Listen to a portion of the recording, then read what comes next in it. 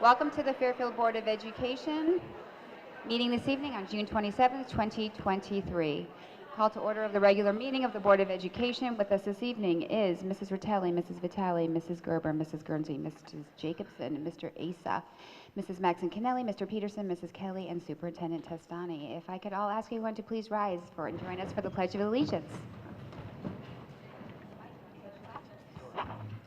I pledge allegiance to the flag of the United States of America and to the republic for which it stands, one nation, under God, indivisible, with liberty and justice for all.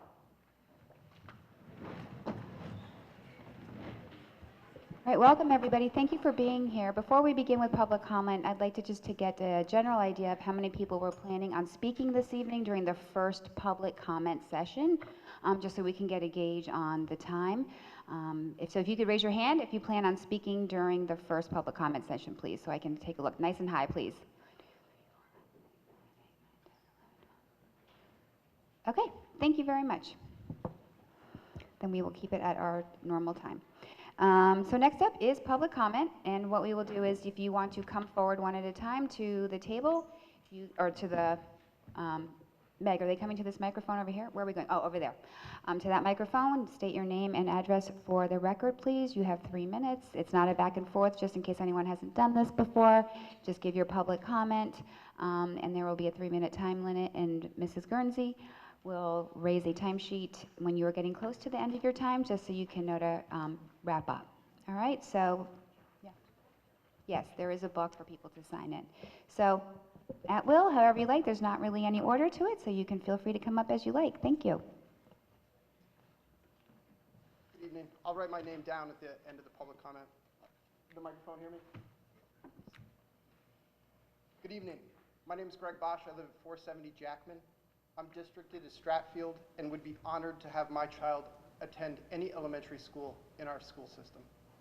In 2019, my wife and I went to the central office to enroll our daughter in kindergarten, and while filling out forms, we asked specifically enroll at McKinley. We had followed the racial imbalance issue in town for years and wanted to opt into this thriving community. Inside central office, we were told we didn't understand the values of neighborhood schools, that our children in our neighborhood would be at Stratfield. We were advised against our request, and believing the school system knew best, we were talked out of our plan.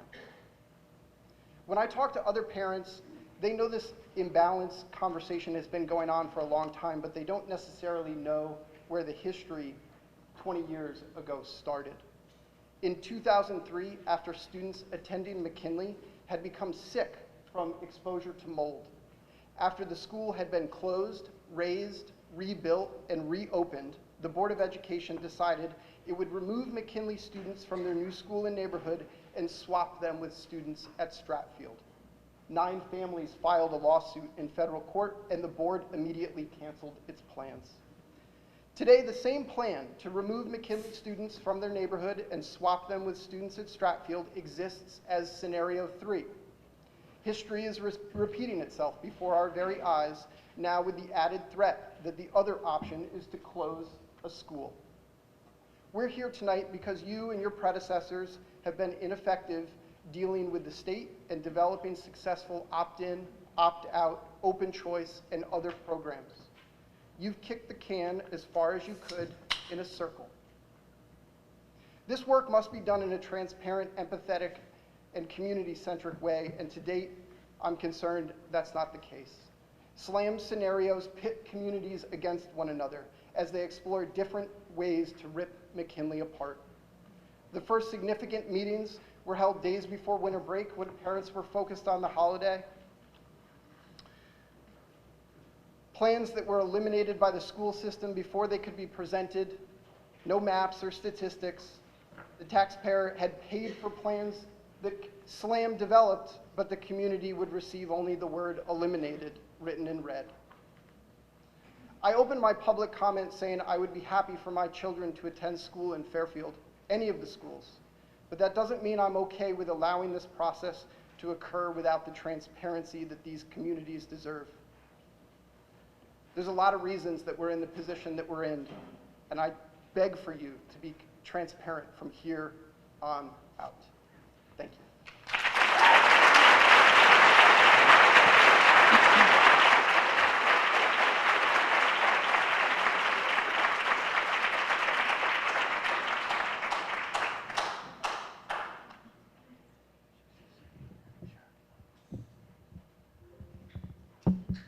Thank you. Good evening. My name is Lenny Moytoso. I live at 17 Tamor Place. I'm also a teacher at Roger Ludlow Middle School. I have a son who's a rising third grader at Jennings Elementary, and another younger son as well. I'll try to keep it brief, but anyone who's been in my social studies class knows that's difficult for me. To address the state mandate surrounding racial imbalance at McKinley, traditional redistricting using the contiguous attendance zones should be the only one of the presented options considered. Closing Jennings or any neighborhood school should not be. The ECC, whether centralized or not, does not have to be housed in a repurposed elementary school, but if the board deems it better to be centralized, it can be added to a future building or renovations project. Others will even argue today that a decentralized early childhood center program is better. But let's not mix the ECC question with the racial imbalance issue. McKinley was identified as racially imbalanced in April of 2007, 16 years ago. Racial imbalance at McKinley occurred due to, of course we know, deep-seated systemic factors that affect educational and income opportunities for people of color, coupled with the fact of a lack of affordable housing throughout Fairfield. Since nothing significant has been done or changed to provide more equity across the board, there are limited areas in our town where people can afford to live. So instead of fixing that complex issue, here we are. The three preferred options presented displace established schools, communities, and neighborhoods, especially in the most diverse populations of Fairfield. It is a sad irony that McKinley families will take the brunt of the displacement, many being forced to leave their neighborhood school against their own wishes. An additional cruel irony is that in all the preferred scenarios presented, the more diverse schools have the most disruption, and the least diverse schools, namely Sherman, Riverfield, and Dwight, do not. Yeah, excuse me, sorry guys. He's gonna lose his time, so if we could just avoid doing that, please, thank you. Thank you. Given this reality, traditional redistricting, not closing an elementary school, would be the lesser of evils for ensuring educational equity and maintaining community and neighborhood stability. And while some of the metrics for this approach have lower scores than the other two options, the traditional redistricting approach would still get the town in compliance and would improve building utilization. But here's it, most importantly, it would preserve all of our neighborhood schools, and it would share the impact across our town. We, the people, created this problem together as a whole. It is only fair that we, the people, share the burden to help get us out of it. Preserving all of our neighborhood schools while using traditional redistricting to comply with the state mandate in building utilization is the fairest way. Thank you very much.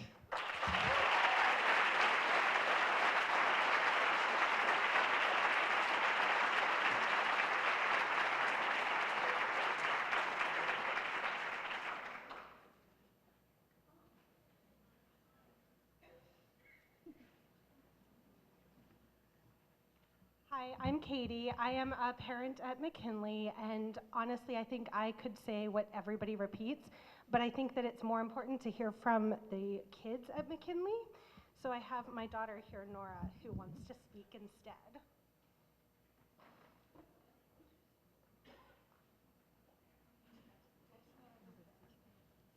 Hi, my name is Romeo, and I will be a third grader at McKinley. My school is a very special family that has come from all over the world and found a place where we can celebrate each other's cultures together. Some of my best friends are Indian, and I get to learn so much from them about their culture. Having friends from so many different countries helps us learn more and become better people in this world. We need you to help us nurture this school and see its potential instead of trying to fix what isn't broken. We kids in my generation have been through a lot already as students. We are working through challenges from COVID and finding ways to become strong and make the world a better place. You cannot just break us up from friends we have made in a community that support us us and expect us to just keep being strong. We need you adults to make better decisions for us. Redistricting is not the best choice to make for us and will do more harm than good. Please find a better option to make Fairfield Public Schools better and the students stronger. Thank you.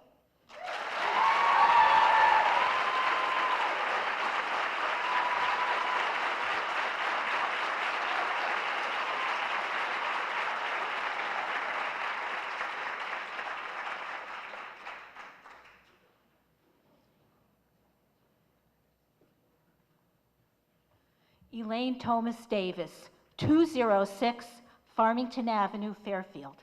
I am the outgoing Board of Education representative for McKinley Elementary School and the incoming Board of Education representative for Fairfield Woods Middle School. My granddaughter will be attending Fairfield Woods in the fall and has just completed 6 wonderful years at McKinley. We have this ridiculous, antiquated law. Let's work with our state legislature and get the darn law changed. Thank you.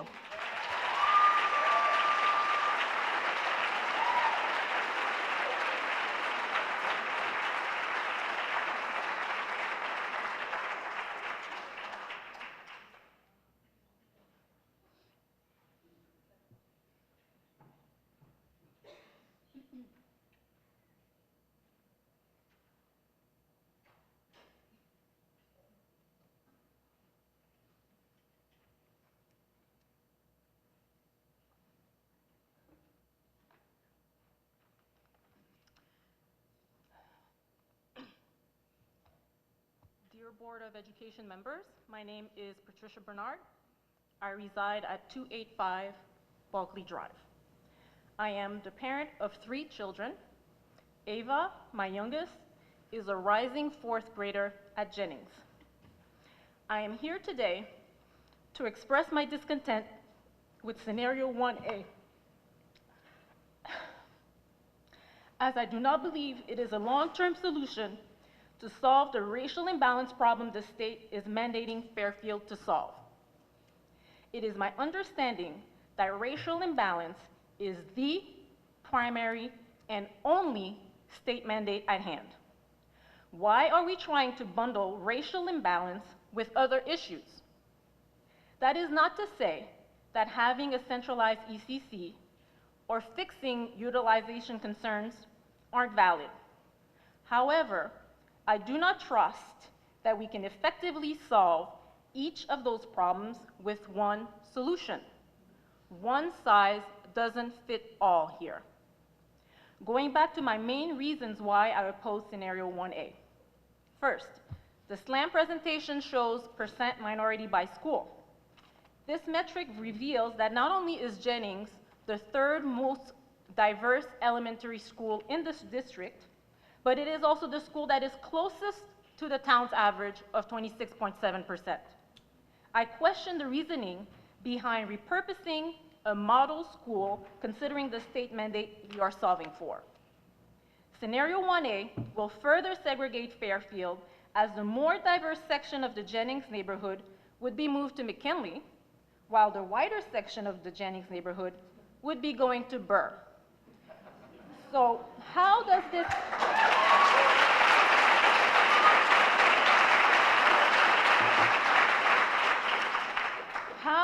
this scenario help racial imbalance when my Black child who is here today has to move to an already diverse school? This scenario will risk aggravating the racial imbalance seen at McKinley, making Burr less diverse by the same token. Again, going against what we are trying to solve for. Furthermore, scenario 1A is inequitable, as it only seems to shuffle around students from the more diverse schools and leaves the least diverse schools untouched. Sherman and Riverfield have the lowest diversity percentages, yet those schools stay intact in this scenario. How is this fair? How is this just? How is this equitable? What kind of message are we sending our children by taking those actions? What would the state think if it knew that the wider the Fairfield school is, the less disruption its student body experienced? To me, it goes against the spirit of the law. Removing an elementary school will limit Fairfield's ability. Sorry, time is up. I'm sorry. Speakers, wrap up. Thank you. We got to move on. Sorry, we are at a strict 3-minute. Thank you.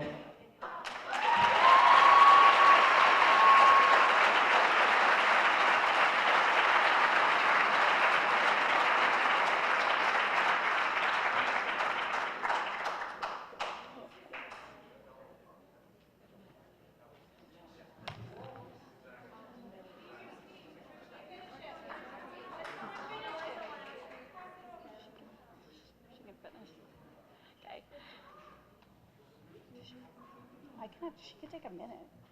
Okay. Good evening. My name is Kristen ONeill, 272 Home Fair Drive. I'm the mom of a rising second grader and a rising fourth grader at Jennings. First of all, I would like to thank the board for all their work on what seems to be a nearly impossible task. And I also have 2 asks of the board as you continue this work. I have followed the circumstances around redistricting and racial imbalance in the Fairfield schools since 2020 when my daughter was in kindergarten.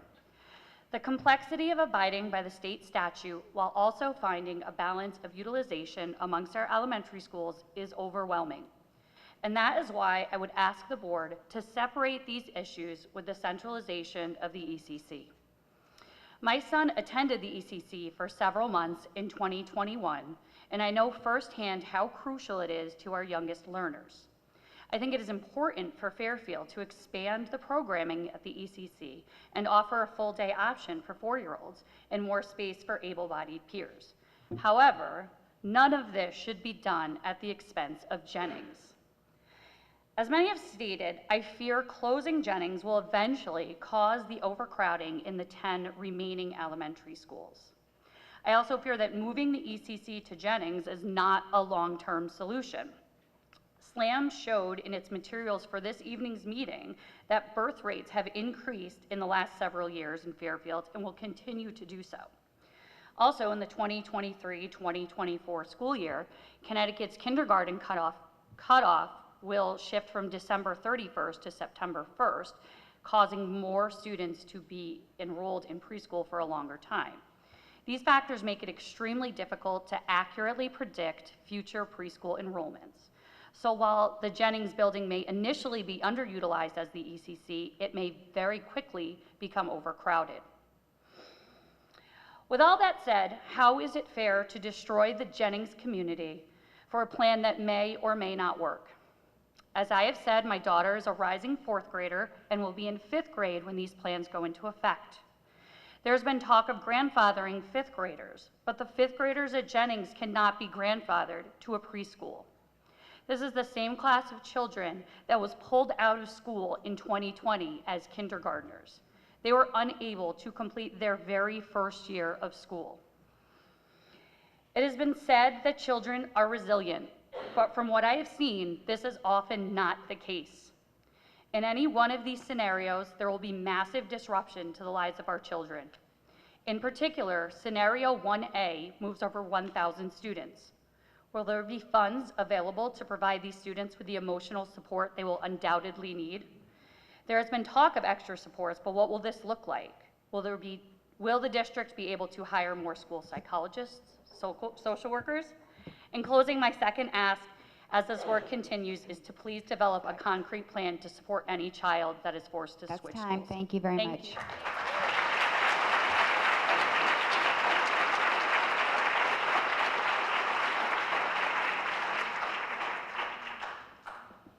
Good evening.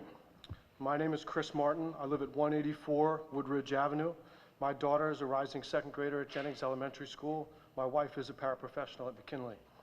I'm here to, I prepared some comments of my own, but I'd like to finish reading the comments that Patricia Bernard wasn't able to complete.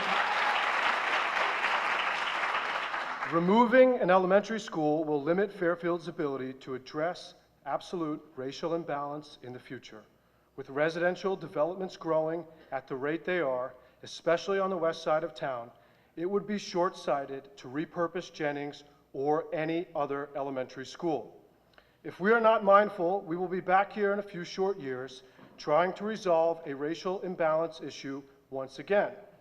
I implore you to consider a scenario that is less disruptive and more equitable, a solution that addresses the racial imbalance long term. I'll just say for myself, we moved here from Queens in 2020. We moved here specifically for the school system in this town, which is excellent. Quite frankly, it's shocking and appalling to me that we're considering closing one of our schools, a school that is a gem and a treasure of this town. I've only lived here for a few short years, but I can tell you that the community outreach and support for this school is tremendous, and for all the schools across this town. So I asked the Board of Ed to come up with a solution that addresses racial imbalance without closing one of our schools, or any of our schools.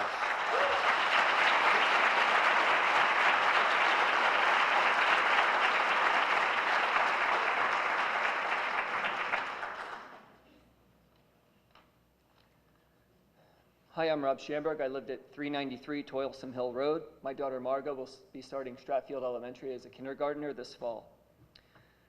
Tolstoy begins Anna Karenina by stating, "All happy families are all alike. Each unhappy family is unhappy in its own ways." Since he penned this, countless studies have confirmed that it's not material possessions or money, but a sense of community that best determines happiness and belonging. 5 years ago, my wife and I moved to Fairfield with our 1-month-old daughter and rented a house to get a feel for the town. When we decided to buy a house here in 2020, we had the privilege of moving anywhere in town, but we chose the Stratfield area due to its reputation of being friendly, engaging, and down to earth. A community where people look out for each other. In our time there, that's exactly what we found in our surrounding streets. But being transplants who work full-time out of the house, we've been limited to meeting and engaging with people outside of our couple-block perimeter in organic ways. The promise from work friends and nearby neighbors has always been, wait until your kids go to school and your world will open up even further. And then we see plans like the satellite zones for McKinley and Stratfield, which would pull our children out of Stratfield, our neighborhood school less than a mile away, which we plan to walk to, and bus our kids to a school in a different neighborhood. Seeing the plan on the map, it's clear that satellite zones is branding used to soften the blow. These plans put my family on an island, away from the community we choose to join when we bought our house 3 years ago. Plans such as these put a wall around a community that has been chosen to engage with their neighbors, while leaving fenced-in gated homes acres apart from the nearest house unencumbered. These plans isolate families who actually want to engage with their community in authentic and meaningful ways. You won't find many fences in Stratfield. I hope you don't put a wall around us. I implore you to find a way to honor the unique neighborhoods of our town while also trying to follow state requirements. Gerrymandering pockets of neighborhoods and busing children away from their community is not a solution. Thank you.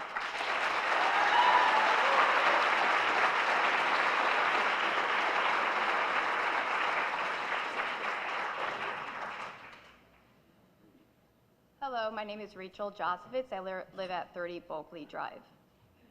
I'm here tonight to advocate for children. In 1999, I graduated from this very high school. During that time, it unfortunately lacked in diversity. So when the idea of redistricting came up, I saw it as an opportunity to make all schools equally diverse and allowing all students to feel safe and seen. Unfortunately, that is not what the recommended scenarios accomplish, especially scenario 1A. The directive from the state was to racially balance Fairfield schools. The district was not instructed to find a centralized location for the preschool. The fact that many board members are prioritizing a preschool space at this very moment is an example of minority students and their needs not being prioritized. My next concern from scenario 1A is that Jennings special education students from the CLC classrooms are being moved from the school where they have built routines in, have staff that they feel safe with, have established connections and relationships with their peers, and an environment they ultimately feel safe and comfortable in. And to make the recommendation even more heartless, SLAM recommends those students should go to a completely separate school than their Jennings peers. While half of the students from Jennings would go to Burr and McKinley, the 2 CLC classrooms would be moved to North Stratfield. This recommendation lacks compassion and any understanding in what is best for special education students, In fact, it is downright cruel. As child advocates, you all have an obligation to do what is right for students. Scenario 1A does not accomplish that.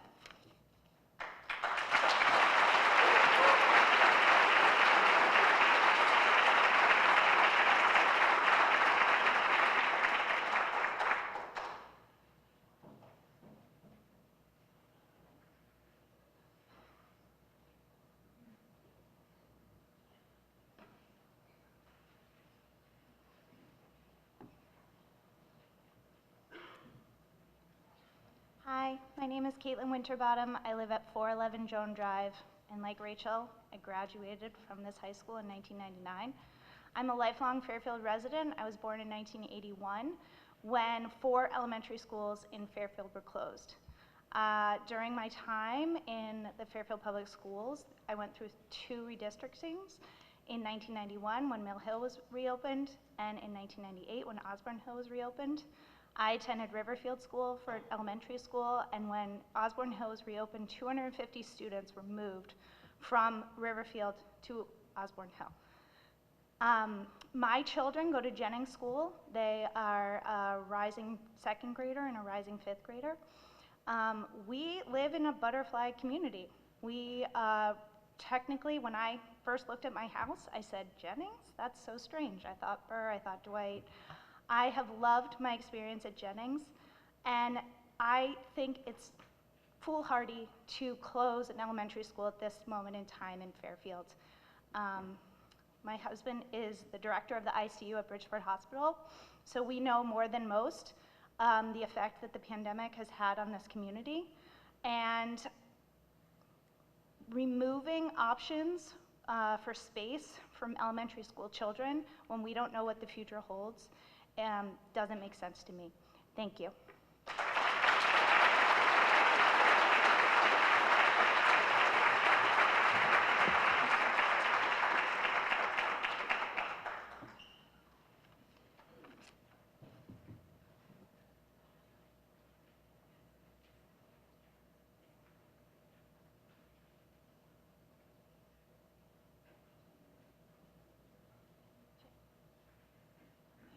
Hi, how are you?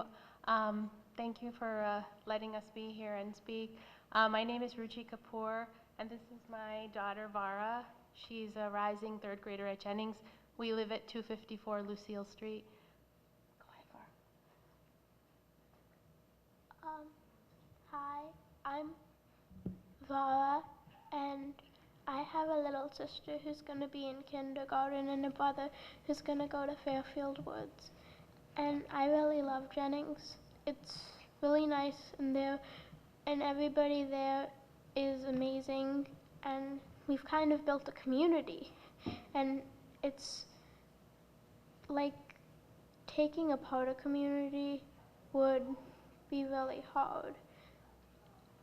And I want to stay at Jennings, and I don't think that we should close any schools.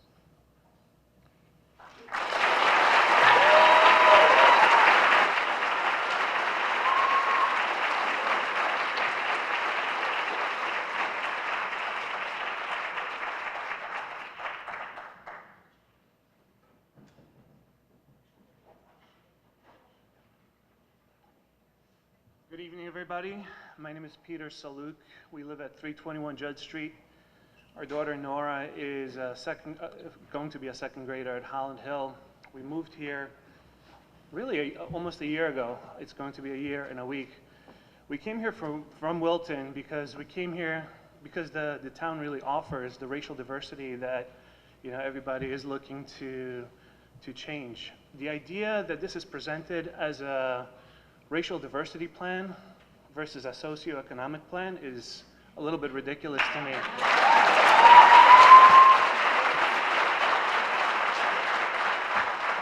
I mean, the people who have stepped up here before have mentioned Sherman.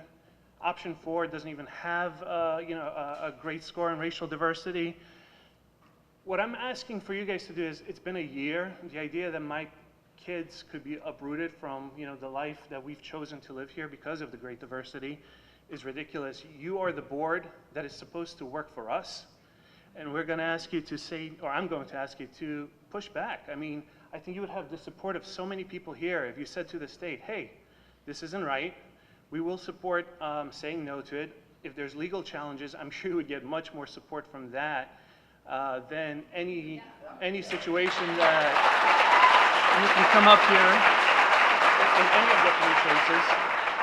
Closing a school is not a good option, and satellites aren't a good option. Number 4 is not a good option because it doesn't even address the issues that you're claiming this is supposed to be.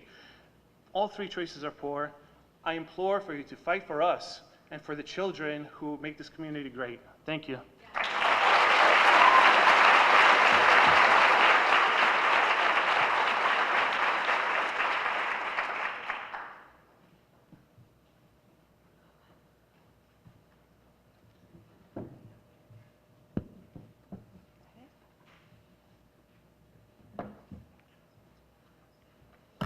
Sorry.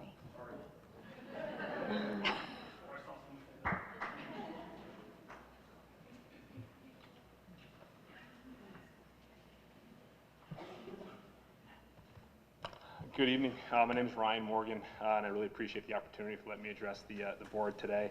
I'm live at 150 Glen Ridge in Fairfield. I've got 2 students at Jennings, 1 rising 1st grade and 1 rising 3rd grade. Longtime Fairfield resident, went to Stratfield and Fairfield Woods and Fairfield High when it was one school, and wife that teaches math here today. So I'd like the opportunity to address the 3 scenarios that are still active for redistricting. These 3 options, scenarios, are just not actionable as presented, addressing the needs as I understand them.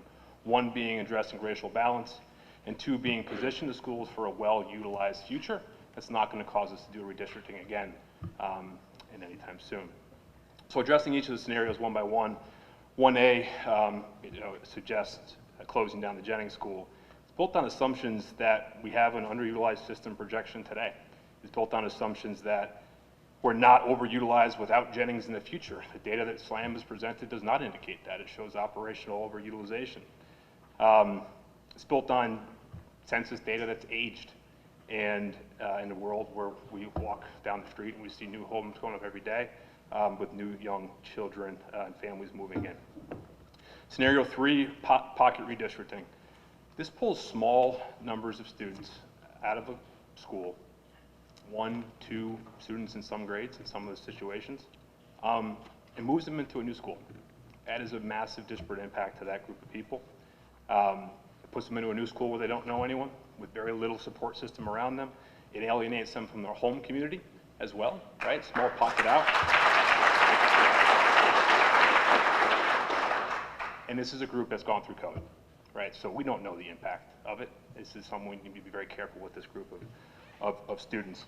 And scenario 4, contiguous redistricting.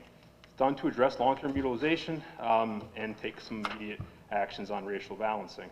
It does not contemplate a reasonable grandfathering approach that would have a phase-in tied to the impact to the students, or does it have good performance? So if we look back to December 22, the board stated, if we don't have a good scenario presented to us, we'll stop. We'll go back to the drawing board and we'll find one that does work. These scenarios don't work. Take a pause. Thank you.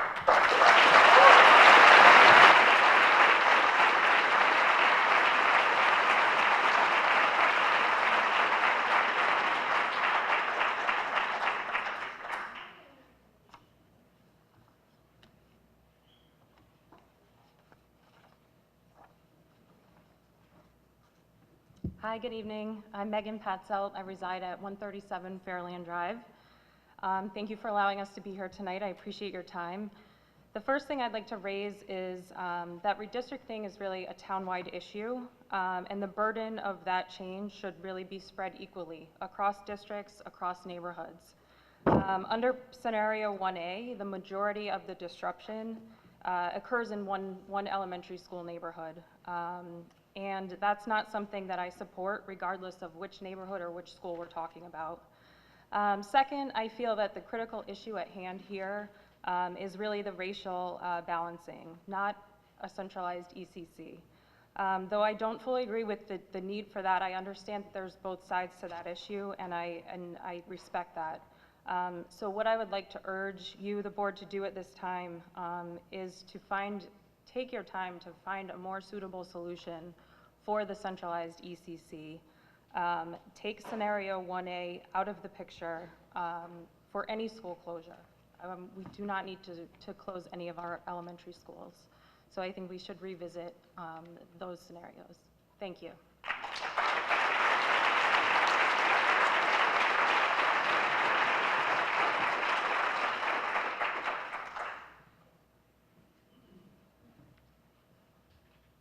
Hi, I'm Sarah Ackerman. This is my daughter Coco. She's an incoming 3rd grader at Jennings, and she would like to say something.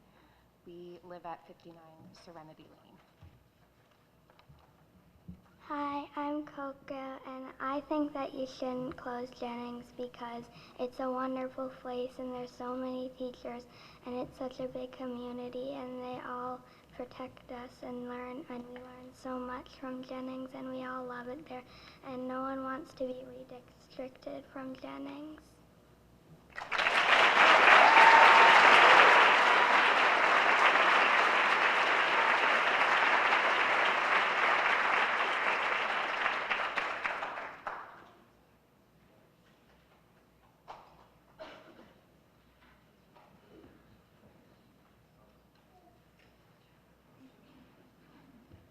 Good evening. Allison McGrath. I live at 78 Edgewood Place. I have a daughter who's a rising 2nd grader at Strathfield School and a 3-year-old. Members of the board, friends and neighbors, I have many concerns. I will start with this one. It is my understanding that we will not know how moving large numbers of children out of McKinley will affect that school's Title I status and funding until after a choice has been made. That will not be a factor in the decision making because SLAM does not have access to private income information, so they cannot make us tables with those numbers. If I were on the board, I would be furious to be put in this situation. Additionally, to my knowledge, the slideshows and spreadsheets were never made available in any language other than English, therefore excluding a part of the population who will be directly impacted in any of these scenarios. Carving out satellites, islands of children, and sending them on the school bus past the many streets and houses of friends who are still allowed to attend their own old neighborhood schools, and then dropping them off at different schools goes against the neighborhood school model that Fairfield likes to pride itself on. If Fairfield is a district of neighborhood schools, then we cannot deny some communities access to that while preserving it for others, particularly when most of those being denied are part of the diverse communities who the law sought to protect. This does not increase equity in our town or our district, it decreases it. There's a part of this process which has not come across as transparent, as Ben mentioned. No group of 3 people should have been allowed to eliminate half of these scenarios created and paid for by the taxpayers. Further, only releasing the summaries later when pressed to do so adds to the poor optics. Where are the maps? While I do not anticipate there being some unicorn magical answer in those maps, the options currently on the table leave a lot to be desired. It is my belief that looking at more options can only help us to offer more constructive criticism to the consultants as they continue on their work, and it may also help restore some public face in this process. I also need to hear from the board about how you intend to provide support for all of the children who will struggle through this change. Yet another disruption in their schooling, their sense of community, their budding friendships. The law is problematic, but the intent is to provide equity and education for all students. Do we have any reason to believe that moving students to other schools will improve individual student outcomes? I'm not talking about school test score averages, but individual outcomes. While I understand the perspective, and I respect the perspective that changing more than we're being required to is unnecessary, I would argue that if we are going to do this, we need to solve all of the known problems. If building utilization should be addressed, it needs to be addressed. The future of the ECC, which provides special services to children who need them and prepares our young children for elementary school, needs to be considered thoughtfully, whatever that choice is. But we cannot bust young children around to put band-aids on one problem, because I do not want to be back here making public comment about redistricting again before my 3-year-old is through with elementary school. Thank you.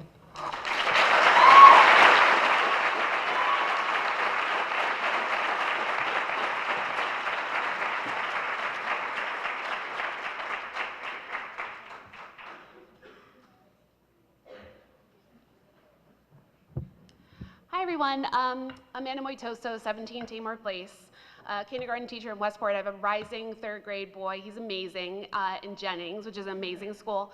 And his brother is 4, and in 2 years, I hope that he gets to go to kindergarten at Jennings. His brother keeps talking about how excited he is to show his little brother around, and he feels so loved and welcomed in the community. I know it would be a detriment to shut down Jennings and redistrict us. I'm all fired up by that awesome grandma and what she said about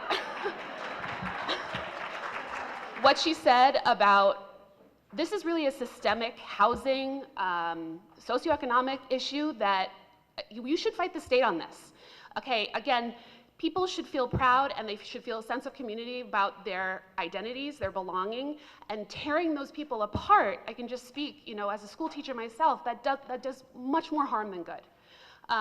Something else I want you to consider is not using just standardized test scores to determine the worth of a school.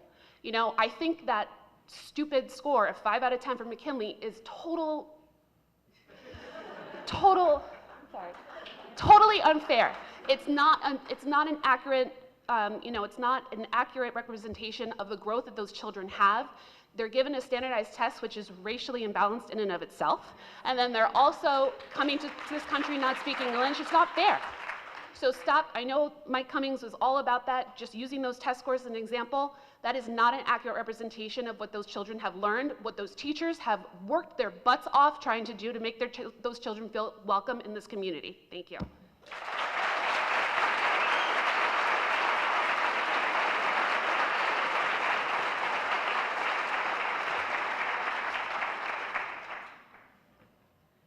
Hi, my name is Christinanardowicz, and I live at 70 Delldale Road. I was privileged to have attended McKinley School for the duration of my elementary school years, from 1985 to 1991. This year, my twin 6-year-olds will begin their 2nd grade year at Osborne Hill School, where we are walkers and where my son receives special education services under an IEP. Under Scenario 4, we would be redistricted. During a time where mental health, and specifically the mental health of our children, is of significant concern, I feel as though we are looking at all of our town's children as heads on a map that can easily be uprooted and moved, forced to acclimate to new surroundings, supports, or lack thereof, and social systems. Yet each one of these children are people like us. I would like the board to address what the plan is to support these students that are forced to redistrict, and what the plan is for when we start seeing the effect on their schooling, their scores, their attendance. And what analysis has been done related to those students with IEPs or 504s that may be redistricted, many of which depend on the stability and security that comes with remaining in a school and with providers that they've become comfortable and secure with. And what plans will be made to support all redistricted children socially and emotionally. Thank you.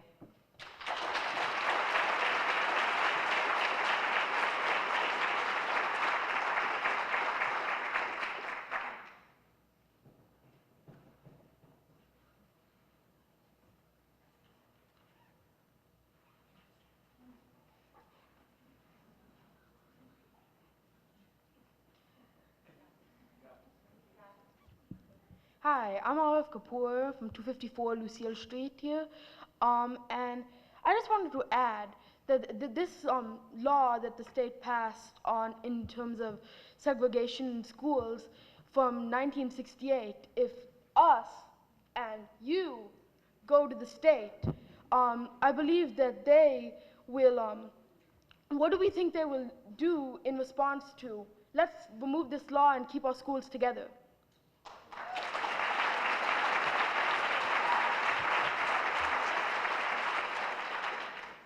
Hello, my name is Parker Dawson, and I'm the 2nd generation of my family to go to Jennings School, and my grandma actually was a special teacher there, and I really think that we should go for the long run and try and keep Jennings alive and keep it for a while, for maybe a couple more years. So I think you should just, and I think you should just wait.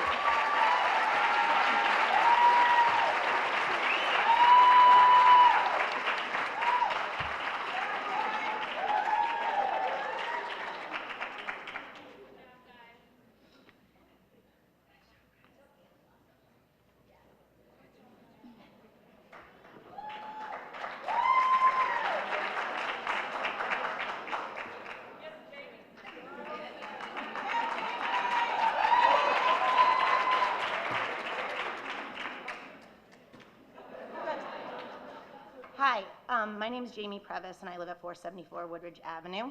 And this is, what's your name, boss? What's your name? My name is Christopher Previs. And you're going into what grade? I'm going to 4th grade. At what school? At Jennings Elementary. Awesome, did great. Next kid.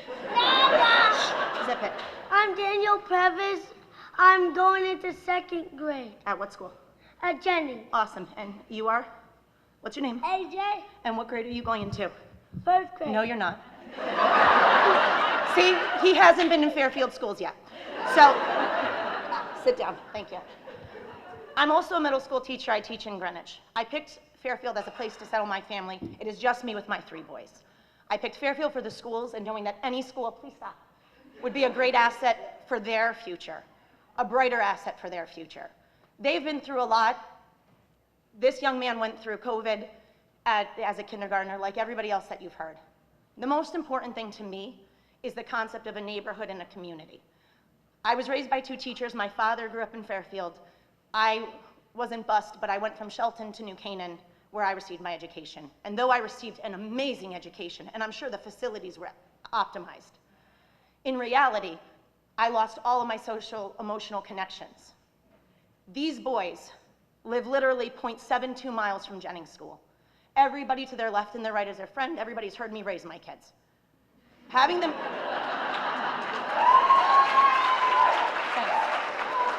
get on a bus and go across town completely undermines everything I've worked my living tail off to provide for these 3 men. You're not going to tell me, I'll go off of what Ms. Moe had to say. You're not going to tell me that test scores are going to be the only thing that indicates anything, because time and time again we found that they indicate nothing. And what's worse is that if their test scores suffer, we're going to come up with another reason why they're suffering, rather than their social emotional balance. At the end of the day, these boys and everybody in Fairfield, everybody nationwide, deserves the opportunity to go to a neighborhood school where they're supported by a community that knows them inside those 4 walls and outside those 4 walls. I had absolutely no intention of speaking. I barely ripped my kids. He has no shoes. But this is something that I can't sit by and let my kids be bussed all over the place so that we can check a box. If I look at his class picture, the diversity that I see going to New Canaan Public Schools, let's talk diversity. You have unbelievable diversity, but a rich community that does a 5K, that supports them, that calls home, that my kids are, they're challenging. But what they have been provided is something that you would be stripping away from them. This is not to take away from any school. If my kids could go to McKinley, I'd be darn proud, because the offerings there are amazing, but it's not their neighborhood. I bought a foreclosed house, thank you so much. I bought a foreclosed house in a neighborhood that I believed in.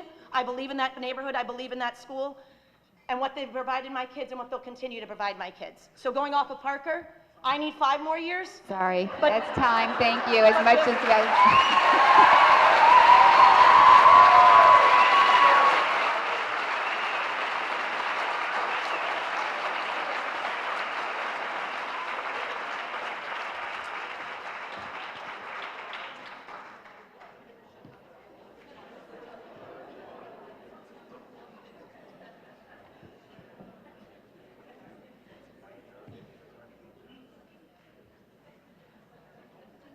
Going once. Okay.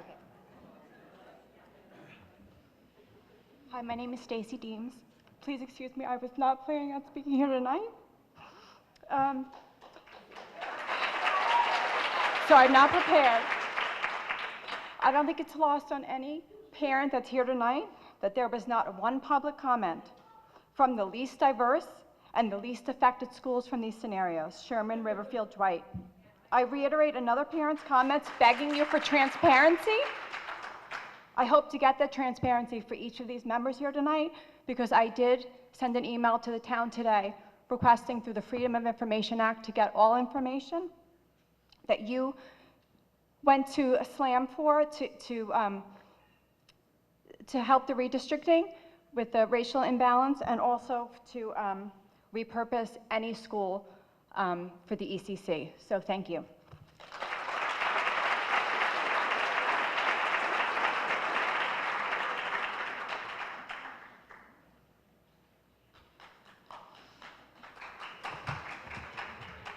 Hi, Sharon Pastille, 107 Loda Drive, and RTM District 3. My two children are now 22 and 20, and both went through Jennings, Woods, and Ward. We were walked to all three schools, and the neighborhood surrounding Jennings, really Jennings is the center of that neighborhood, and by repurposing that school, you're taking away the hub of our community. Also, the way that that school is situated, you have students who naturally move up from, walking on their own to Jennings, then walking to Woods and having the library after school, all those resources together. So repurposing it as an ECC just doesn't flow in terms of a kid's developmental needs. And the racial redistricting issue has been a can that has unfortunately been kicked down the road for almost as long as I've been in Fairfield, I think. And we're coming off the heels of arguably, a once in 100-year pandemic that has affected our kids emotionally in more ways than most of us care to admit. So the only thing that I ask is that you lead with your hearts on this issue while remaining in compliance with the statute, and to really, keep in mind who you're impacting, and above all, go Jaguars, save Jennings.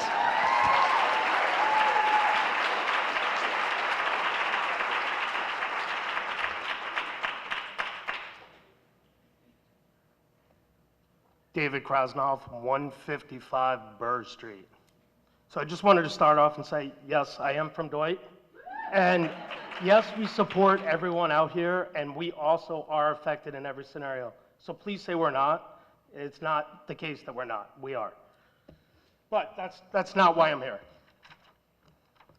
I wanted to talk about these scenarios. I feel, after seeing them, and I've been very patient over the last year, that all three scenarios, in some way, shape, or form, do lack in what we were trying to accomplish. 1A is taking a school offline, which I've stood and fought against for the last year. It will cause overcrowding. Even SLAM is saying in their numbers, if you use the medium model, like they're saying they're using, it will cause overcrowding. And to be honest, I think we're leaning towards the heavier model. For number 3, to cut out a T shape from one neighborhood defeats exactly what you guys put as your charter. Your charges were to keep neighborhood schools. 3 does not keep a neighborhood school.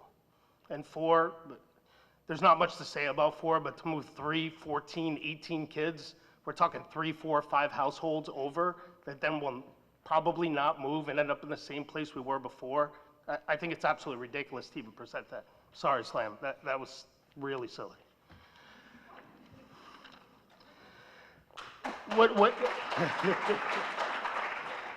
What I stand before you to ask is something that I asked back December 15th, and someone out here did actually mention it.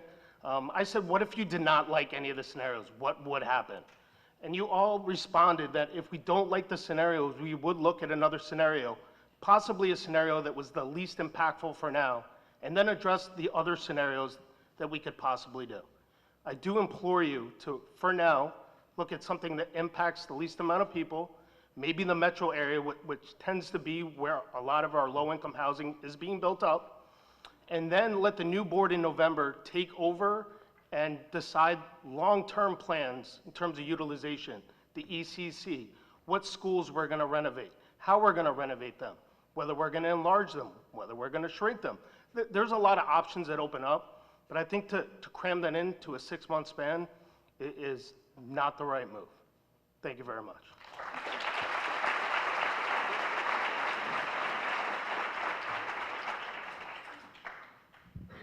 My birthday was December 15th, so I appreciate that shout out. I'm Mike Calelli. I'm 111 Flower House Drive. My kids go to Riverfield. My wife grew up in the house across the street. She also went to Riverfield.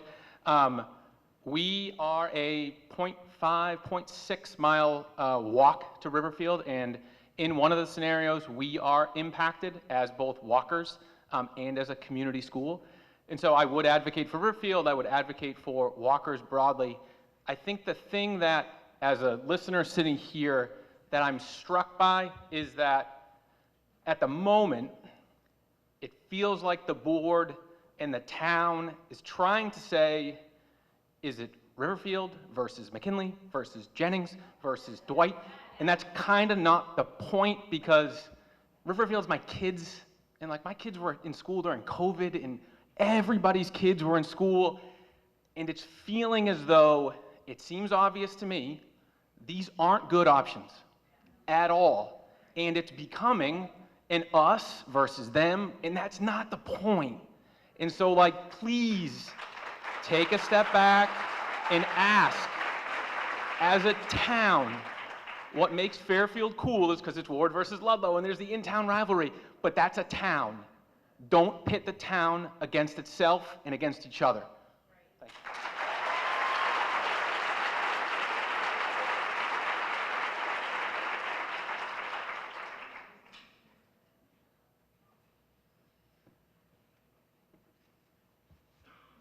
Hi there.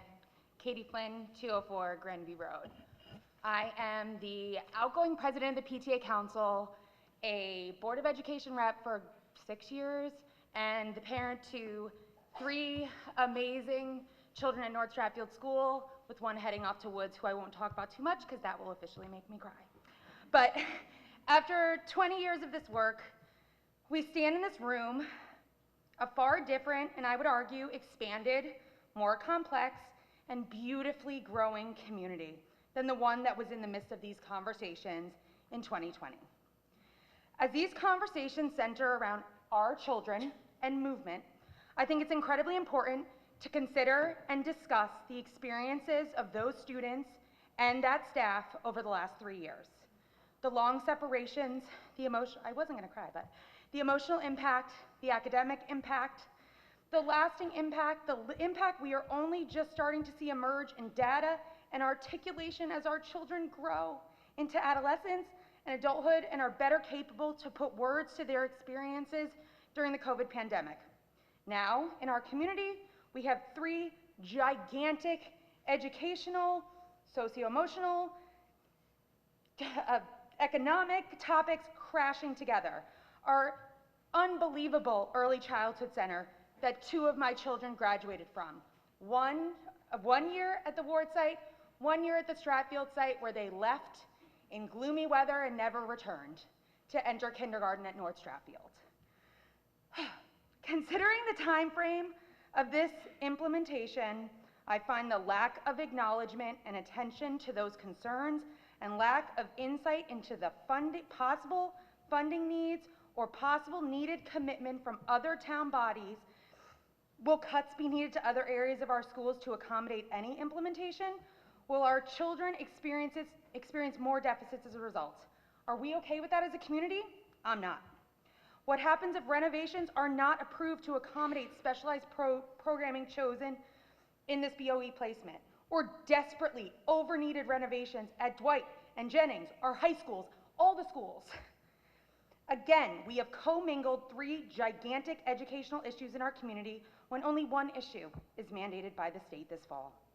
I have tremendous empathy for your charge and your responsibility as the Board of Education, agents of the state, to implement this outdated and horrific law.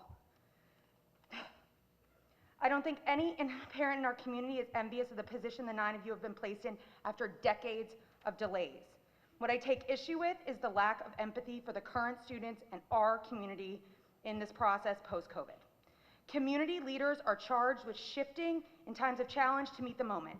To say that this process at the state and local level should be more affected by the last 3 years is naive at best and malice at worst. We should be leading, not Sorry, following. time's Done. up. Sorry, thank you though. Thanks.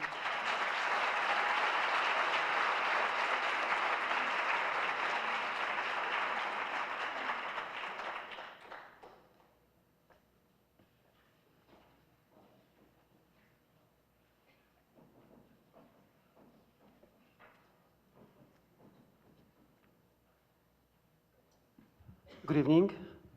Tomek Moczerniuk. I reside at 50 Old Coach Road. Just like a few previous speakers, I too am a transplant from somewhere else, Eastern Europe, Poland to be exact. We moved here in November 2011 with 2 little kids for 2 reasons. First one, my wife was offered a job at Pediatric Healthcare Associates, and second, because of the public school reputation. We've been here for 12 years and we couldn't be more happy. In 2015, we filled the last empty seat in the back row of our car with a third child, Veronica, who today is a happy and amazing individual and a rising third grader at Jennings. Last night, she overheard my wife and myself talking about the issue, and she immediately started crying. And this was one of the moments when we didn't need to really ask why she was crying.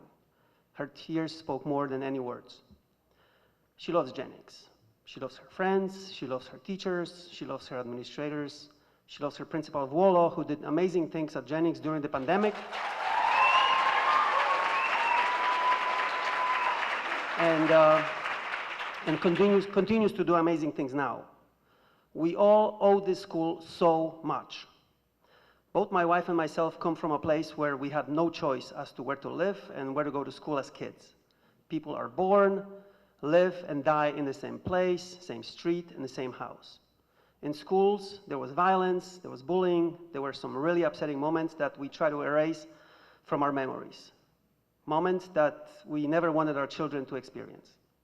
And that peace of mind, sense of community, and much more we found here. At Riverfield, Jennings, Woods, and Ward.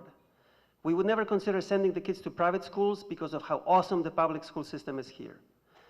We didn't come from money, but 40-some years ago in the rural Poland, we had big dreams. We had to work hard and move 12 times in the last 20 years. We finally landed here. We consider ourselves very lucky to be here. Sometimes we feel like we're dreaming. Sometimes we feel we didn't choose Fairfield, but Fairfield chose us. Neither us nor our children wanted to ever change. So I have only one thing to ask. Please continue to work hard to find a better solution than any of the three proposed. Let our kids stay in the environment where they can dream big. Thank you.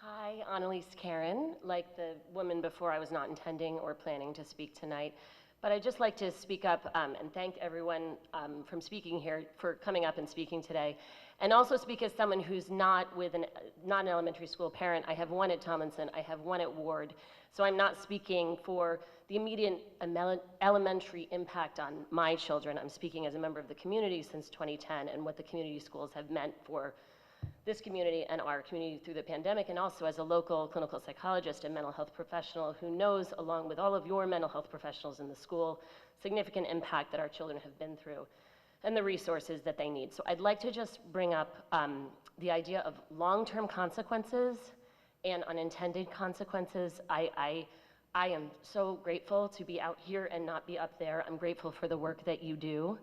I don't envy your position, and I understand the mandate. I've watched it for quite a while.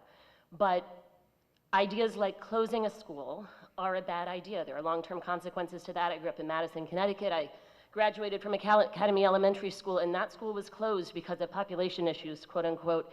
That school is now blight, and they can't afford to reopen it, and Madison's a vibrant community, but that just sits there as a building left untended that could be used for all sorts of purposes. So please consider all of the consequences on our community members of all different ways of closing a school. In addition, the pocket redistricting with regard to Stratfield, that's the area where my children were able to go to elementary school to conclusion, has significant long-term consequences in terms of setting that precedent. So we want to think strongly about if we set that precedent now and then we have another racial concern in the future. I have significant concerns for our community and being back here again for these types of discussions. I thank you for your work.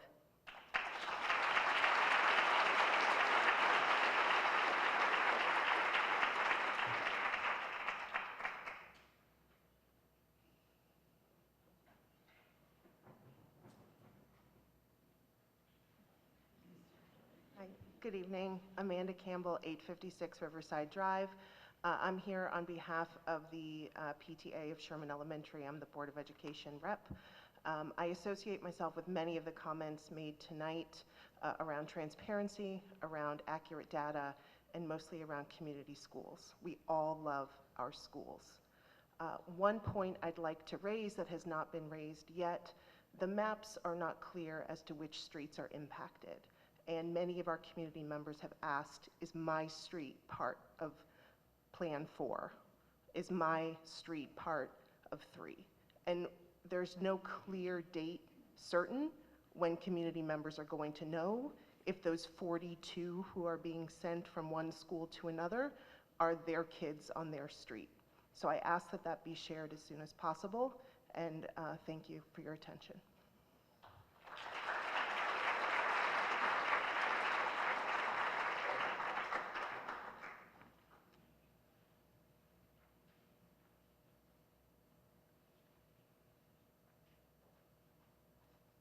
How you doing? My name's Eric Hayden. I live at 200 Villa. I'm a McKinley dad. I got a incoming kindergartner and a daughter who's about to be in 4th grade. 2019, August of 2019, we moved to Fairfield from the city. We, put a pin in Manhattan and drew the this is how far we're willing to commute circle. And we looked in New Jersey, and we looked in Long Island, and we looked at with the school district being the driver.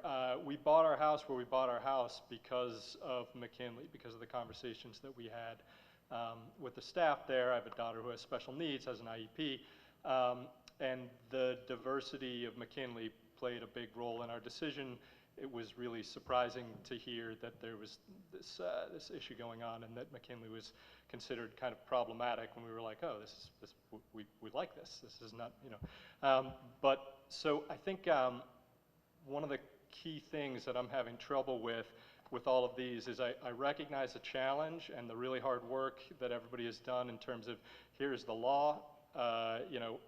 It seems like I've never heard a great defense of the law at this point as it applies to this specific situation. It seems like most people are a little, feel that it's maybe not in the spirit of the law the way that we're having to sort it out. But also figuring out the logistics around these are a bunch of concerns, here are some scenarios that might meet the concerns. What I think I'm missing in here is, hey, here is a solution and this is why it's going to be a benefit to your kid's educational experience. This is what is going to be this is why this is a good idea. I recognize the benefit of diversity, but it doesn't seem like shipping some of the McKinley families out to other schools is going to create enough of that diversity to be impactful. And I just don't hear any sort of, other than meeting X, Y, Z, things that we're trying to figure out, I don't see any like this is why this is great and yeah, that's it. Thank you.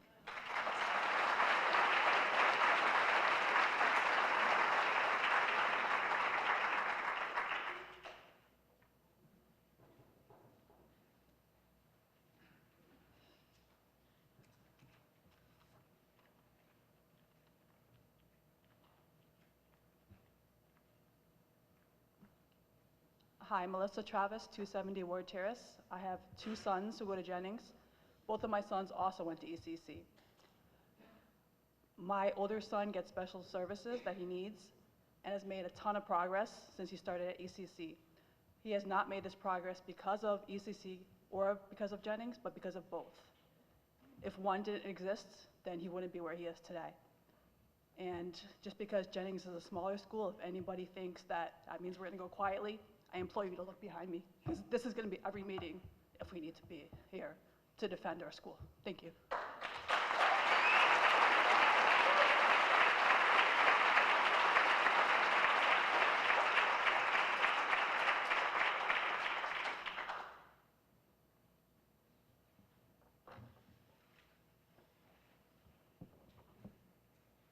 Anyone else?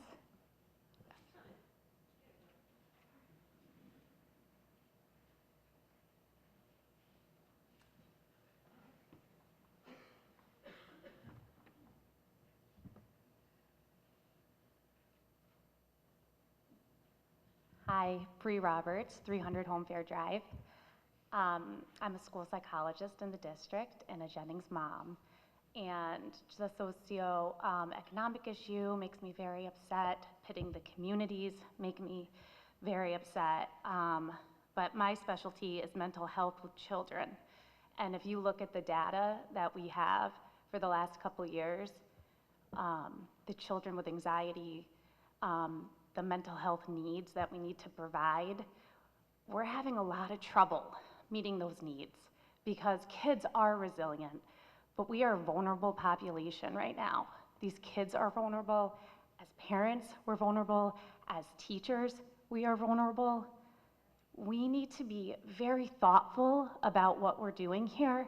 And right now, it doesn't feel thoughtful. It feels scattered and like we're trying to quickly make a decision.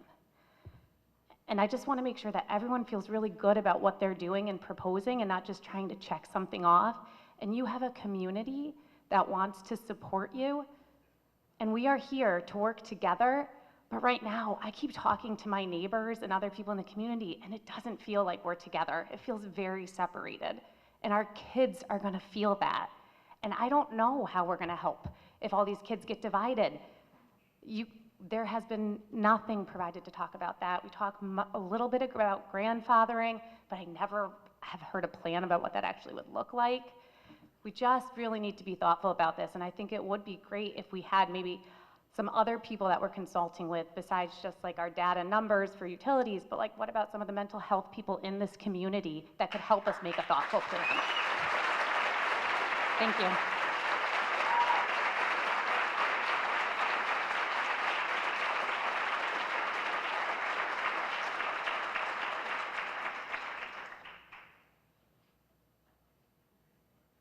Good evening. My name is Vin O'Hara. I'm at 100 Brooklawn Terrace. I just want to say thank you for all that you're doing, and thank you to everybody who's inspired me to come up and say my piece as well. We live on Stratfield on Brooklawn Terrace. Potentially could be redistricted to McKinley. What I do want to say is that I feel very fortunate that that may be the case, because I do see McKinley as the example. We looked for houses and it just didn't fit when we were looking. The idea that McKinley's rich diversity would become the basis for it being disrupted is a cruel irony. I hope that we as a community can inspire the rest of our town to see this as a housing crisis. This is an issue that it's very plain to see. There's a reason why there is a population density different in our part of town. Right? Find a way, we need to find a way to find, for diversity to be welcomed into different districts rather than using it as a means to an end. Thank you.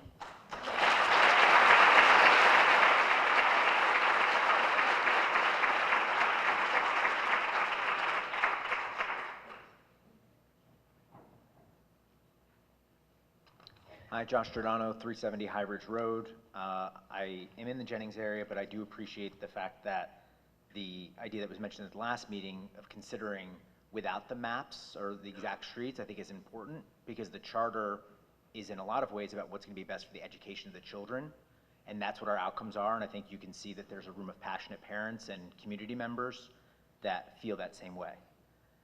If you look at scenario A, the amount of impact that it's having on it's nearly 1 in 5 elementary students across the entire town. That's not mentioning all of the other areas of impact that are happening across the middle school and high school, which when you think about too, of having what's gonna happen with some of the smaller programs that happen at the middle schools and high schools, for those children that are in niche areas and no longer will have those communities that make them feel such a part of what that school is and being a part of a community when they're feeling marginalized as it is. In the satellite area, when you look at that as well, what's to stop someone from sending people to private schools when they're in some of those wealthy areas where they have the means to be able to do so? That's going to have an impact, and it's going to throw that plan completely out of whack. That hasn't been considered. Other areas that have not been considered, that have not, and many times been brought up today, is the environmental impact of busing children across the areas. What's going to be the cost to taxpayers for that and the impact on that? I think we all just got our tax bills today, and I saw to consider what the impact is going to be on that. There's also going to be repairs. What about traffic monitoring, lights that are going to be put into place, additional costs that are put in behind there? Additionally, if you shut down Jennings or have major impacts on moving teachers around, what's going to be impact on those teachers? Like, they don't deserve to have any additional burden than what they go through on a daily basis, but also what they've had to encounter over the past 3 years.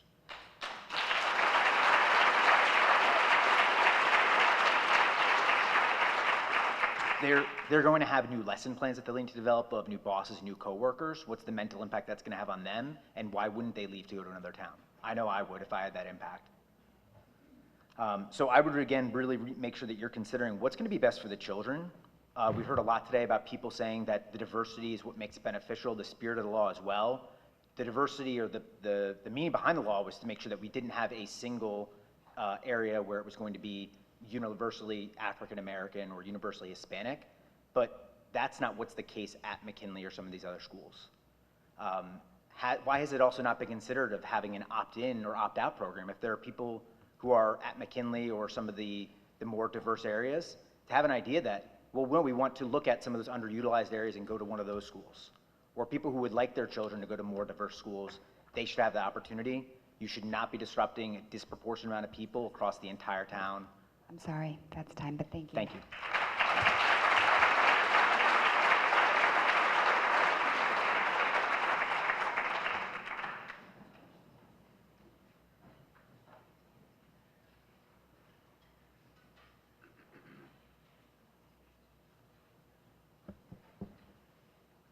Okay. Thank you, everyone. I'm sorry, is there someone coming? Oh.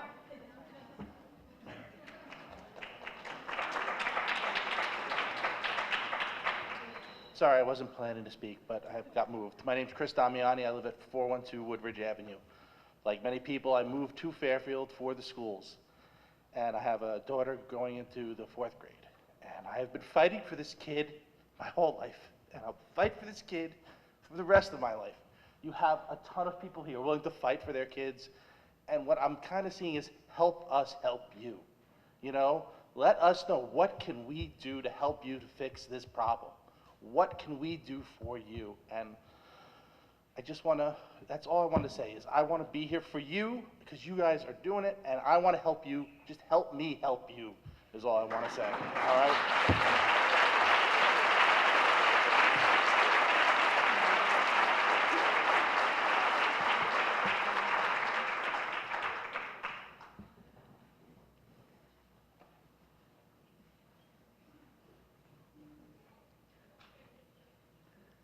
Okay. Thank you, everybody. Moving on to our next agenda item. Presentations, preliminary 4th quarter report and possible action on the 22-23 budget surplus. Ms. Laborious. Thank you.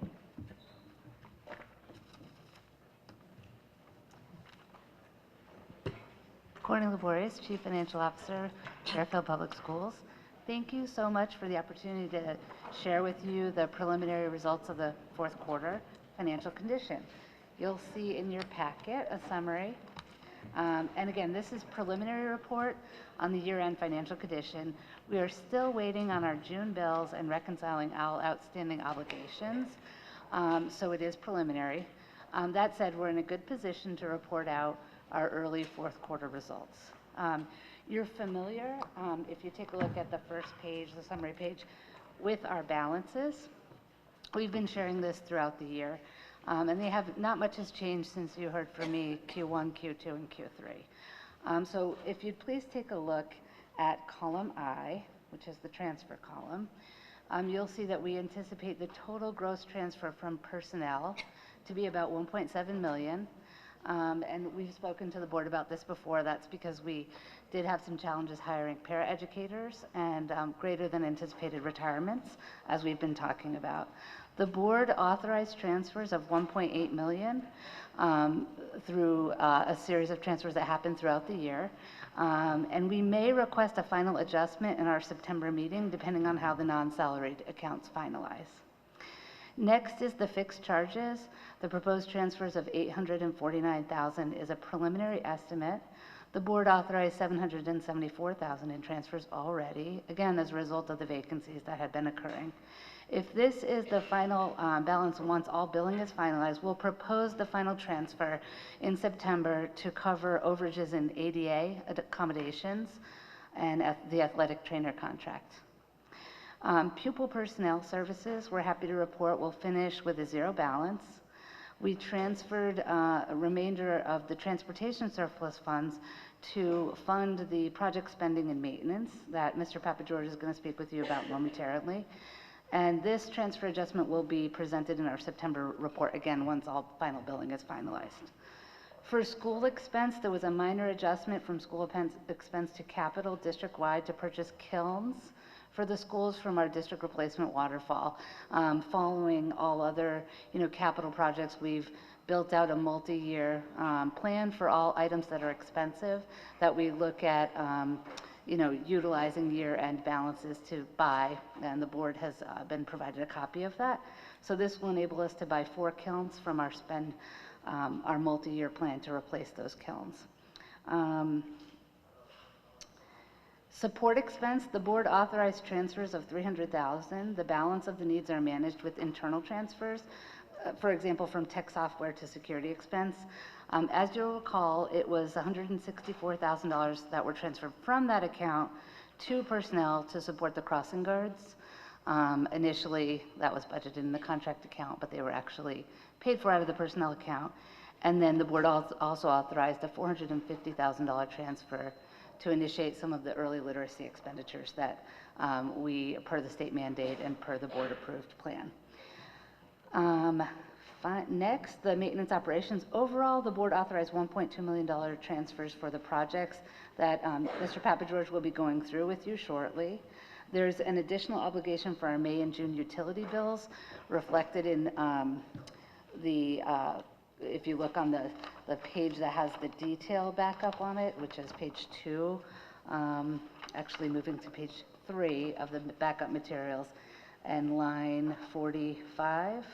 For electric, that's because we don't encumber the utilities. The bills come in and we pay them out, and that's reflective of our May and June billing. Capital outlay, the board authorized $900,000 of transfers for various capital items, as we've discussed before. We'll be finalizing the transfer requests once the June billing is complete. So the big picture, overall, the board authorized a net of $2.7 million in transfers from personnel, insurance, and and transportation, as we've been talking about all along, to fund the acquisition of a literacy program, the accompanying curriculum writing and materials, and purchasing Chromebook and interactive boards that will start us on a path with a replacement cycle, and it also allowed for critical maintenance projects, as we've identified in the plan that Mr. Papageorge has presented and will update you on this evening.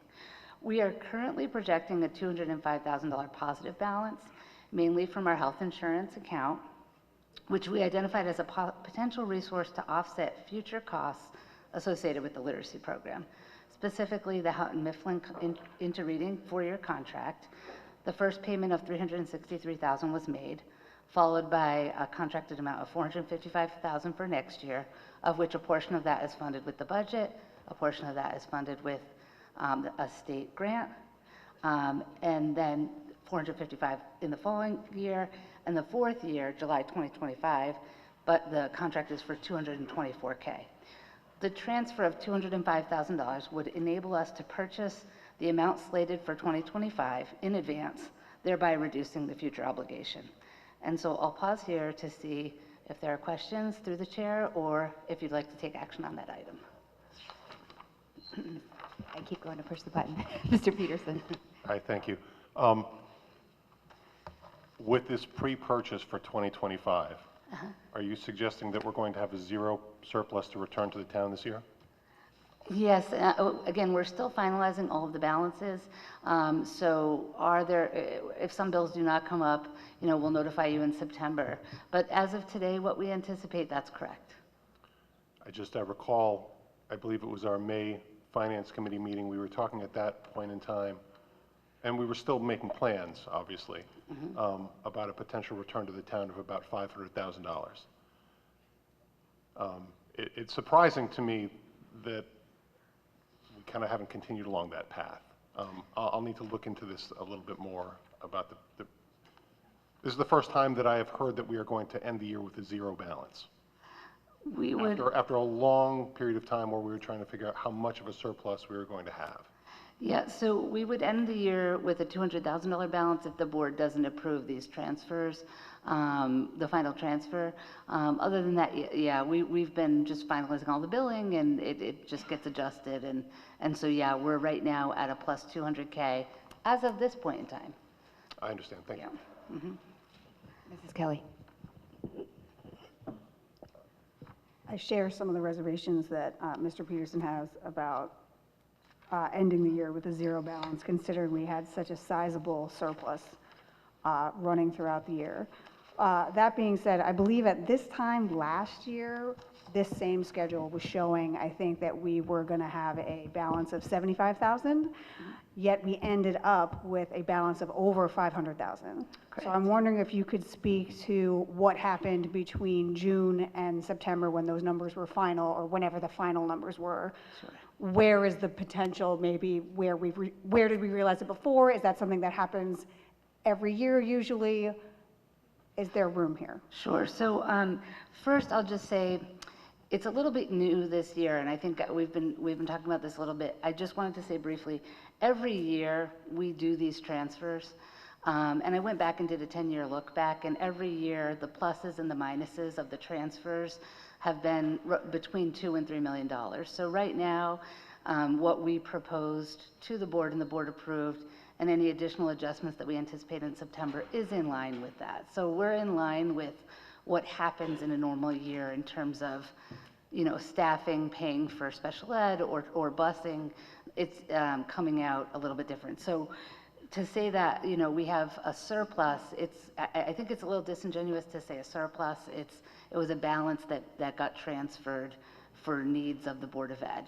I just want to be clear on that. So that's the first piece. And the second piece, yes, at year end last year, there were two contributors to the fact that we ended with additional funds that we didn't anticipate at year end.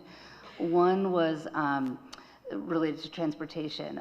There was unfortunately encumbrances, meaning the contracted obligations to pay that were not taken down appropriately, in spite of like a lot of pushing. So we did take down a lot at year end, but not effectively.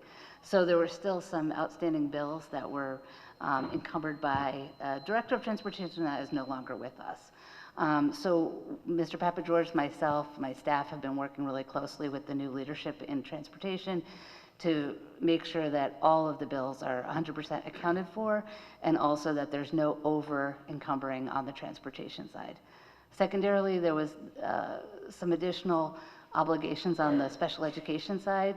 The bills are a little bit challenging to predict because it's based on the needs of the population, the kids' needs, and sometimes, you know, as of when we prepared this report in June, we haven't seen our May and June bills. And so that number was slightly overinflated at year end this year. Mr. McCusey, myself, and his staff, I'm sorry, I'm getting some feedback, I apologize, have worked closely to look contract by contract by contract to really ensure that the encumbrances that we're rolling forward are reflective of the bills that we expect for May and June. So although we may come out with additional funds at year end, when we do the true year end, at this point, this is what I'm presenting is what we anticipate with those additional management features in place. I think I see Mr. Tassani wants to.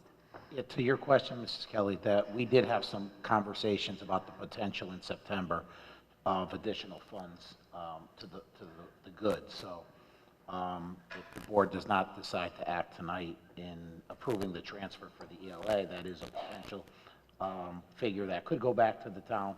And additionally, there's a potential in September for additional funding that would be to the surplus as well. We just want to make sure we finalize the year end to get a better handle on what that number will look like. Right. I guess I was more concerned with, I didn't know if it was something that was cyclical, that we could expect a similar windfall to, you know, last year seemed to be a pretty big swing. It seems like some of the issues that led to that you have under control now, so it's unlikely that we're going to see it from the same source, but it sounds like you may see it from somewhere else. I'm not sure.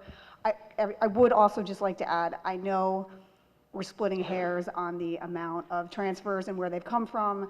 I mean this respectfully when I say I take a little bit of issue by saying it's only 2.7 is disingenuous when we know that there were some very sizable transfers within those bigger buckets that I know historically we are allowed to do. You do not need board approval to do that, but I think it's disingenuous to say that there wasn't extra monies that we reallocated to spend elsewhere. Yes, no, that is certainly the case. And to Mr. Testani's point, we do also have funds that we talked about with the first select woman that are due back to the town, that an accounting issue needs to be corrected, that we're working with the town side to correct. So every year when you roll your purchase orders into the next year, you resolve those, and we used to transfer those funds back to the town through a due to, due from every year.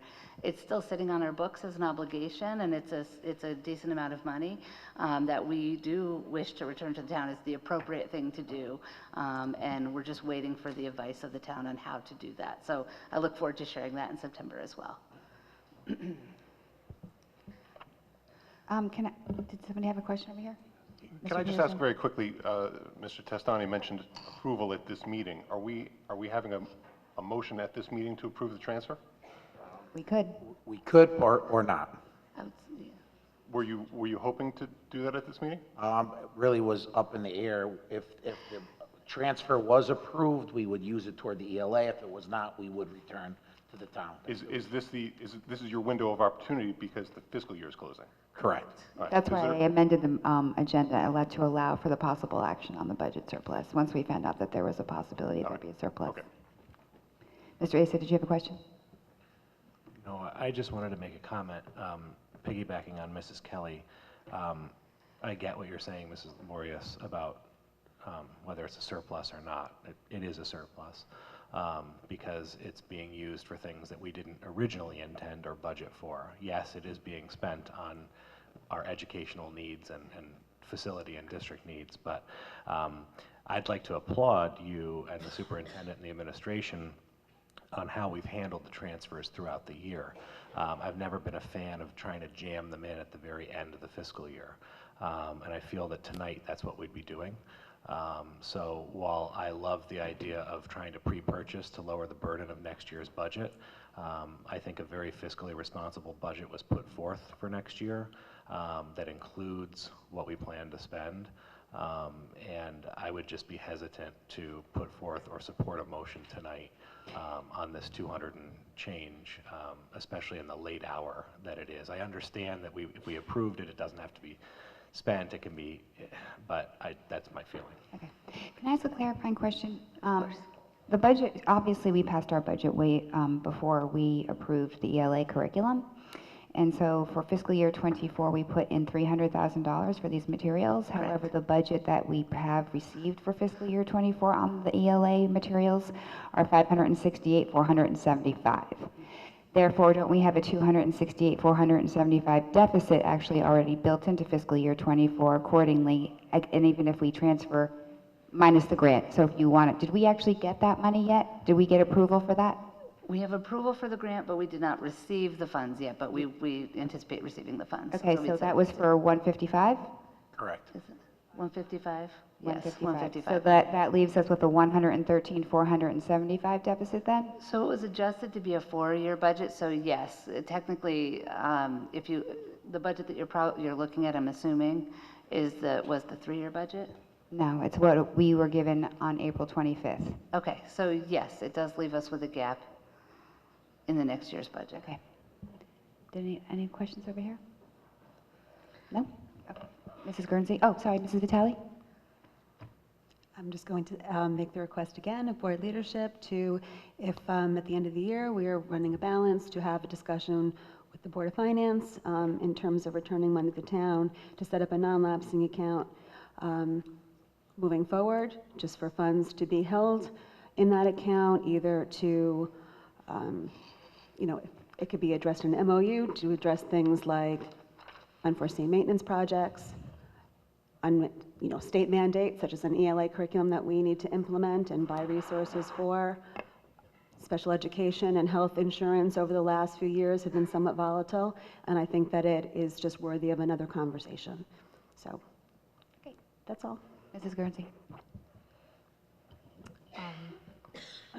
Through the chair to Mrs. Laborious, I just wanted to ask a clarifying question. The dollar amount is $205,000 that you're asking for to transfer? I'm not sure if I heard it. Yes, let me get the exact amount. I do apologize. I have it right here. And I'm asking because I'm interested in making the motion tonight. Oh, sure. $205,035.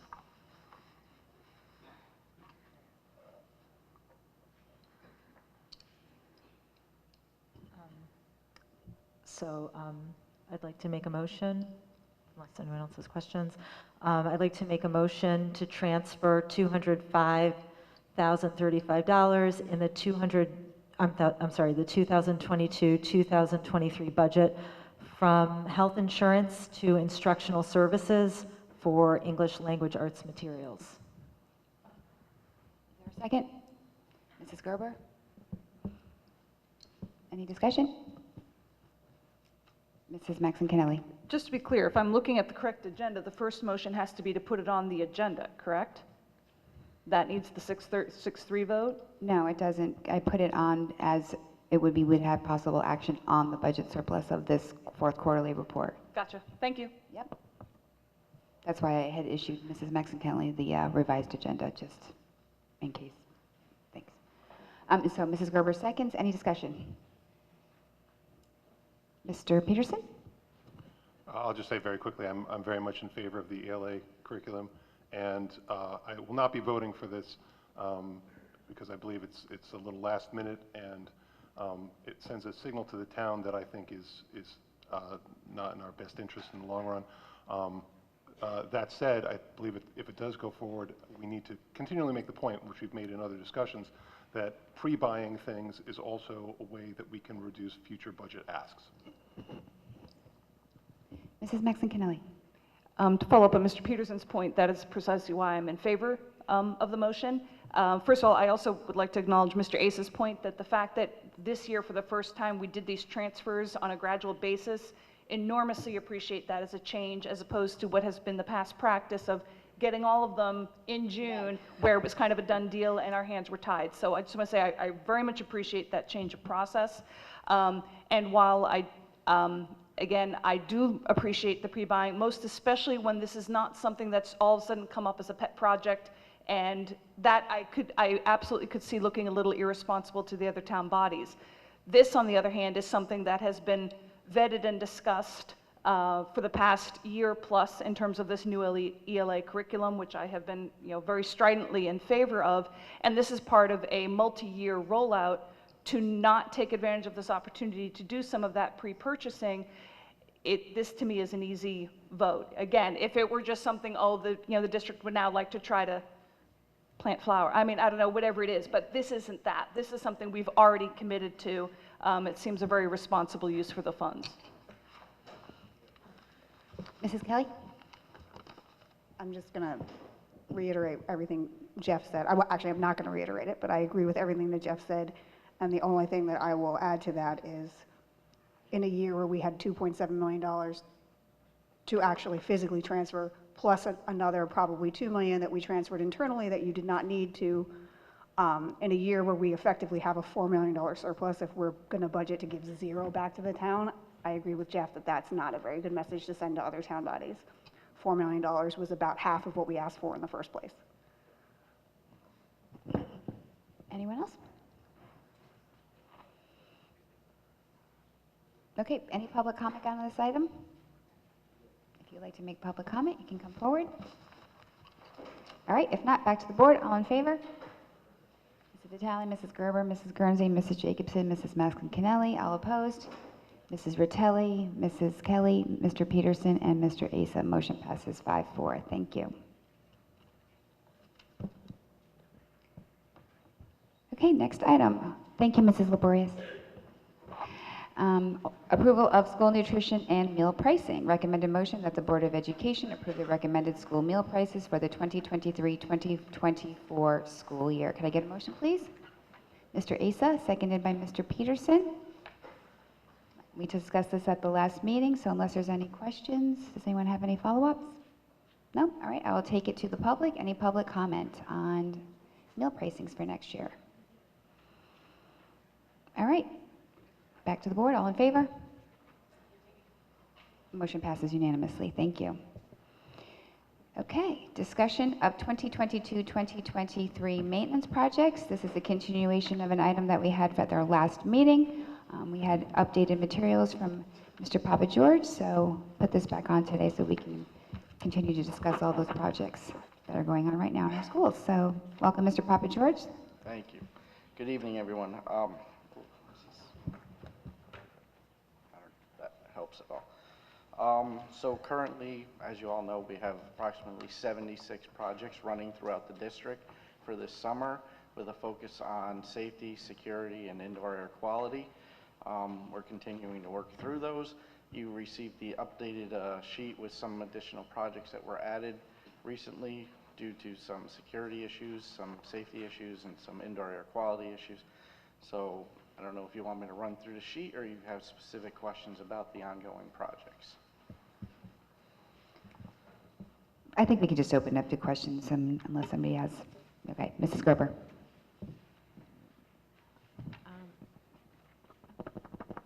Hi, just a question about the Ludlow scoreboard. Ludlow Sorry. scoreboard. I knew that was coming, so I did Yeah. reach out to the company today. They said that the board is actually at the facility in Connecticut at this point. The steel has been outfitted with the proper attachment pieces, so it went to paint. They're anticipating the steel going up the week of July 14th, and then the board following after that. So by the end of July, they're hoping to have an on-site working board. Okay, but definitely, hopefully, at this point, by the start of the sports season. Absolutely. Like you said, the board is now in Connecticut. It's been Okay, tested, so shipped, and it's in-state, received. so that's a good in-state, sign. yes. Okay, thank you. Any other questions on projects? Mrs. Vitale. I had some questions about the Walter Fitzgerald kitchen at the last meeting. I just wanted to thank Mr. Papa George and Mr. Sistani for just answering those questions offline. So that issue has been resolved, and I'm happy to see that it's moving forward at a lower cost that was originally presented at our last meeting. Mrs. Maxon-Kennelly. And I'm just following up on a point from the last meeting regarding the Holland Hill playing field. And I can't, and I apologize, hopefully my fellow board members can remind me, on the conversation we had at our level regarding using Board of Ed funds for a town property, for the town fields, and wondering if you'd had any follow-up with Parks and Rec regarding that. In regards to? In terms of, is this something that they could otherwise pick up as a project, or is this something that? It's something that was on their radar that needed to be done, but they did not have funding available to do it at this time. And I think safe to say they did not make any argument against our making a priority of it. No, as I mentioned at the last meeting, there has been a lot of finger pointing back and forth about that field. As Mr. Peterson knows from the board, from the building committee down, there's been some back and forth. The building committee did what was required. We did put a field back there. The condition of the field afterwards is what was up in the air and questioned many times, but it's gone back and forth, so that's why we felt at this time it might be the opportunity to get in and make it right for all the people who use the field in town. So then, through the chair to Mr. Peterson, just confirmation that this was an issue pre-existing the build? This was an issue that no one was satisfied with the field during the process, but at the end of the building committee process, my understanding was, through talking with Mr. Lee, that it was fixed to the building committee's satisfaction at the time. There wasn't, my understanding is there was an agreement made for what would be settled upon, but it was never brought to what everyone really wanted it to be. But there was an agreement made, and it was settled and moved forwards from there. I mean, if I could just paraphrase what I think Mrs. Kennelly is asking, this is a project, we did massive renovation there, a bonded multi-million-dollar renovation. Parks and Rec is not satisfied with the field. why is it now coming out of Board of Ed operating expense? I do agree with you. I do agree with you. I felt when I put it. I mean, I want to say I do appreciate that kids at Holland Hill use that field during the school day. Absolutely. Are they impacted in any way by these conditions of the field that Parks and Rec are not happy about?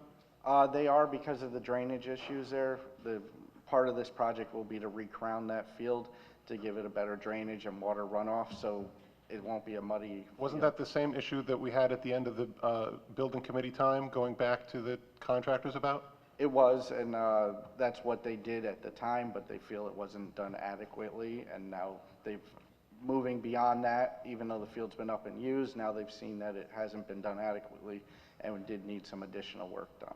I'm sorry, I stole the floor from Ms. Maxon-Kelly, so. Quite all right. You did beautifully. Thank you. I guess I'll just, I mean, obviously it's not like I'm going to vote against something like this or anything, but just articulate again my extreme discomfort in blurring this line. I'll just leave it at that. Thank you.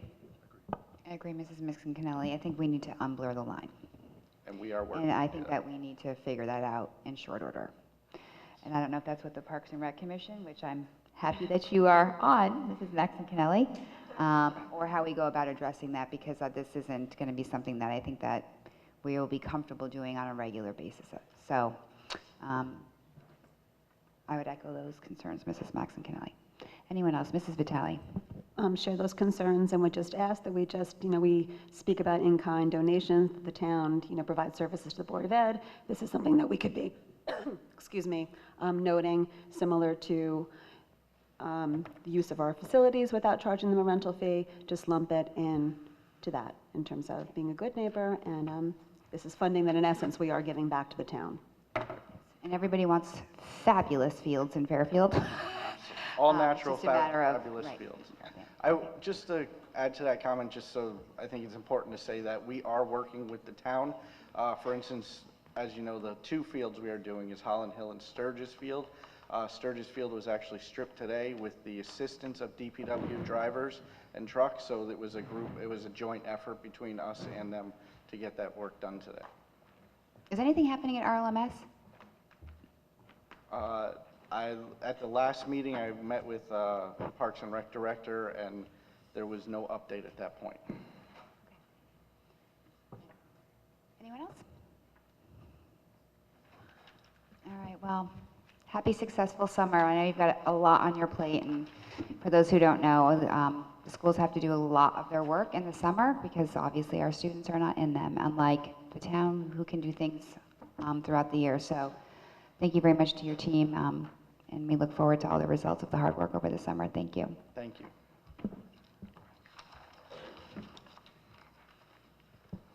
If it wouldn't mind the board, I might ask for a 5-minute break for the board to just have 2 seconds before we start our next part of the meeting, if you wouldn't mind. So if we can just take 5 minutes, everyone, we'd appreciate it. Thank you.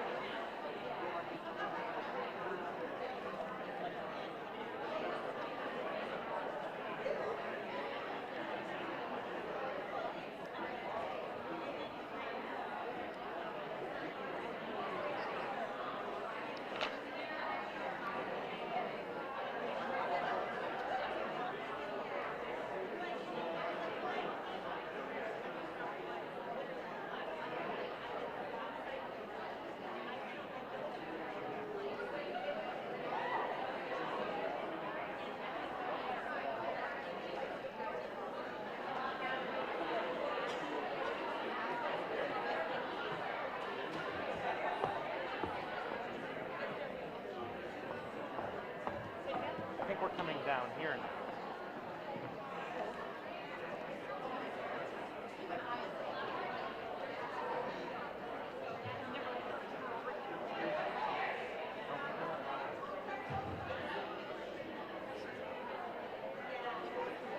Literally gonna just get to, when everyone gets back.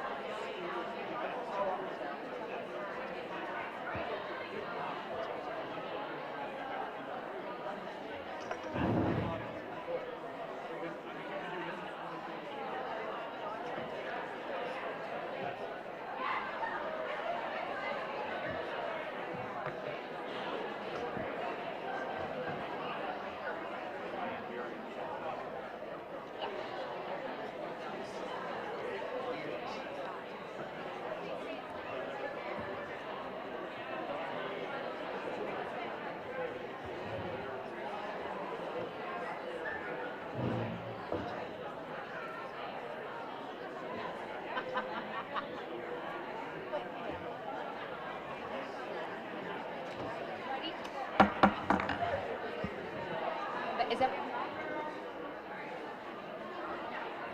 Wait, Christine. Christine here? She's not back.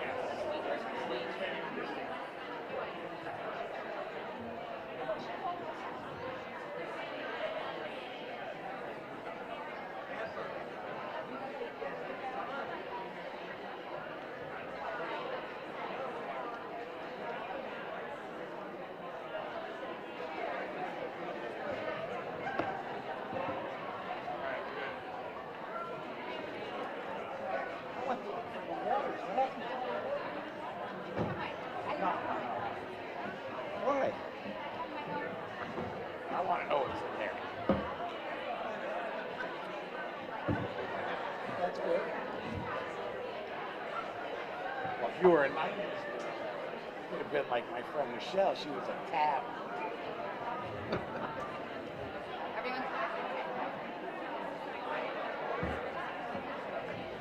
All right. Slam on that. All right. Welcome back, everybody. All right, moving on to our next agenda item, continued board discussion and preferred scenario, refinement and operational considerations on SLAM collaborative enrollment projections and facility utilization, racial imbalance scenarios. Mr. Zuba and Mr. Gallagher, welcome, gentlemen, for being with us again this evening. The board, do you give a presentation?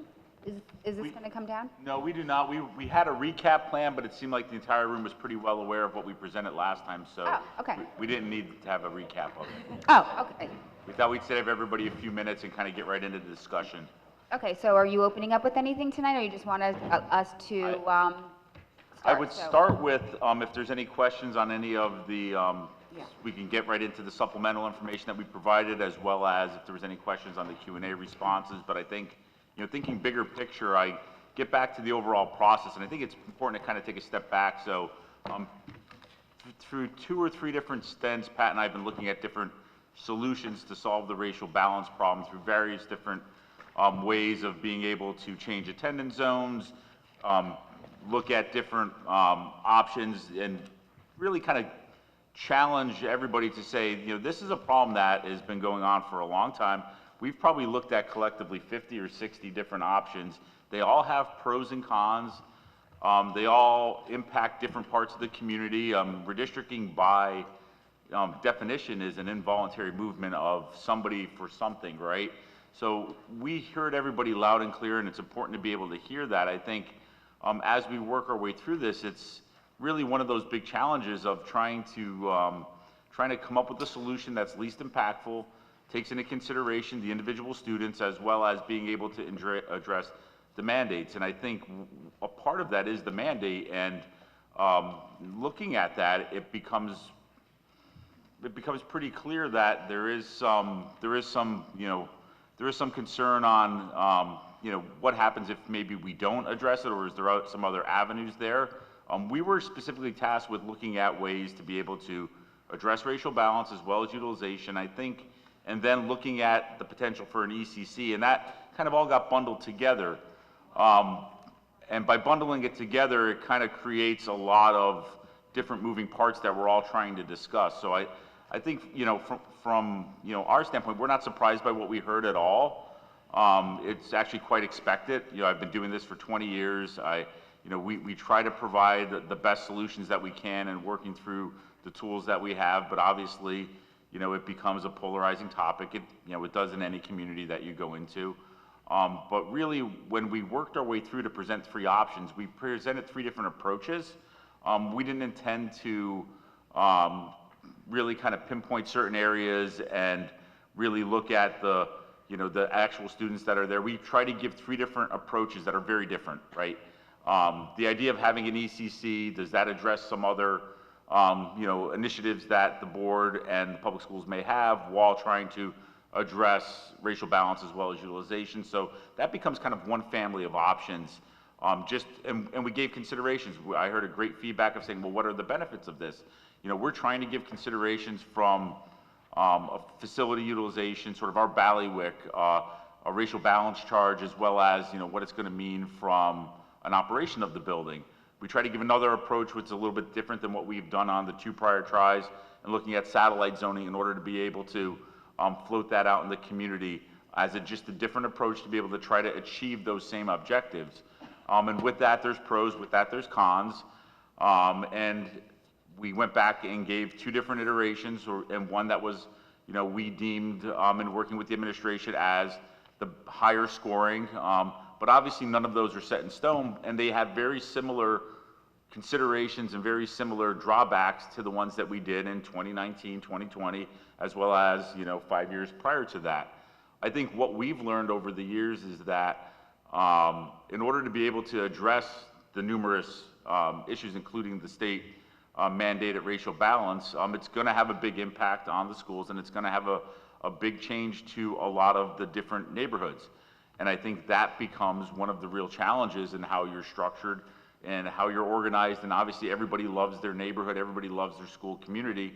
And it really is. It's a really tough problem to solve. I've never done a redistricting where we were able to say that there were no cons to it. There's some pluses, obviously there's an impetus for doing it, but there's always a big trade-off. So it was great hearing the the rich dialogue. It was great hearing the thoughtfulness of everybody in the room, and a lot of the feedback, and it really does.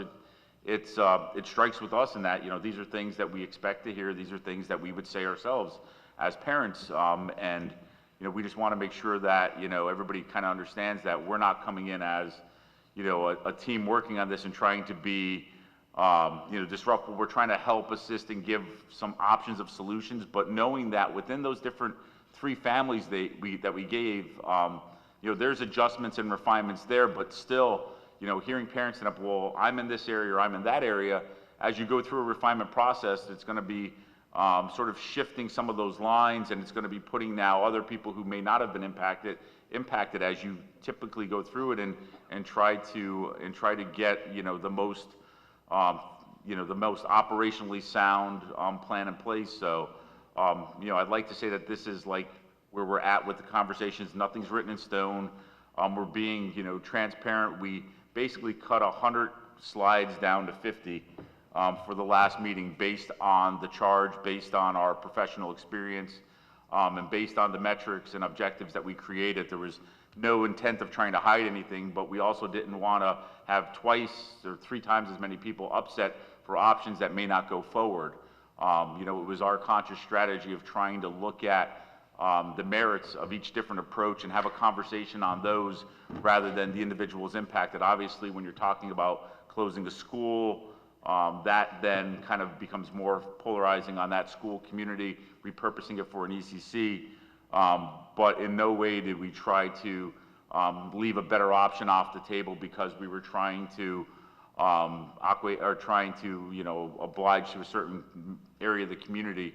We used our professional judgment on areas that needed to be moved, areas that worked existing, and also we went at it with the looking at being as least disruptful as possible, and having done 40, 50 of these in the last 20 years, knowing that that's always a big part of each school community, is if you can attain what you're trying to do from an objective standpoint and impact as few as possible. That's where we sort of come at some of these from that standpoint, as well as the criteria that were provided. So I just wanted to provide a little clarification before we kind of got into further discussion on what we've presented and what we've provided. All right, thank you for opening it up. Before I open up to the board, I just wanted to say thank you for answering all the questions that the board, providing supplemental information at this point. So when the board asks questions, it would just probably be helpful to everyone else on the board and probably the public if you're referencing the June 13th presentation, the supplemental materials, or our Q&A document, just so we can all follow along with each other. And I'll try to move around with people, so I'm probably, there's a lot of questions, so everybody gets turns to ask what they would like. So who would like to start? Anyone have questions? Oh, Mrs. Maxine Kennelly? This isn't so much a question. I just wanted to clarify 2 things, most especially for the public. At this point in time, because the board did request to see that material for 1B, 2, and 5, which has come up as topic tonight, are those, because we now have them, are those now posted? Does that include those detailed street maps? I mean, the maps where you can see streets. So that's all now available to the public. That was first thing. And then the second thing, just to clarify, that initially we did not have the maps where you can see streets. What? Maps where you can see streets. Some streets, not by street address breakdown. It's not a street listing, maps with the call-outs, and so it's not what you're thinking in terms of a street list. We didn't produce any street lists. No, I understand that. Okay. But then secondly, again, just to clarify that the idea of initially not having anything with streets is because to see if the board philosophically wanted what type of approach. Did it want a school repurposing approach? The details of which could completely change. They could completely change middle schools, et cetera. If you picked scenario 3, if that's where the board philosophically was in favor of the idea of satellite zones, it could end up involving completely different schools, but satellite zones, versus scenario 4 being the traditional redistricting. It could end up being something that we request, something that looks very different, but it's just the idea of which philosophically we're most in favor of, or do we end up needing to request a different direction? But that's the idea of the 3. Correct. So I'm confused.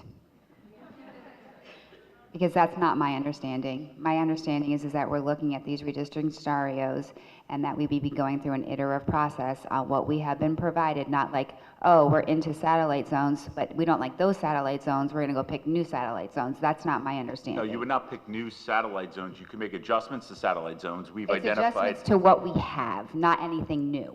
What we're saying that there's 3 different approaches, and then the exact boundaries when you start talking about lines, streets, this side of street, that side of street, that hasn't been vetted from a transportation standpoint. Those can change as well as they can be adjusted. But to say that we would give you an entirely different map, I mean, it likely wouldn't look substantively different. There could be changes there. There would be adjustments to that because that's typically what happens. But there's only so many ways that we can, there's not a hidden solution that we're purposefully keeping back, that we gave you the best solutions under those options, but they do require refinement and adjustment, especially when it comes down to transportation and the final looking at the staffing numbers of what it would look like. But we, under say, you know, a satellite zone, we can't draft a satellite zone that's not gonna be a satellite zone, or a satellite zone that's going to not meet the criteria of the charge, or not meet, you know, the objectives of the charge. You know, we felt in our professional opinion that that satellite zone worked well for various reasons, proximity, the ability to address long-term racial balance. Obviously, it has a localized impact when you put a map out there, but we wouldn't create completely different satellite zones and put them out into the ether. Unless we asked for it? Unless you ask for it. If you ask for it, but well, I guess kind of what we're coming across with is, I've spent 10 years looking at these different numbers, and I don't think and hearing the community, we put out a different satellite zone map. The same people that showed up from Stratfield are gonna be the people from that satellite zone area saying the exact same things. I'm well acquainted with that. Yes, yes. So I think it comes down to deciding on a decision. For case in point, you made a determination to have 3 approaches, certainly 2 of which vastly more impacted one side of town than another. That was not part of our charge to you. Nor was it a part of our charge to do it either. That was absent from our communication to you. So if that's something that was important to this board, that is something that, I mean, there's nothing that can't be revisited. I understand your professional job. I'm not trying to question that. You gave us what you thought we were asking for, but there are some unintended consequences to that, which is what you heard plenty of and could very well be reflected up here as well. Agreed, and also we're telling you in our professional opinion, you cannot do a traditional redistricting that is going to give you what you think you're trying to achieve from a long-term racial balance standpoint. It's going to look very similar to the 15 other iterations we've put out over the last 10 years. And we've looked at probably 15 iterations, and I don't believe that there's one out there that we're not providing to you because we have no reason to not provide it. Yeah, Mr. Issa. And we're telling you from our opinion, or in our professional experience, professionals who do this, these are really the approaches that you can take. The ECC was not our approach. We did not, that was something that was given to us to look at and try to provide a solution. And yes, we looked outside the box, we vetted it on the satellite zoning. I don't think it's still a redistricting, it's just a different approach to it.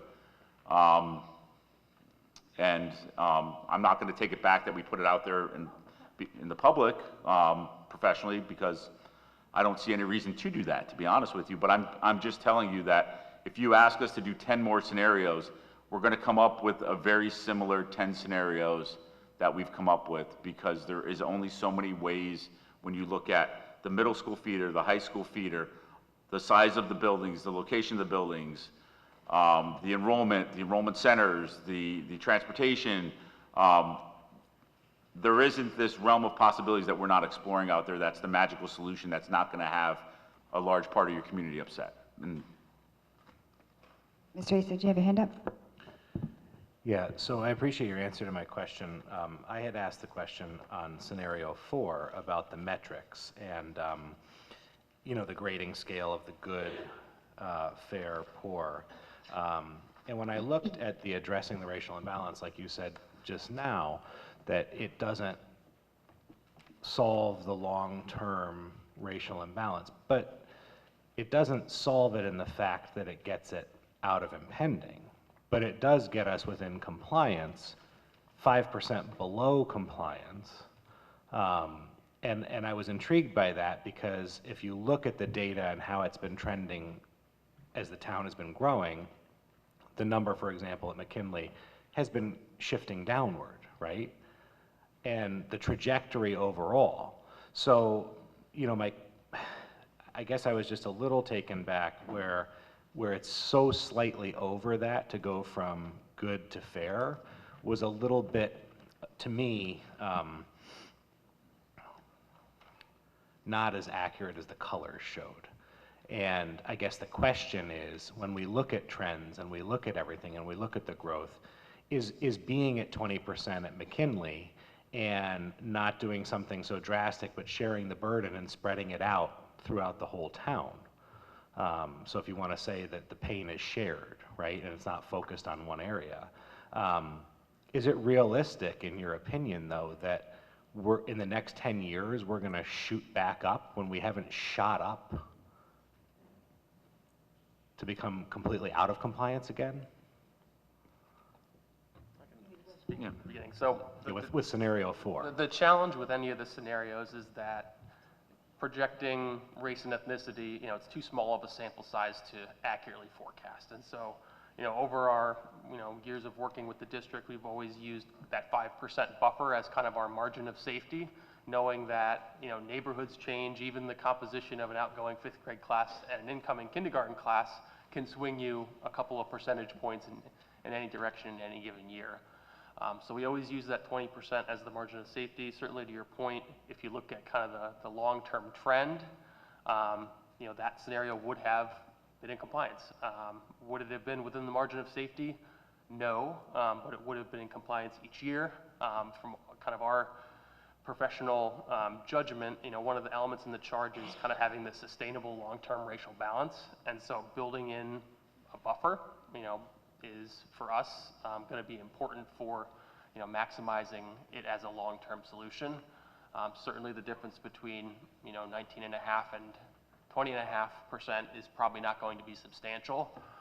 If we're bumping up against 25, getting into the 22s and 23s, that's I think where we would be more concerned. Yeah. And I think I could add to that too. I think when I look at a redistricting of that scale, in either of those or any of the more traditional comprehensive redistricting, if you're going to impact so many students across so many schools and some of them in small pockets where they're not moving with larger peer groups, I would personally strive for something that was long-term, or was more, had a greater long-term sustainability than, and knowingly not have to do it again, but that's not my decision, and thankfully I'm not sitting in your seats. Just professionally, that's the way I look at it.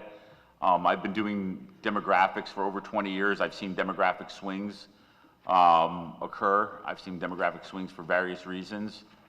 So, what our advice was to try to be able to have a greater margin of really a buffer.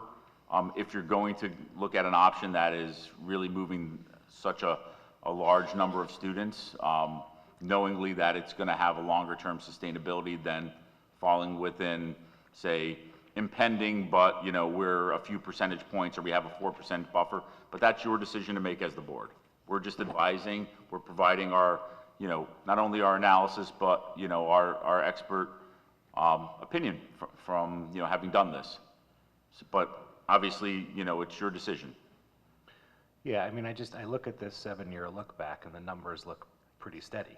I mean, I know they go up and down a little bit, but I guess to me it wasn't as alarming as you're saying that it could be or is. And the other thing that we've talked about at the table before was, the idea, and this is not something that was part of your work, but the idea of working with the town, and that when new multi-unit housing develops or put in certain areas, the idea of something that we haven't done before, of making sure from the time that ground is broken that anybody moving in there knows that they are going to a specific school, which may not fall within there. So knowing that the heavy, dense growth in the metro area or whatever, you know, it's something there, and I was hesitant to throw scenario 4 out, you know, just simply based on this grid, especially with the idea, I know it, on paper it's more disruption, but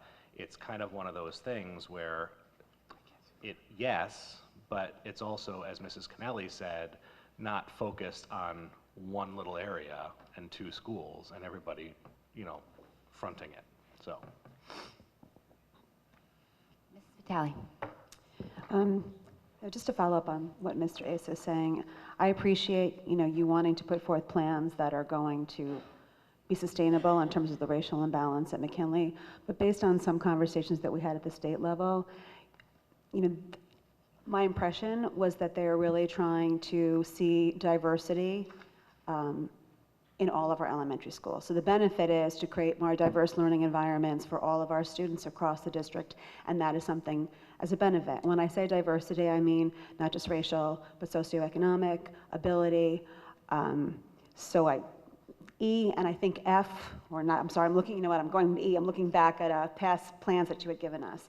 Scenario 5, which I think was discarded just because it really brought a lot of the schools to the impending, you know, metric, which on face value, I could understand not wanting to be in that position, but when you're talking about creating more diversity and providing that diverse learning experience that we've heard about being so wonderful at McKinley and, you know, Jennings and Holland Hill, is it a bad thing? And I know you can't answer that, but it's more a philosophical question of, you know, for this board, you know, is impending in more schools better than, you know, having other schools, you know, 15% below what the district average is?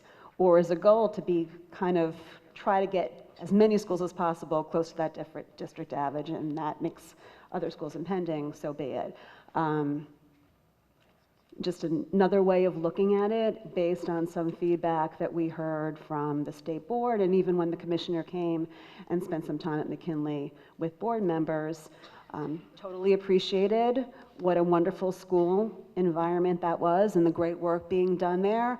But I think her comment to us was, yes, I would like to see this, more of this experience for all schools in Fairfield that maybe are not seeing that same level of diversity, appreciating the benefit that comes with that. So scenario, well, I'm not loving any of these scenarios right now. I do see the value of looking at other parts of town, especially in the southern part, Sherman and Riverfield, to see if there could be some movement there as well. Mr. Peterson. Hi, just very briefly, because Ms. Vitale mentioned scenario 5. One of the things that stood out to me in the summary is the underutilization of McKinley in that scenario. I wonder if you could provide some additional context about that. Sure. So that was just kind of an alternative approach that we looked at, where again we took kind of the traditional redistricting approach, and we challenged ourselves to try to minimize impacts, knowing we had done probably 10 other iterations of that previously, which really had similar outcomes to scenario 4. And so the impetus for that was to only move students within the existing high school attendance zones to minimize impacts. We left McKinley underutilized, knowing that, you know, that space could be filled with a program. We know that wasn't part of the charge, but that was kind of our internal thinking there. Can you quantify how underutilized it would be under that scenario? Yes.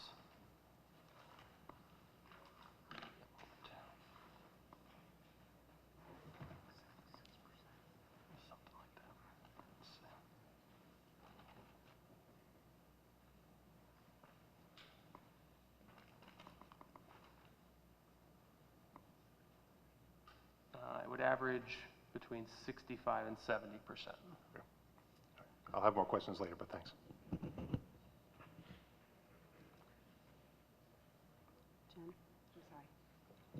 I'm sorry, Mrs. Kelly.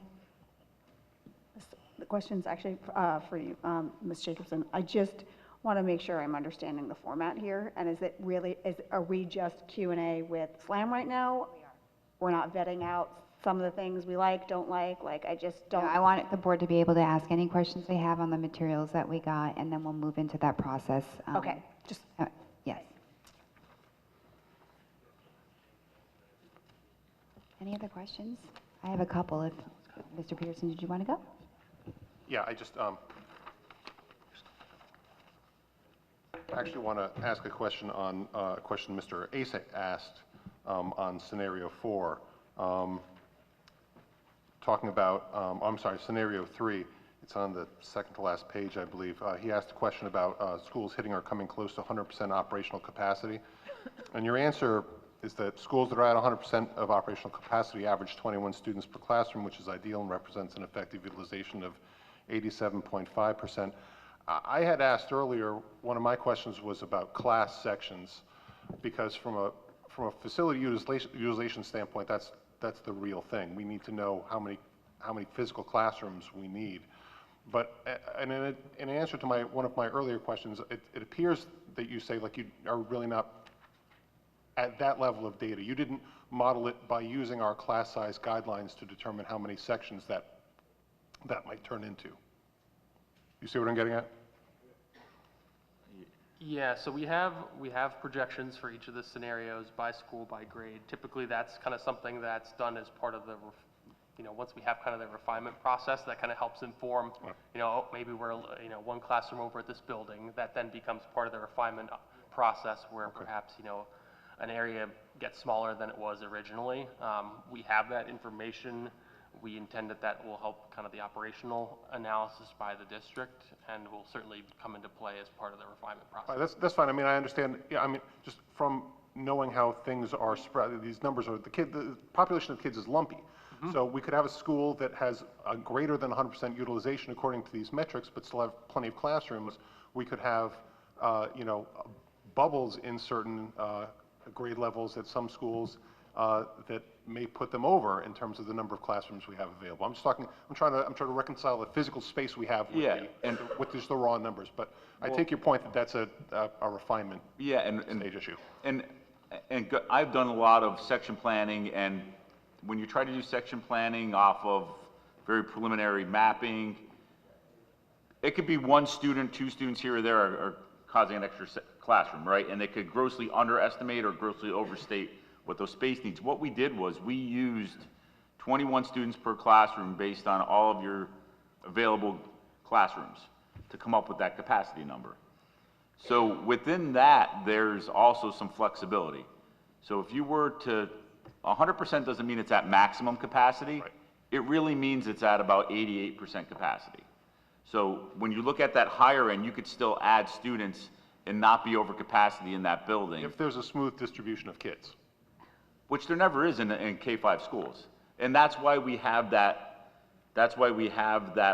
kind of headroom built into it, because we know that it's never exactly 3 sections in every grade. Right. There's always a bubble somewhere, and when you have a dynamic population, which many of our communities do, you're gonna have those bubbles, and you would just be chasing a classroom count if you try to break it out at sections right now. Okay. To be honest with you, you would never be able to catch up. No, I understand your point, and that is something I'll be interested in as we go forward in this process. Mrs. Gerber.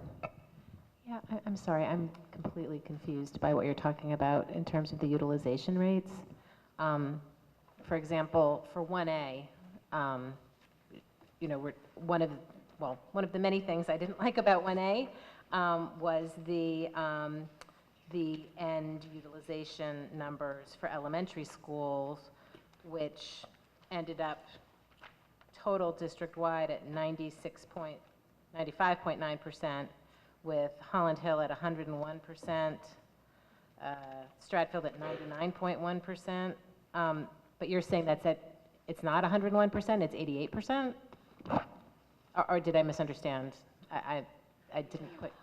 Yeah, so we had, in the beginning of the presentation on the 13th, just an explanation of our operational capacity. So operational capacity is different than the maximum capacity based on your contract loading levels. So typically, an operational target, ideally, is you're operating at between 85 and 90% of the maximum in every building. The operational capacity, 100% of the operational capacity is 88% of your maximum. So we know it's a little confusing because 100% isn't the maximum, it's 100% of the 88%. So it's kind of the ideal target. If you go slightly above it, you're not at your max. You're still within the average district class size policy. Yeah, 100% represents every classroom loaded at 21. At 21. Yes. But, I mean, there are many classes in this town that are at 22, 23, 24, and 25 students. Exactly. And can I follow up, Mrs. Gerber? Do you mind if I follow up? Yeah, go. I understand what you're saying, but no matter how we word it, the way that we do it is we take the building capacity, the number of kids, that's the utilization. So at the end of the day, to say 100% is really 88%, and the way that we do it, it's really 100%, right? I mean, if that's what you're doing, that is because we reduce our buildings for capacity for the programming, right? And then you take the enrollment, and whatever the enrollment is of the building capacity, that's the utilization, right? We do factor out all the special programs right. included in that as well. It's the instructional classrooms, the grade level, and any available classrooms. It doesn't assume anything will be taken away programmatically. It's how you're operating the building using a loading level of 21. But to your point that some classes are at 22, 23, that's when I said 100% isn't the maximum, because you could still add a student here, add a student there to have a 22 if need be, without pushing it over 100%. So 100% isn't busting at the seams 100%. It is the attainment of the target that you've long used for loading your buildings. Right, and then of course, as I believe what Mr. Peterson was saying earlier too, is that, you know, obviously depending on how the numbers work out, you could have fewer kids but fewer classrooms based on how the grades work out, and so there is that issue too. That is concerning, obviously, because the last thing you want to do with any type of redistricting, especially if part of the rationale, I mean, I know we're talking about racial imbalance, but we're also talking about facilities utilization.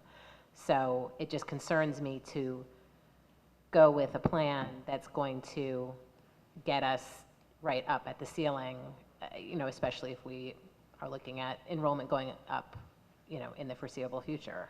That just seems really short-sighted. Mrs. Ritelli? Thanks.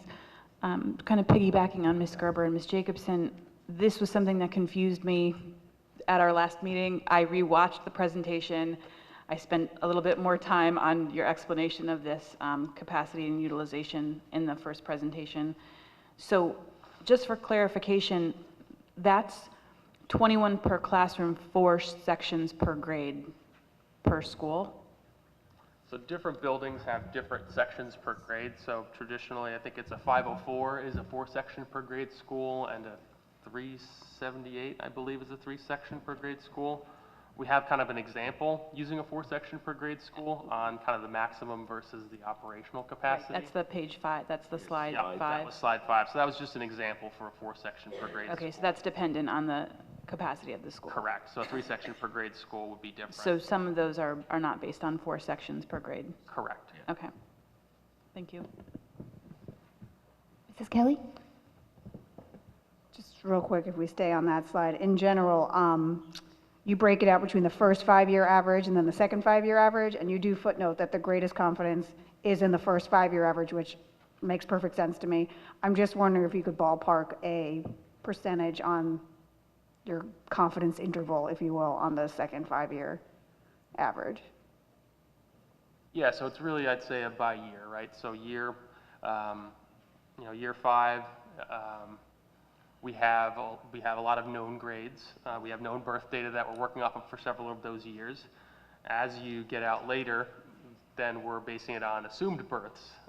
So each successive year, the margin of error will go up. Typically, we try to hit, you know, if you were looking at system-wide total, 1% margin of error per year. So if you extrapolate that out. Yeah, eventually when you get there, it's, especially at the elementary level, once you lose the kids that are actually in the seats, so when we go through redistricting, everybody always asks, well, why didn't you just project the first year?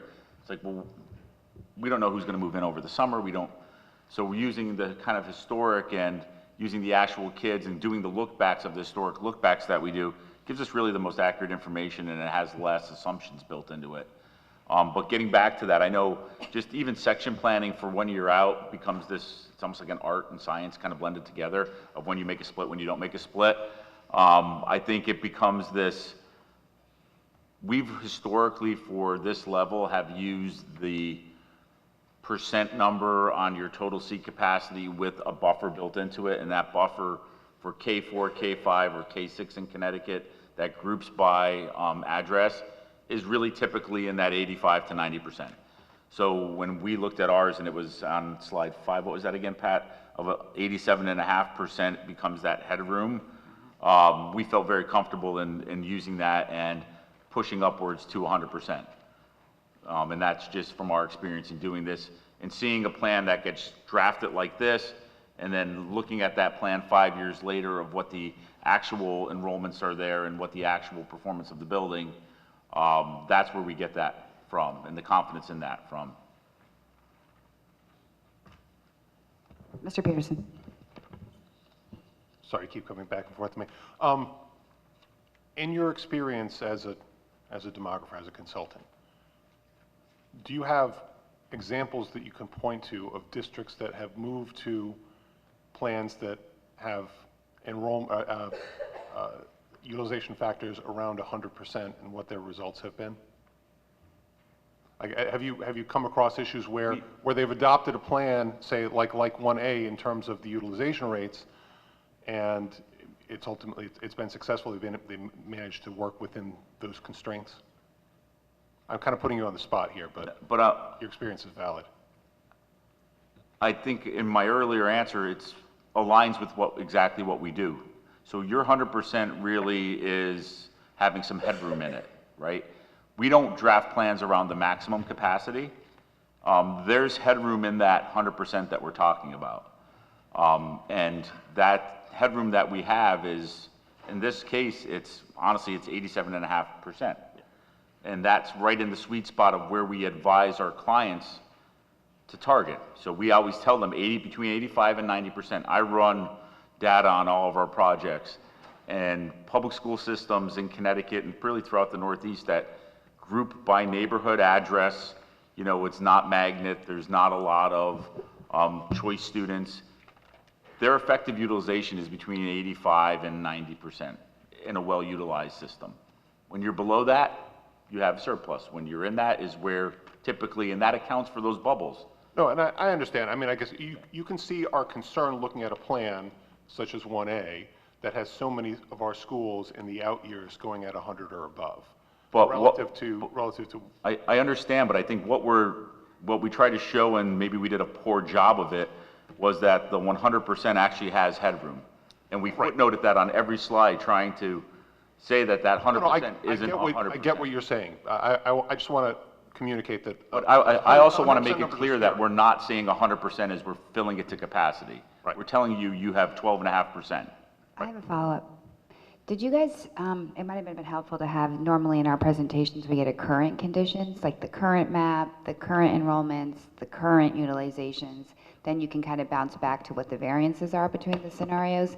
So do you have the current situation slides that, I know they weren't put in here, and maybe that was one of your didn't make the cut slides, but if you had the current conditions slide in this presentation, would it demonstrate that, let's say, some of them would be at 60-something or 70-something, and then some of them would be at like 90-something as well? Would that translate to the same situation? That's how you applied it here. I believe we may have provided that in the capacity study update we did in the fall. We didn't get current utilization. I mean, when we updated the capacity in November, I believe we provided all the current utilization. We did not include it in this package.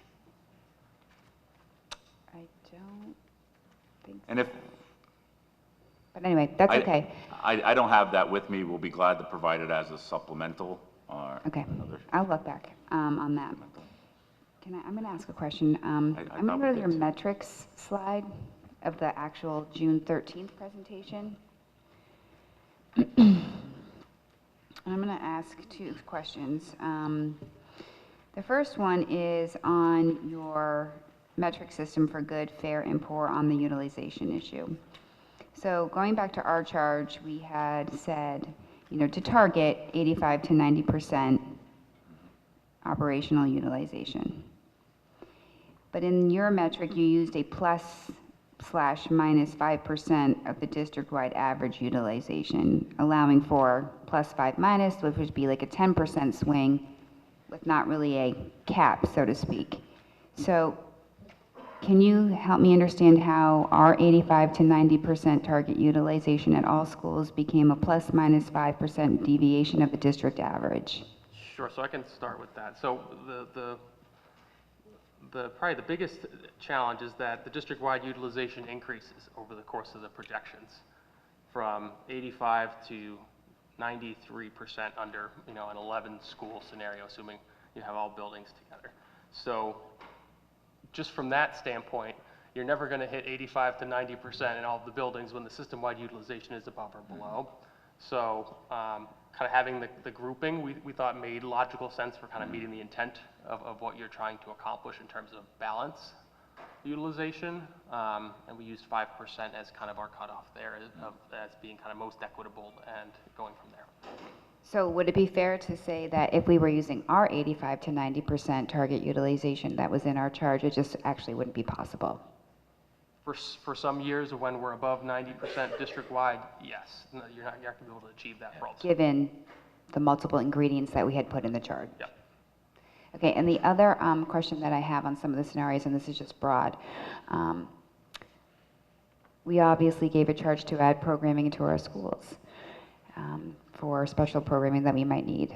My question isn't about those programs and how they change the variations and the utilizations. However, I do have a question about the placement in terms of, in various scenarios, some schools receive far more greater of that programming, some in many, if not all the scenarios, receive 0 of that. And I understand different conditions at different buildings, different classrooms, different access.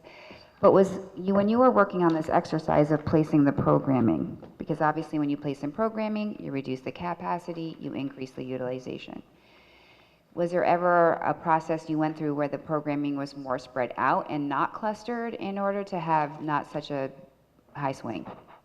So that was really a collaborative process where we relied on the administration to provide expertise on the suitability of different buildings for capacity or for individual programs. For some like pre-K, we did have some criteria, but others, CLC for example, those are placed on buildings based on the recommendations of the administrators we work with for program delivery more than anything. Okay, I'll talk about that when we get to the operational phase. Anyone else? Mrs. Gerber?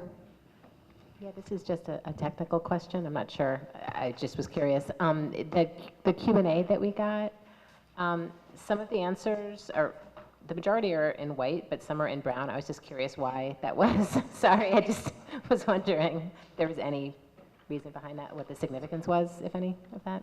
When I clicked to format, I was tracking them internally when we were answering them back and forth. I was color coding them for us to track them, and I probably pasted the color formatting in there instead of just the text. Oh, okay, great. So no significance then.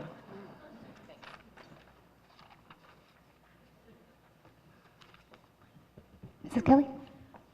Going back to what we were talking about in the beginning about how scenarios would get tweaked and stuff, I guess I'm not sure how, and I'm not saying, I don't want anyone to freak out. I'm not saying that this is what I'm leaning towards or anything, but in say like a scenario 1A, where we've gotten a lot of feedback, rightfully so, in my opinion, that there are certain districts that don't see any movement whatsoever.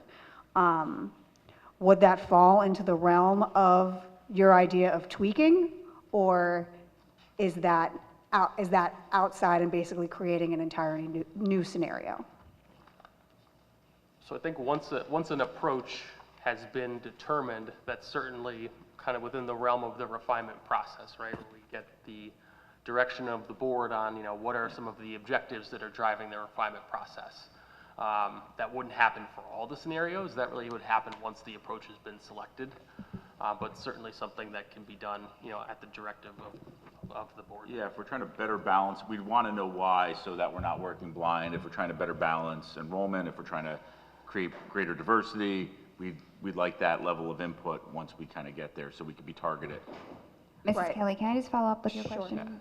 You're not talking about kind of drafting a new charge or putting in new criteria that we didn't include in our original charge? 'Cause No, it I'm sounds just saying like how that. they Okay. talked about like, we would tweak street names here or there, and I didn't know To if. fulfill the charge that we passed.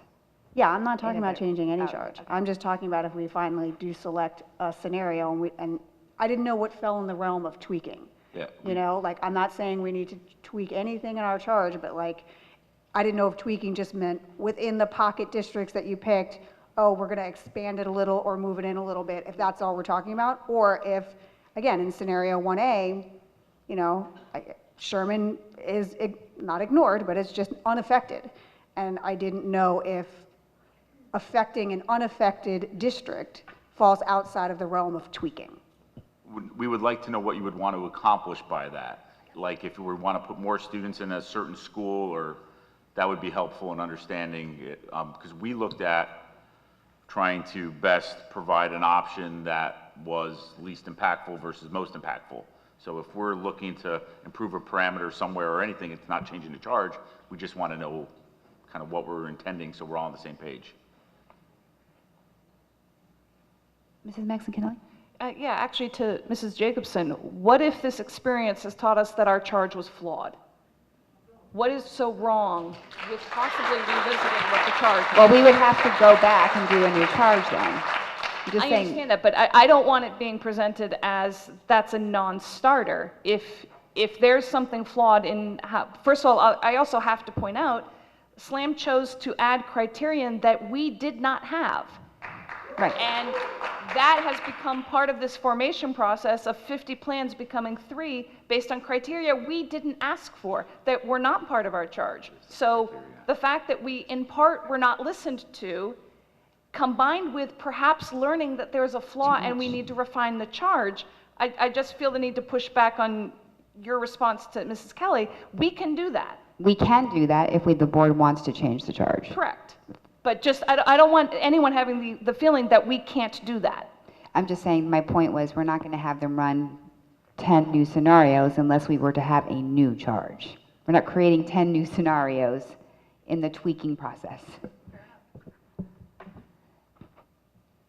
Anyone else? Mrs. Vitale. I have a question, just not necessarily about any of the scenarios, but at some point, could we just get the K in migration? You gave it to us, we had the presentation, I guess, what's the date on this? June 28th, about a year ago. Just curious to see how last year went, and for 2022 to 2023. We were up from 85 in 2020-21 to 158 in 2021, 2022, and I'm just curious if that trend is, are we still going up, that more kindergartners are moving in? Just to get, we've talked a lot about the housing, people moving into town, and that would be just a way of maybe quantifying it a little bit. Sure, yeah, we can. I'll see if I have it on here, Okay. somewhere from last year or one of the. Just to see if, I don't know if you looked at it just in doing this round of work, but I think that would just be interesting to see if we're still on the upward trend there.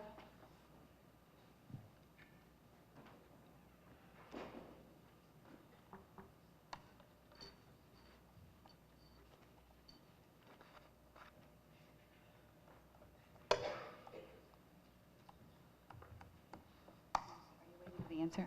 I didn't know if Christine was waiting for you. Oh, no, it's not even turned on, so Yeah. I'll circle back with you. in Yeah, the that's meeting. fine. I wasn't expecting an answer right now. I just really wanted just to, at some point, ask the question just to get that back. As we're talking about people moving in and we don't have a read on that, that might be just an interesting data point just to see how many kids, how many kindergartners are born here, and how many kindergartners their families moved to Fairfield. Just based on some of the public comment we've heard today, we have a lot of newer families in town. So welcome to those who are still in the audience. Always find that an interesting metric when reviewing this information. Quick question on the supplemental package with the scenario 1B. So I guess with the ECC being at Dwight instead of Jennings. You mentioned in the objectives and the descriptions regarding the racial imbalance that McKinley and Holland Hill would racially balance but exceed 20% in 1 or more years. And you project that that stays consistent. Could you just give me a little more detail on, is it effectively useless after the first year and we're back to where we started from with the same problem? Or is this in 10 years, we have that problem? Because So just to clarify, we didn't project racial balance for the 10 years just because of the margin of error. So we rely on the 7-year look back as kind of our test. Okay. So first scenario 1B, McKinley exceeds 20%, 6 out of the 7 years. Highest is 22.3%. Holland Hill exceeds 20% 1 year at 21%. Okay. Thank you. Okay, and any other questions for Slam? Otherwise, we can start moving into any operational questions, and the goal, hopefully, is people can raise concerns, questions, likes, whatever they like on the scenarios, and the next phase of this is that during the summertime, Mr. Testani and the central office team will be working on operationalization of any of the scenarios or iterations of the scenarios that the board wishes to ask to see. So there will be a document like we had for SLAM where we can insert operational questions or follow-ups from tonight's conversation so that central office has time to work on that this summer. And before I open it up to that, Mr. Testani, did you want to talk a little bit about operationalizing and just the phase of that? Sure. First, I want to start by saying that I want to applaud all the families for coming out tonight to advocate on behalf of our kids. I think that's a testament to how important this process is to this community. And some of the comments that were made, I don't want to go through each and every one of them, but I do share your sentiments. I do want to stress to the mom who mentioned test scores. As a 27-year educator, I take little value in test scores, especially in today's age when we know that student growth measurements are the way that we should view our kids when they're performing on any type of assessment. But I also want to stress that this 9-member board has been charged with a task from the state of Connecticut that if, in the words of the dad who spoke at the end, if you want to be supportive of the board and you want to be together, this fight needs to be taken to the State Department of Ed and the legislature. This 9-member board has advocated for the diversity of McKinley School to remain intact. Myself as well have had some conversations with the State Department of Education, and I think what's happening at McKinley and what's happening at some of our other schools is beautiful. In order to keep that intact, it's going to take the voice of the entire town, not a 9-member board. So whatever you can do to come together to strategize on how you can influence the change in legislation, I think that's going to be very helpful, not only to Fairfield, but other towns across the state going into the future as we see the demographics of many of our cities and towns changing. That being said, I think as we get further into this process over the summer, if we can start to narrow down some of the things we'd like to see, things like transportation costs and capacity are going to have to be a major factor that we consider as we flush out some of the scenario options that have been presented. Staffing, our staffing model, whether we're going to increase staffing. Someone mentioned movement of current staff will have an impact. Additions of support staff, certified and non-certified, to support students that may be moving from one building to the next. Our programmatic needs, whether it's ESL bilingual services, special education services, really making sure that we stay consistent in how we provide those services for kids is going to be extremely important from my view. I think that's one of the questions that was just raised about multiple sites for the ECC, if that is an avenue we take. Mr. Mancusi and I have had this conversation that to ensure that there's consistency across all buildings is a major factor. I think when it comes to some of the scenarios that were presented or eliminated, one of the big factors was cost in the facilities improvements and adjustments. Things like playgrounds, bathrooms, air conditioning, location of classrooms, related service workspace, office space, conference rooms. These are all things that we're going to have to consider as we start to narrow down whether any of these are viable options. So, you know, I think it's very premature, but I think to get some direction tonight from the board on what we would like to see more of an exploration on, and not to spend time on something that is not really going to be considered by this board would be very helpful to myself, Mr. Papa George, and the rest of the team at administrative offices, because that was some of the questions that we had. Are we going to just be spinning our wheels and come back here later on this summer?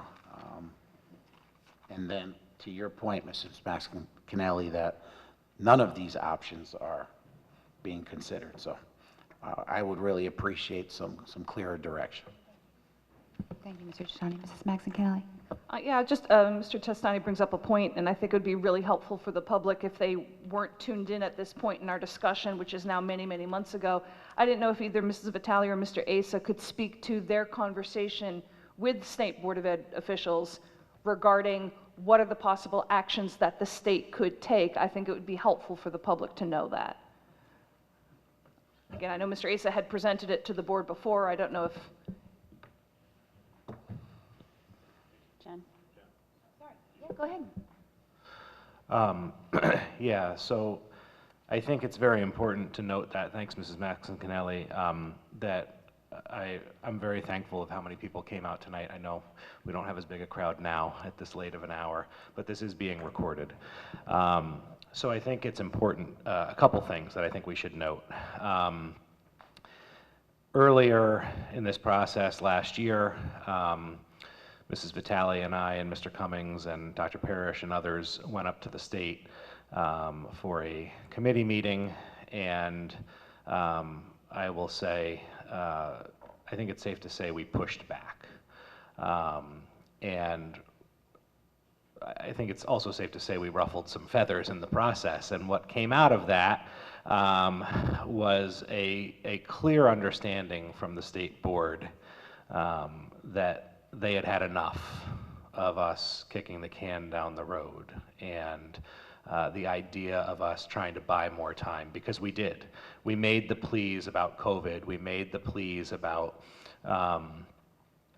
needing to do this in a thoughtful, deliberate approach that was going to take time and most likely was going to be very difficult to do in the short time frame that we were given. It went on deaf ears. And in fact, I think there was state board members that flat out said, you've had long enough. Everybody's dealt with COVID. We need to address this now, and you need to get this fixed. Fast forward to a future meeting that I wasn't able to attend, and Mrs. Jacobson was there, and she made several points to the state board and pushed back, and Mrs. Vitale was there, and I think really did a good job on trying to advocate for the town of Fairfield, for the students, for this process. One of the things that came out, because I've been, since I came on the board in 2017, I've been vocal about wanting to push back and tell the state it's not your problem. And up until recently, until last year, when they started talking about what is the actions that they can take. People talked about finances and whatnot.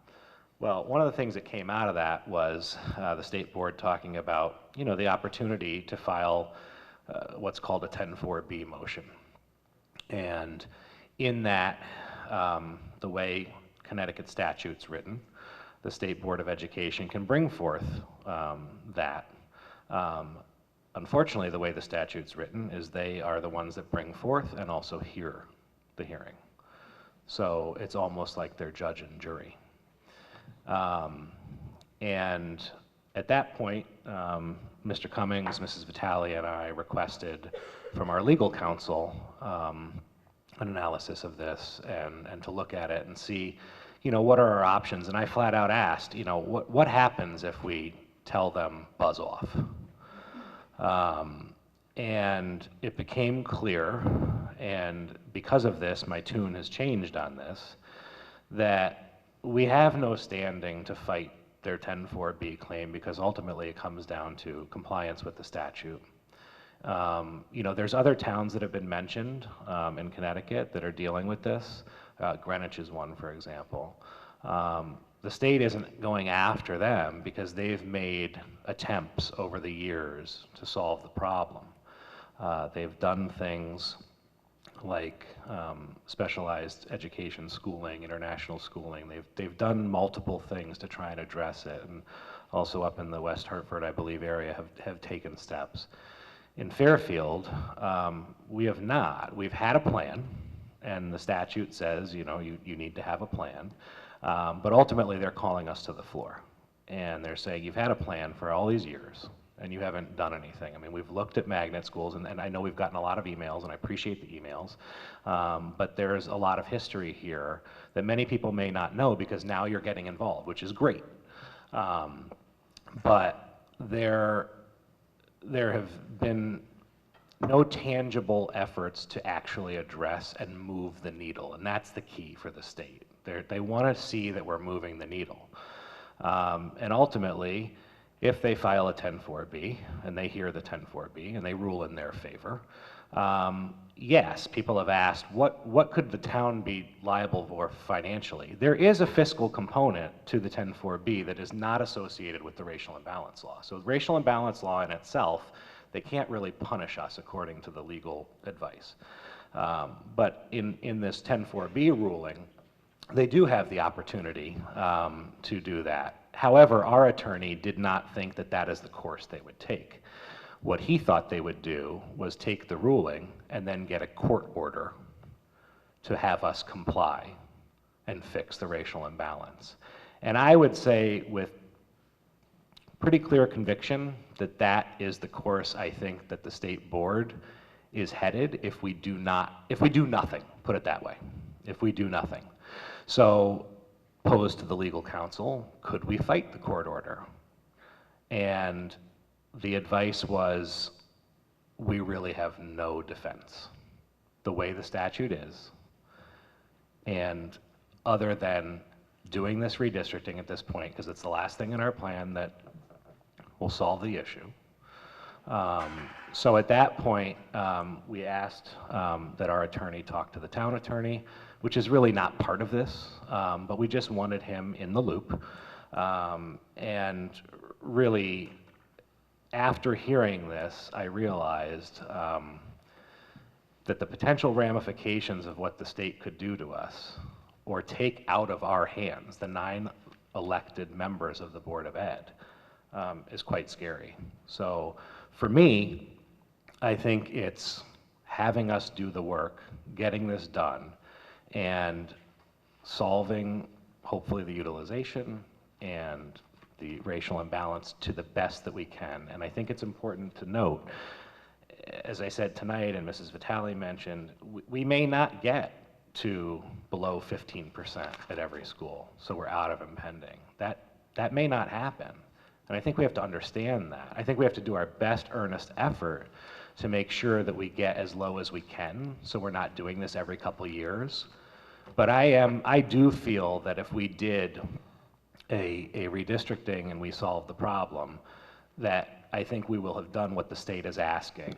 And I don't believe we'll be here in a few years, even if that needle starts to tick up and is in the impending. To Mr. Testani's point, though, I think it's also important to note, I don't want people to have false hope about changing this law either, because we've had a lot of discussions about this, and I think it's very important to advocate to the state. But just remember one thing. There's 3 towns in this state that are out of compliance with racial imbalance. And there are however many state reps, senators, and everything out there in Connecticut. And there's only 3 of us in the state. So think about this. Why are state reps that represent other towns going to get on board with fighting a racial imbalance law when it's just a few of us out here? So I hate that idea, but I also keep it in the back of my mind that the idea of changing this law is going to take a lot of state reps to go out on a limb and challenge this when none of their constituents are affected by the law. So I add that, and if Mrs. Vitale has anything else that you want to have, I hope that helped answer some of your questions. Yeah, as Mr. Asa said, we met with the Palestine Legislative Committee in November of 2021. Mr. Asa and Mr. Cummings and I went up, and we really very much, we're quite honest, saying that our priority was really just getting our community through the pandemic and racial, the plan. We were moving forward. We had increased the number of open choice students that we took from Bridgeport. Our plan had us at 100. At that point, I think we're at 65, so we were able to do that during the pandemic, but really we're not actively having these conversations, appreciating that there were other priorities, and our community was really just not in the emotional and proper space to have it. The state said, fine, come up with a more aggressive timeline. We went back in May of 2022, pled our case again. They said, really, we're not at all sympathetic. Thought that we could potentially have a redistricting plan in place by September of 2022. We said, not going to happen. They gave us, I think, 3 months to come up with a new plan. Then we got an extension. We submitted the plan September. We thought that we were going to go before the state board. There was some talk about going back to the committee in September. Then we thought we were going to go to the state board in October. We got pushed to November. At that point, Mr. Testani, second day on the job, came up. We presented the plan that was in place, and we're here today. Ms. Jacobson was also with us in May, at the May 2022 meeting, and shared the concerns that had been put forth by our community. And as Mr. Asa shared, they really felt that this town has had over 15 years to address this issue. They were very much concerned about some of the test scores, and not only the test scores at McKinley, but also some of the absentee rates.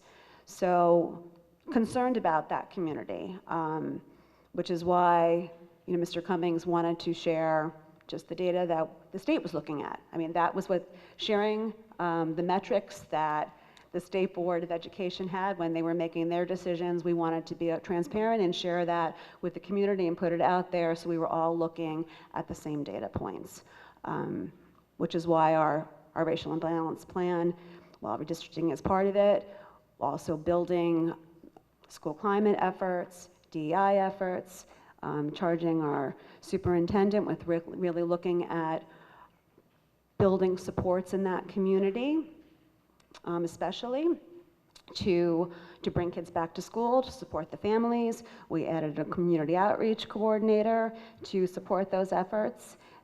Started the Early Literacy Academy in that school and expanded it. So that board is really looking at making sure that we're putting supports at McKinley and all of our schools. So while we're looking at this, I want the community to be cognizant of the fact that we appreciate what everyone has been through and are taking efforts to build in supports moving forward to kind of get our community through this. I know that it's easier said than done, and some of the public comments about you wanting to do it together, I couldn't agree more.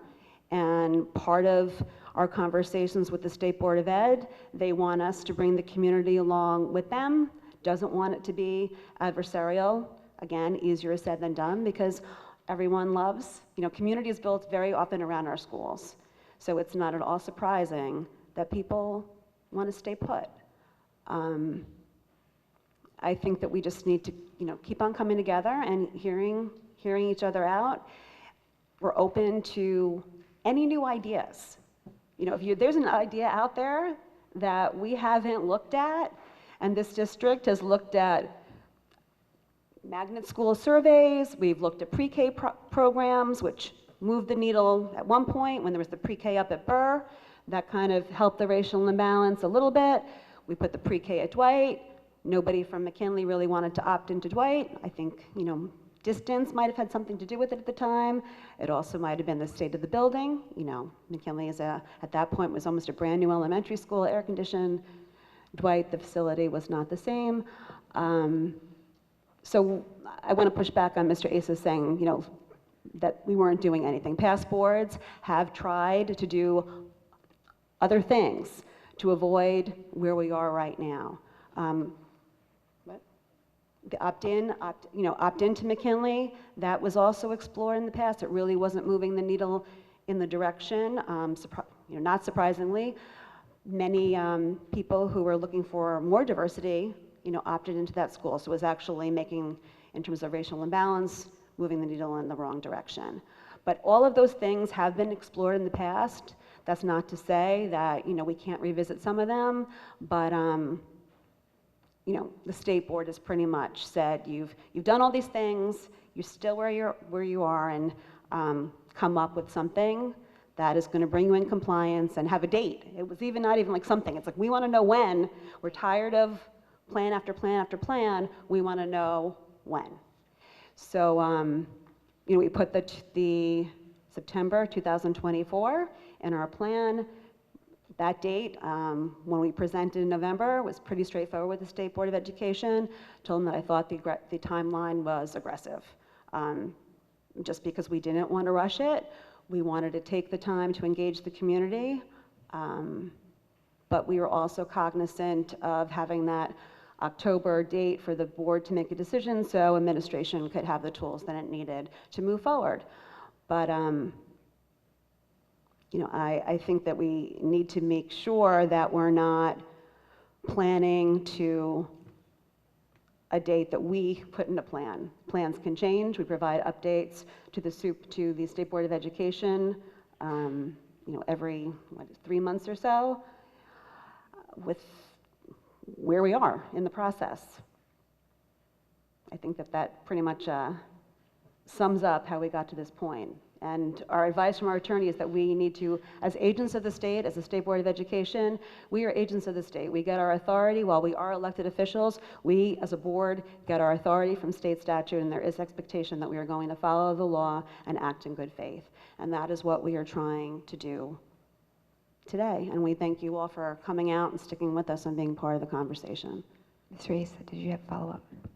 Yeah, no, I think to the point, and I apologize if that came out wrong, that nothing's been done. We have tried things, but what the state said was, what you've tried hasn't solved the problem, hasn't moved the needle.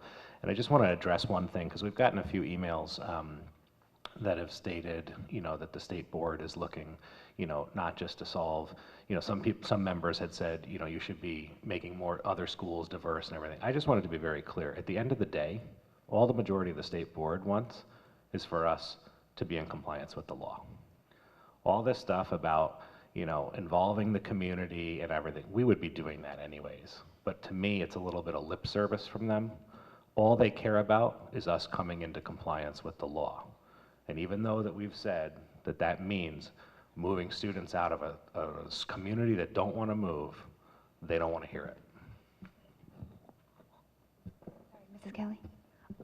Sorry, I just wanted to kind of jump into my thoughts on, if we're done, are we good? Yeah, let's move on to, okay. Yeah, go ahead. Yeah. Just my initial thoughts of all these scenarios, we've got a ton of emails with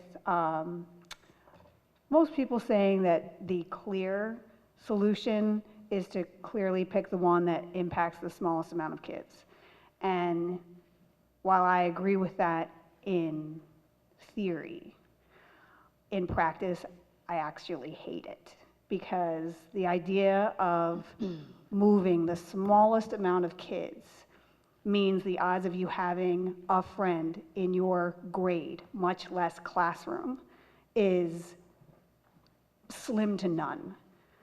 It sounds heartless to say the more kids we move, the more familiar faces you're going to have. So again, I think when people say the clear, quick solution is to move as few kids as possible, I hear you and I totally understand it, but I know if it were my own child, I would want them to go with as many of their friends as possible and not just cherry pick 1 or 2 kids. So those are my initial thoughts when people say this is the clear thing. And again, on paper, it sounds right. Like, let's just try to not disrupt as many people as possible. But if you really dig into the weeds, that doesn't sit well with me. So I'm just going to throw that out there for now. I have lots of other thoughts, but I don't want to. Yeah, at this point, I'd really like to give the superintendent direction on where all of us are with these 3 plans or some sort of iteration. So if you would like to kick us off, that'd be great. Is it just you don't like 3? And well, so yeah, so for me, I don't like 3. 1A, it's still marinating with me, because we have heard directly from the staff at the ECC how they are desperate to have a consolidated facility. I'm open to the concept. I'm looking at the numbers. I don't, that's why I wanted to see 1B too, because I didn't really know why we were so quick to dismiss it as opposed to 1A, and I'm still not convinced that 1A versus 1B is, again, I'm still marinating on that one. I don't know where, it's not an automatic no or an automatic yes for me. But 3 for me is right out. I don't think it's big enough. 1A, my issue with, as the way it stands, is that you have one school community taking 90% of the burden. I've made that number up, but I think we can all, and we have some districts with 0. And while I'm not in the business of moving kids just for the sake of moving kids, I also don't think it's a fair scenario. It's too much to ask of one community and too little to ask for another. And if I could just add really quickly to that, we did get a few emails kind of insinuating that certain people from certain districts had, may have had some motives or looking out specifically for their, I live in the Sherman district, okay? I didn't have any conversations with SLAM consultants other than what you've seen me have in public. Any conversations I've had were Q&A right here. We read all of your emails, every single one of them, 95% of them, very respectful. But when we start questioning the integrity of what we are all here doing, stuff that is hard work, and I did not take it well that there was questioning of our integrity and of what we were doing. We are all here looking out for all of the kids, and I just needed to say that. Thank you, Mrs. Kelly. Mr. Peterson? Yeah, I guess I'll try to be brief. I do want to commend Ms. Kelly for saying about the small groups being moved. Again, that seems like it's the easiest answer, but if you're one of 3 kids getting moved from Osborne Hill to Holland Hill, that is going to be a scar going forward. So I don't know where the happy balance is between that and moving big groups of kids, but I hope that that's something that we can talk about when we come into more operationalizing these plans and talking about grandfathering and various tweaking. Just to kind of start from the top, 1A, I'm reluctant to eliminate, but it comes with risk. I hear what Slam was saying about utilization percentages, but I'm also looking at the long term, and I don't want to get us into a situation where we're paring away rooms that are being used well for programs now. I don't want art on a cart. I certainly don't want to go back to portable. So I need to give a lot of thought to that, but at the same time, it's difficult for me to ignore the pleas the consistent pleas from years from the ECC staff. I am not an educator, but all of them are, and they have made their position loud and clear. What I think I would press the administration for is a recommendation on where they think the ECC, how it should be distributed, whether a one-site, whether a two-site, whether in all the schools. That would carry a good amount of weight with me in this discussion. I will also say with 1A, one thing that the public has brought out that I'm also very concerned about is the imbalance between the high schools. We're constantly talking about how Ludlow needs more space for various things. We're repurposing bathroom for a weight room.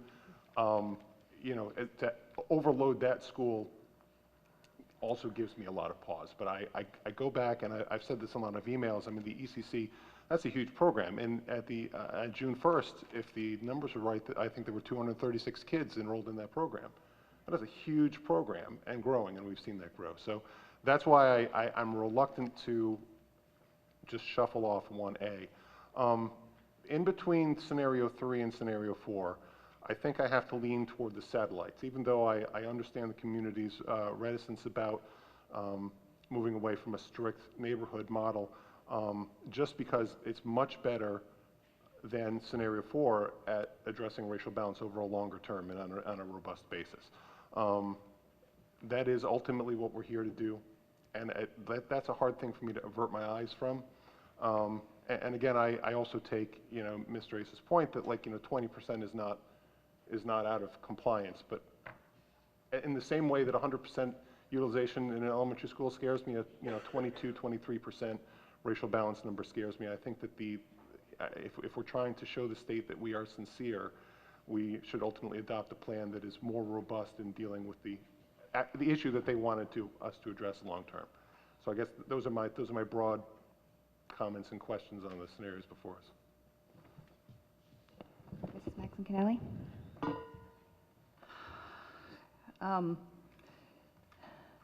So I guess the pattern we're taking is to go through all three. So scenario 1A, I mean, the flaws in it are obvious. You know, we have had a prior history in the 80s of making the mistake of closing a school and regretting it later. That said, yes, things have changed since then. We have made our schools larger. We have more of a cushion, and if we can trust the data, which again we've hired a respected company to do this work for us, hitting 100% is a good thing. That is our goal, is to hit that 100%, knowing that there is give. On the other hand, how can I not be moved by the notion of what would happen to that community? I likewise live in a community that is very tight-knit, that has lots of walkers, that has that strong sense, and that's not something to be, you know, taken with lightly. On the other hand, I echo Mrs. Kelly and Mr. Peterson's point, was that we have been hearing for years the earnest pleas of our ECC staff. And then one comment from the public that I did object to was the notion that why are we favoring ECC children over minority children? And let's be very clear, the ECC has many minority children who are being served by it. So that's a false choice that we're making there. And the other point that the public might not be as aware of, because we've also looked into the notion of moving the ECC, can we find another site altogether to keep them all together and yet not impact our elementary schools? And what has been very strongly signaled to this board is that we expect you to make do with the space that you have, that finding yet another new off-site for the ECC to keep them as a single building, they would look at those 1A numbers and say the numbers prove that you can repurpose a school and not cost the town millions of dollars by making a property purchase. That's the signal we have been told. But obviously I'm not sold on it yet.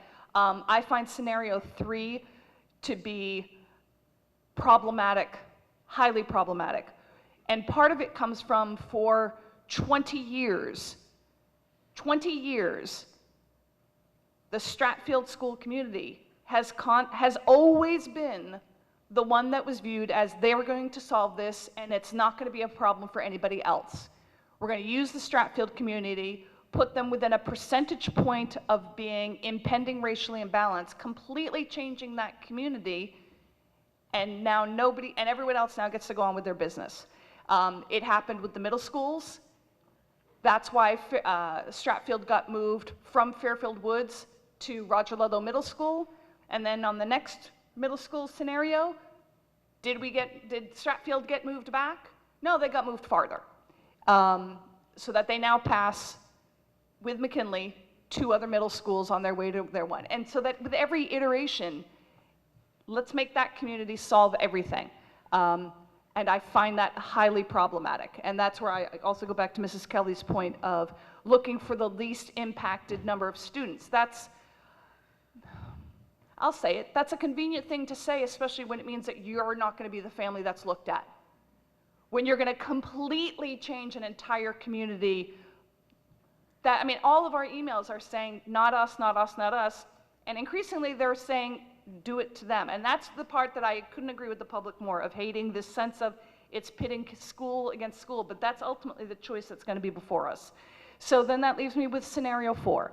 And I don't know, at first I was clear from, just the colors guide you. This is the, the scenario that probably came close to being, do we even put this one forward? And I do agree as well that this idea of moving just 3 or 4 kids, that's, that could be a household. Just one household getting moved. That's problematic. But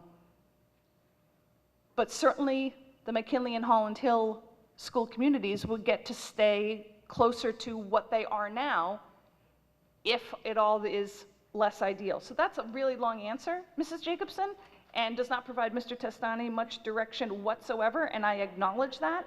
But it kind of comes back to my point of I have a problem with these 3 plans. And sorry. Are these follow-ups? No, I was hoping to make a motion. Sorry, thank you. Yes, go ahead. I was hoping to make a motion to extend the meeting to 12 o'clock. Mr. Peterson, thank you. Can I get a second? Mrs. Fratelli, thank you. All in favor? It's an hour? Can we only extend one, Jessica? How much longer do you want to go, 12:30? 1? Can she amend it? Can you withdraw your motion? I withdraw my motion. I'm like so impressed, you guys. Okay, go ahead. Yep. You want to make a new one? I'd like to make a motion to extend the meeting to 1 a.m. Second, Mr. Peterson. All in favor? Motion passes unanimously. Thank you, everybody. Sorry. Thank you, Mrs. Guernsey, for keeping track of that. Okay. Mr. Asa, you're up. Okay. So I think for me, going through them, 1A has a lot of issues for me, especially around the balancing at the secondary level. But I also think that we need to explore it, especially so we do our due diligence, because Jennings and Dwight are both on our long-term waterfall for major renovations, and Dwight potentially a rebuild. So I think it's important that as we move down the road and future boards go before town bodies, that the analysis was done. So I think that we do need to do it, even if just for that point. But I to the point of Mrs. Maxon Calelli made, there's no space for a single site ECC, and I'm not at a point now where I could make a decision, but I can't make a decision, quite honestly, on any of these without the impact and fiscal analysis. So I would personally request that the administration do the impact and fiscal analysis, transportation, on all 3 of these. And we get that information, because I think we're going to need that informed information to then come up with more questions and also decide which path we want to take. But I go back to scenario 4 of spreading it out, you know, top to bottom. I think that deserves a greater look, knowing that it doesn't get us to, you know, low impending numbers, but there's also some benefits to it that I see. So again, 1A, I think we need to have this information regardless for other town bodies, and without it on any of these, I can't make an informed decision. Did you speak to 3 or no? I'm sorry? Did you speak to 3? I'm sorry. 3 I don't love, but again, You just want to see all 3 of them for move many of the forward. points, I'm not going to rehash and say the same things over and over in the essence. Got you it, know, okay. for time, but. Mrs. Guernsey?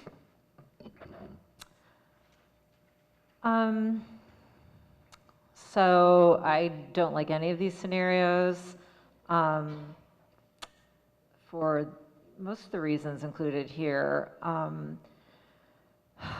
I'm sort of really stuck back on our charge. I've mentioned this multiple times. I feel like this process has been really rushed, and I'm questioning the ambitious nature of our charge. I feel like it's forced some maps and these scenarios reflect things that I'm no longer interested in.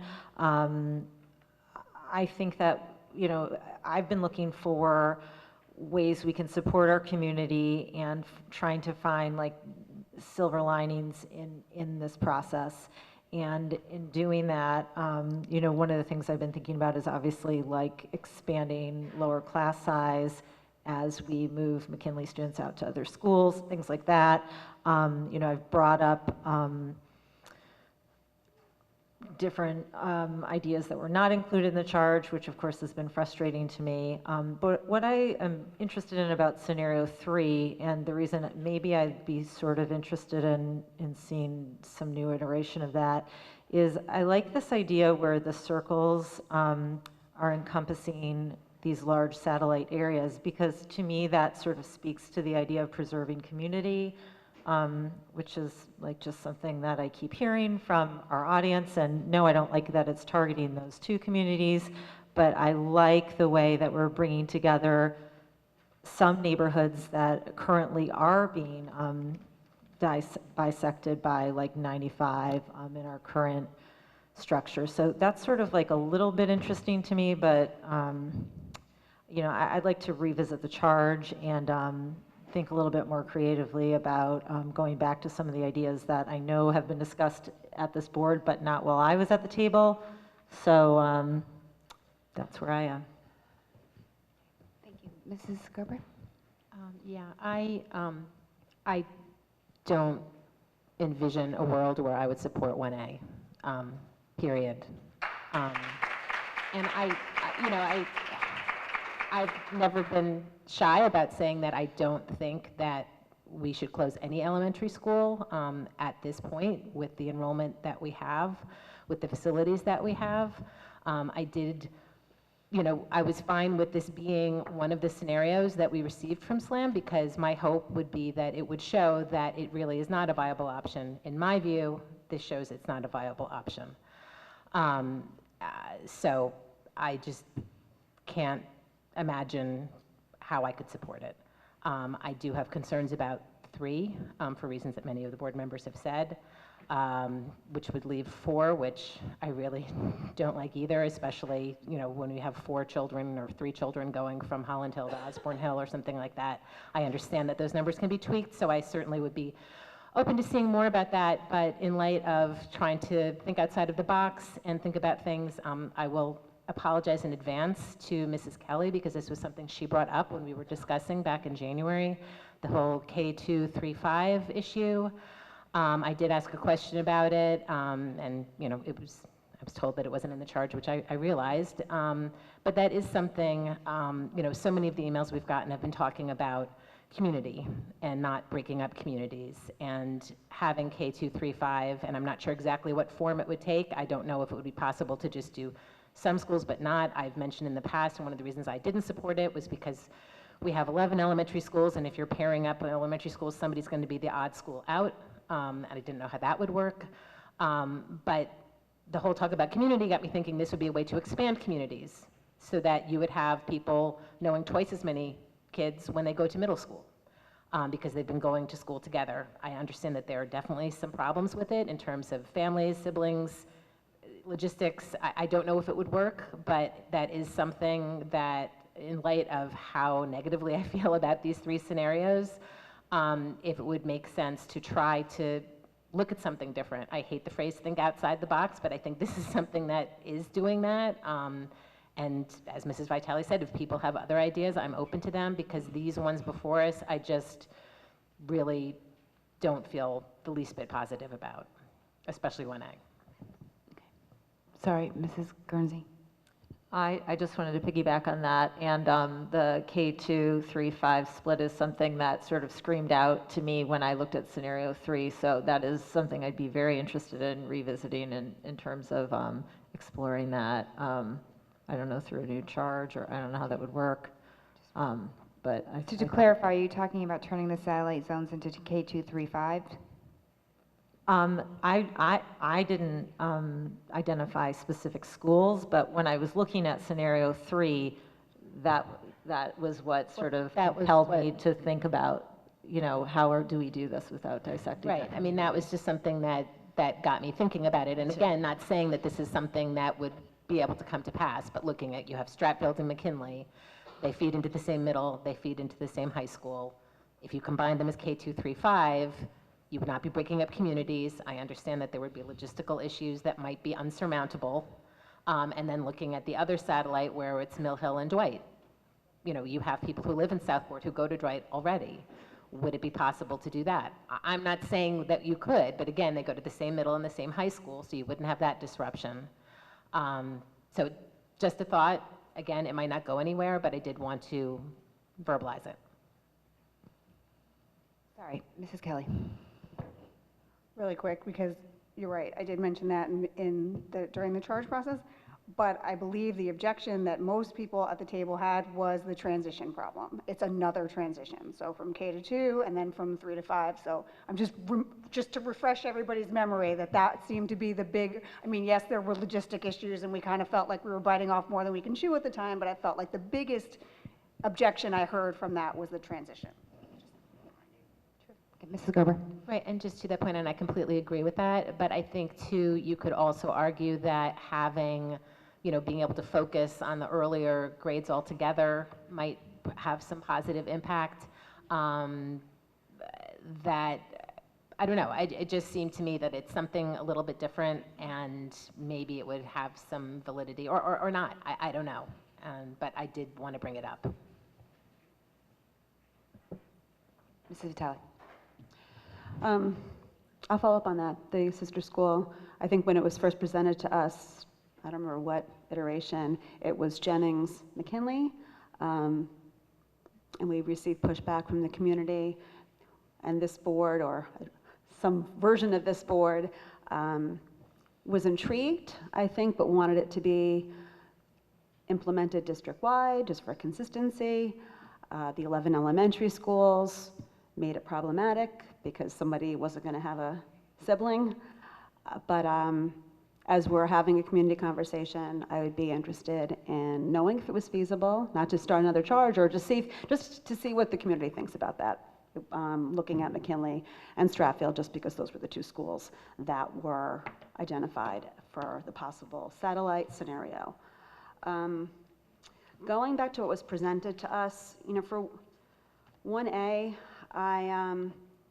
I was hesitant to put it in the charge, but supported it just so we could see if it was feasible. I'm concerned about just, I'm not going to repeat, just what it's going to do for utilization. And also, we talk about this potentially, say it passes, being an ECC next year. This school, in my opinion, is not ready next September to house over 200 preschoolers. we did work in terms of what the criteria was for a location for the ECC. Air conditioning, a playground, bathrooms in all of the classrooms, one level. And Jennings, the board toured multiple elementary schools, and Jennings was ruled out. So I was somewhat surprised that it would be even feasible to make that happen for the next school year. So I don't view it as a short-term solution to what may be a long-term goal of having a centralized ECC, and support, having our ECC in one location. Just for those following along, and maybe just new to the conversation, this board did look at alternate sites. We looked at Oldfield, some of the Catholic schools that weren't being used, and really couldn't find another location. We looked at repurposing, had this conversation a couple years ago, and it really didn't gather much steam then. Identified a number of elementary schools that we thought could be a site: Holland Hill, North Stratfield. North Stratfield, I'm thinking that no longer really viable based on the population growth in that area. But we're looking at school renovation projects at Jennings and Dwight. I think that we should, when we get to that point, look at potentially adding ECC space at one of those schools as part of the conversation. And I would be interested to hearing from administration just about your view in terms of what the best model is and what the criteria was for, what the physical space needs to look like. Based on past conversations, it wasn't Jennings as it stands right now, or Dwight for that matter, as it stands right now. So if 1A was to pass, we would need to be making multi-million-dollar renovation to that school as well. So it does come with a price tag, and I'd want to know what that was. If the majority of this board wants to look at 1A, I think that we need to get the cost of renovating that building to be an ECC. I don't like the satellite model, really. One thing that did intrigue me was just the southern satellite. I guess that was McKinley going to Stratfield. I kind of question why it potentially part of that couldn't go to Sherman. It seemed like it was close to Sherman. I don't know if it was changing the feeder pattern or just capacity there, but I guess that kind of leads me back to a more traditional redistricting model. I think it needs to be tweaked. I have no interest in just moving less than 10 kids for all of the reasons Ms. Kelly started this conversation with. That's all I got. Thanks. So I'll start with 1A. I am in favor of exploring 1A really because I have been always a strong advocate for the Early Childhood Center, and we have heard the pleas from the staff for years about them wanting and needing a one site to provide the most effective early intervention for our students. And I think in some of the emails that we've gotten, there's sort of to me anyway, a very sort of non-understanding about what our Early Childhood Center does.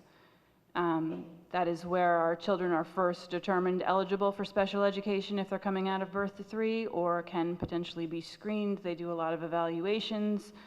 And I don't want to dismiss the importance of that program and the importance of what providing effective early intervention can do, not only to the outcomes of these children through their careers through Fairfield Public Schools, but also for long-term financial savings for the district.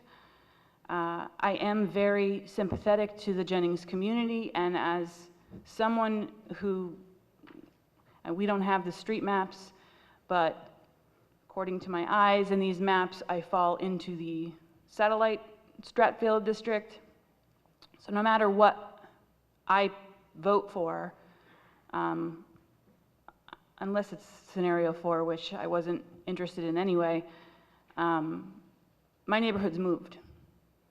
And I could walk.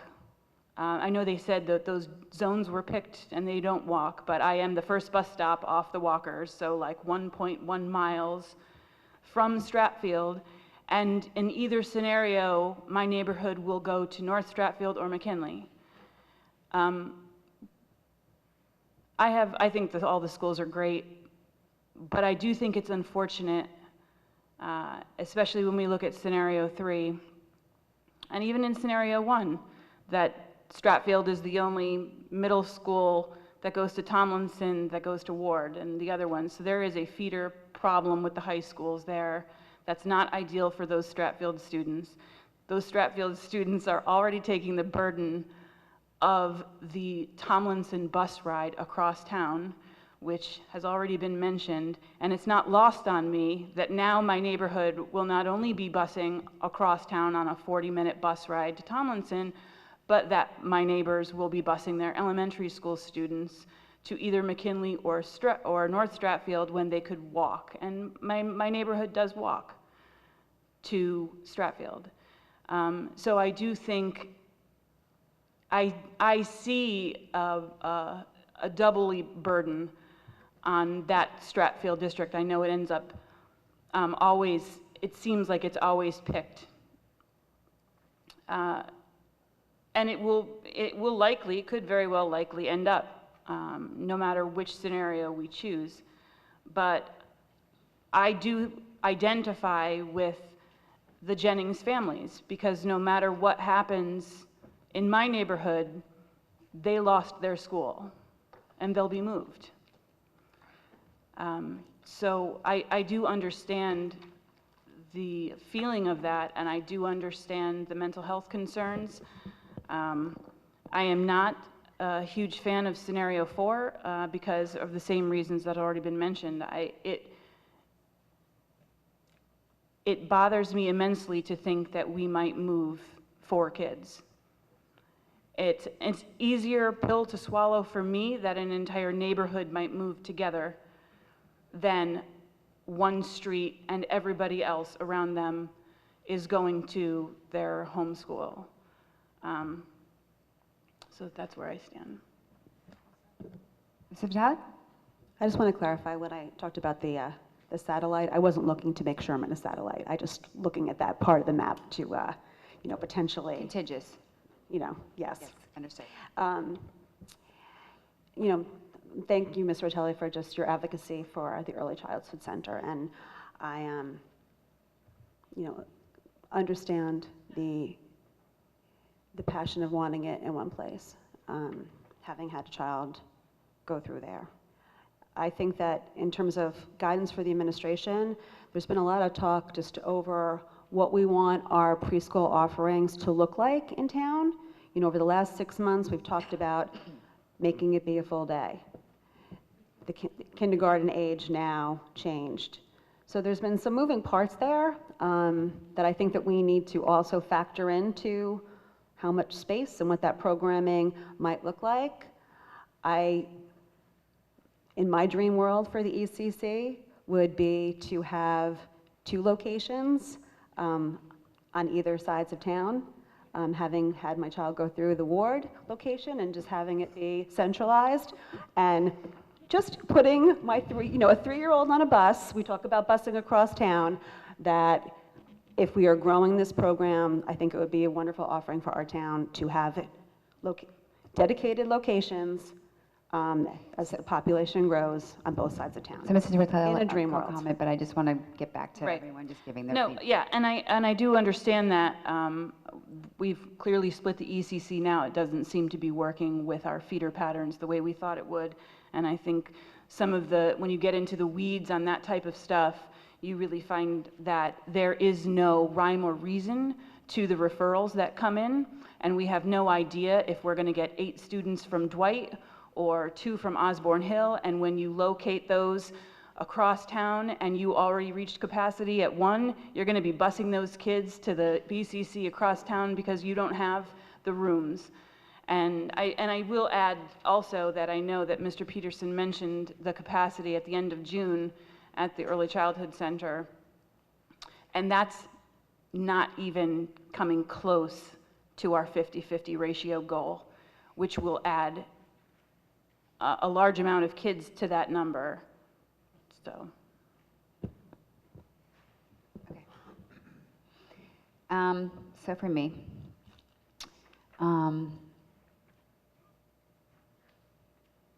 I don't ever see a place where Jen Jacobson, would vote to close one of our elementary schools. With that said, I incredibly value our ECC programming, and I thank Mrs. Vitale for bringing up, there's been some new information since we passed our charge, right? We are changing our kindergarten date, which is new information, and to me, and maybe it's because I've lived other locations, but universal pre-K is something that I am very interested in, just in general, regardless of this charge or scenario. I think that that train is more likely to be coming. I'd rather see Fairfield get ahead of that train, if we foresee that coming, and actually talk about, neighborhood pre-Ks and with their siblings and in our community. So, and if that actually would be more attractive to families than one site, in order to improve those ratios. So 1A, while as a scenario as crafted now, is not something that I'm interested, I am and very much interested in continuing to discuss how we're going to best roll out and serve our early childhood population.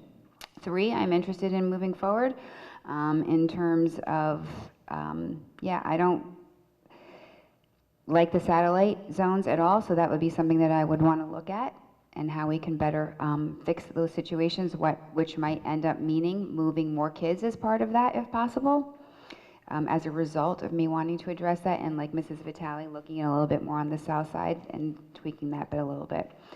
And 4, I'm happy to move along to get the information and see what that looks like from a cost perspective as well, just because I think it's important to have comparables. So I agree though with Mrs. Calelli and some Guernsey, it's like it doesn't feel like there's like a, everyone's like totally psyched about something. That's probably too idealistic to think, but this is where we are. We have a long way to go, and you have a big job, and I'm hopeful to hear from you over the summertime.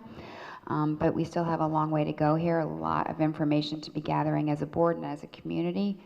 We're going to be having a conversation in July that anyone can join from wherever you may be, and at that point, you can talk, we can talk back and forth with each other, so I'm very much looking forward to that process. But at that point, I would like to hear what you're having to, do you have direction at this point, do you feel, or does it sound like you're going to be working on all 3 actually this summer, and just what your thoughts are at this point after what you've heard from the board? It sounds like we'll be looking at all 3. Just a quick question. If we run the transportation first and see 1 or 2 possibly that are significantly more costly than the other, would you want that information to maybe change direction at all before we continue to go down the road? So say scenario 4 is going to, or 4 is going to cost $6 million in transportation, just throwing a number out there. And scenario 1A is going to cost $150,000 for some reason. Do you want that information right away? Oh, sorry, Mrs. Guernsey. I was just going to add, with transportation, correct me if I'm wrong, but it's not just about cost, isn't it also about availability of, that's the other, right. Drivers and capacity versus and cost, right?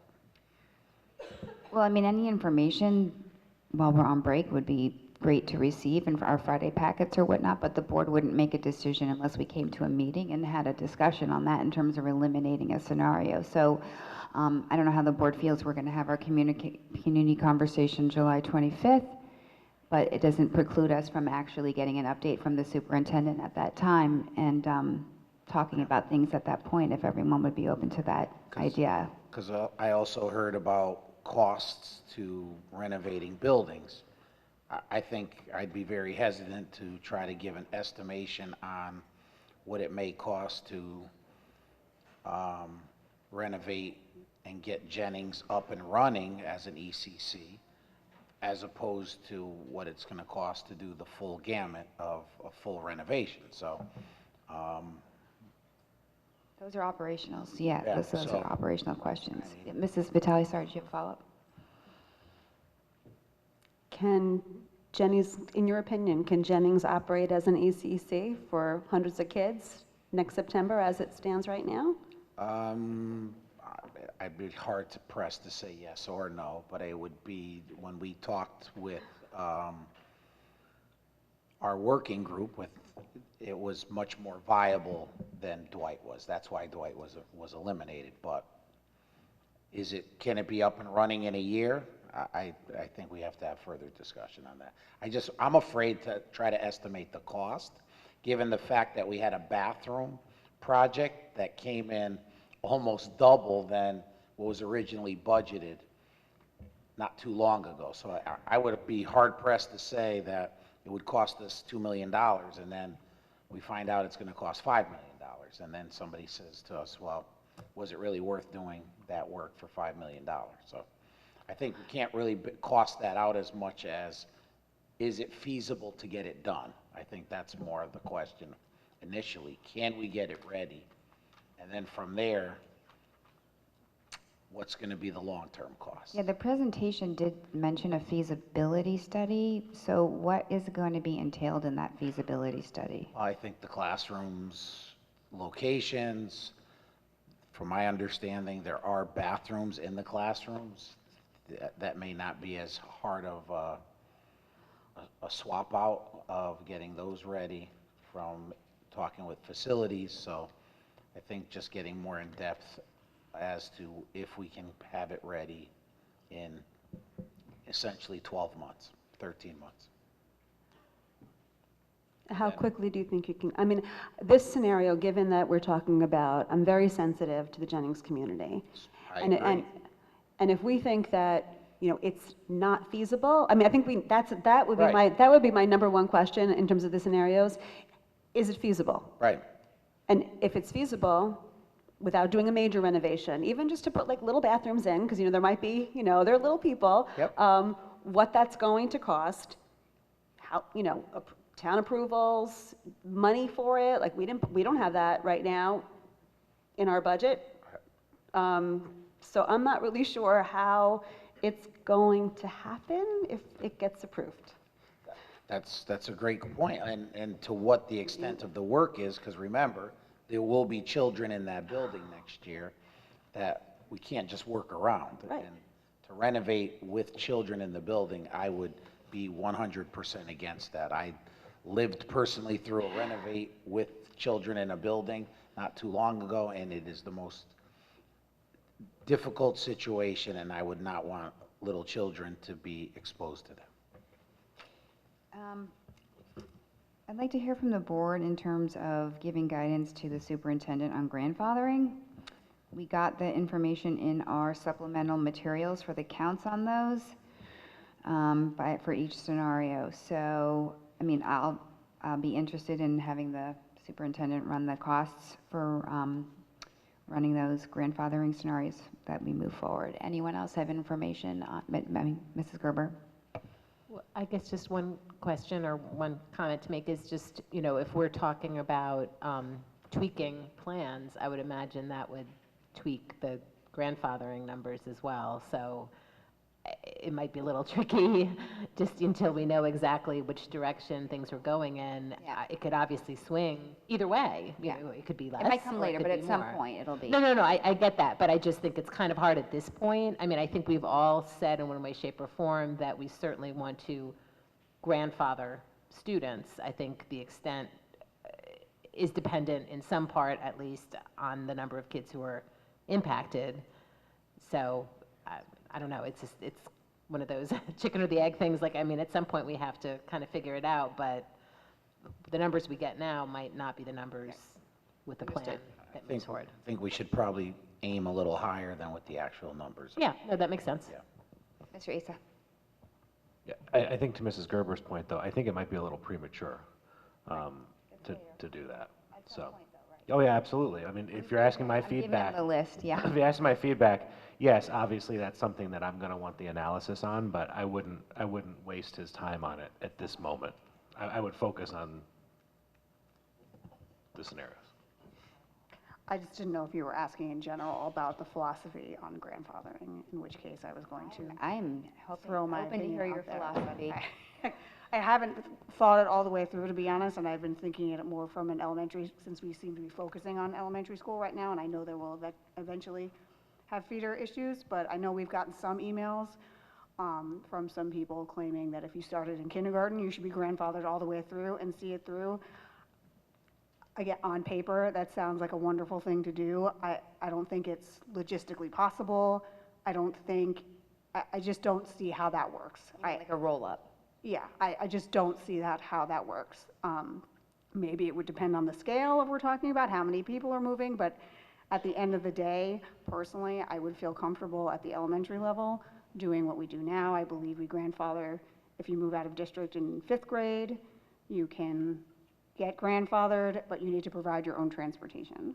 So that is all I'm really comfortable with right now. Again, I guess we would have to see the numbers and see how many people we're talking about, but I have no appetite of grandfathering K through, or 1 through 4, or 1 through 5.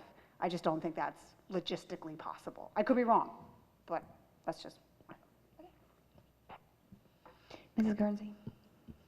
So, hate to beat this to death, but I couldn't really tell if there was appetite or interest to explore in some form the K2, 3, 5 model, or how that would happen.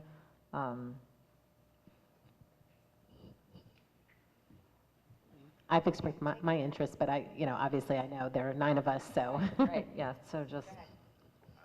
I think the only potential issue we'll have are many of the same parents that will be here that say, I have a 3rd grader and a kindergartner I have to drop off at 2 different schools. We would also have some staffing issues with things like the MST right off the bat comes into play. We'd have to then possibly double the number of folks to service both schools if we did it in terms of 10 schools, and then 1 would be a standalone, whichever one that would be. Oh, I'm sorry, I wasn't necessarily suggesting that all of our schools would work that way. I was interested in starting with a smaller model, but I don't know. I mean, I think you could look at it either way. I mean, it could just be Stratfield, McKinley, Mill Hill, Dwight, or you could also add Riverfield, Sherman, and Osborne Hill, Holland Hill, and whoever's left. Oh, North Stratfield and Jennings. So that would be all of the schools feeding into the same Mitter and high school. But then, of course, Burr is standing there by themselves up in Greenfield Hill. So, again, I'm so unenthusiastic about these 3 plans. I am just trying really hard to see if there are any other options that might make sense. The satellite plan jumped out at me, just simply having those schools.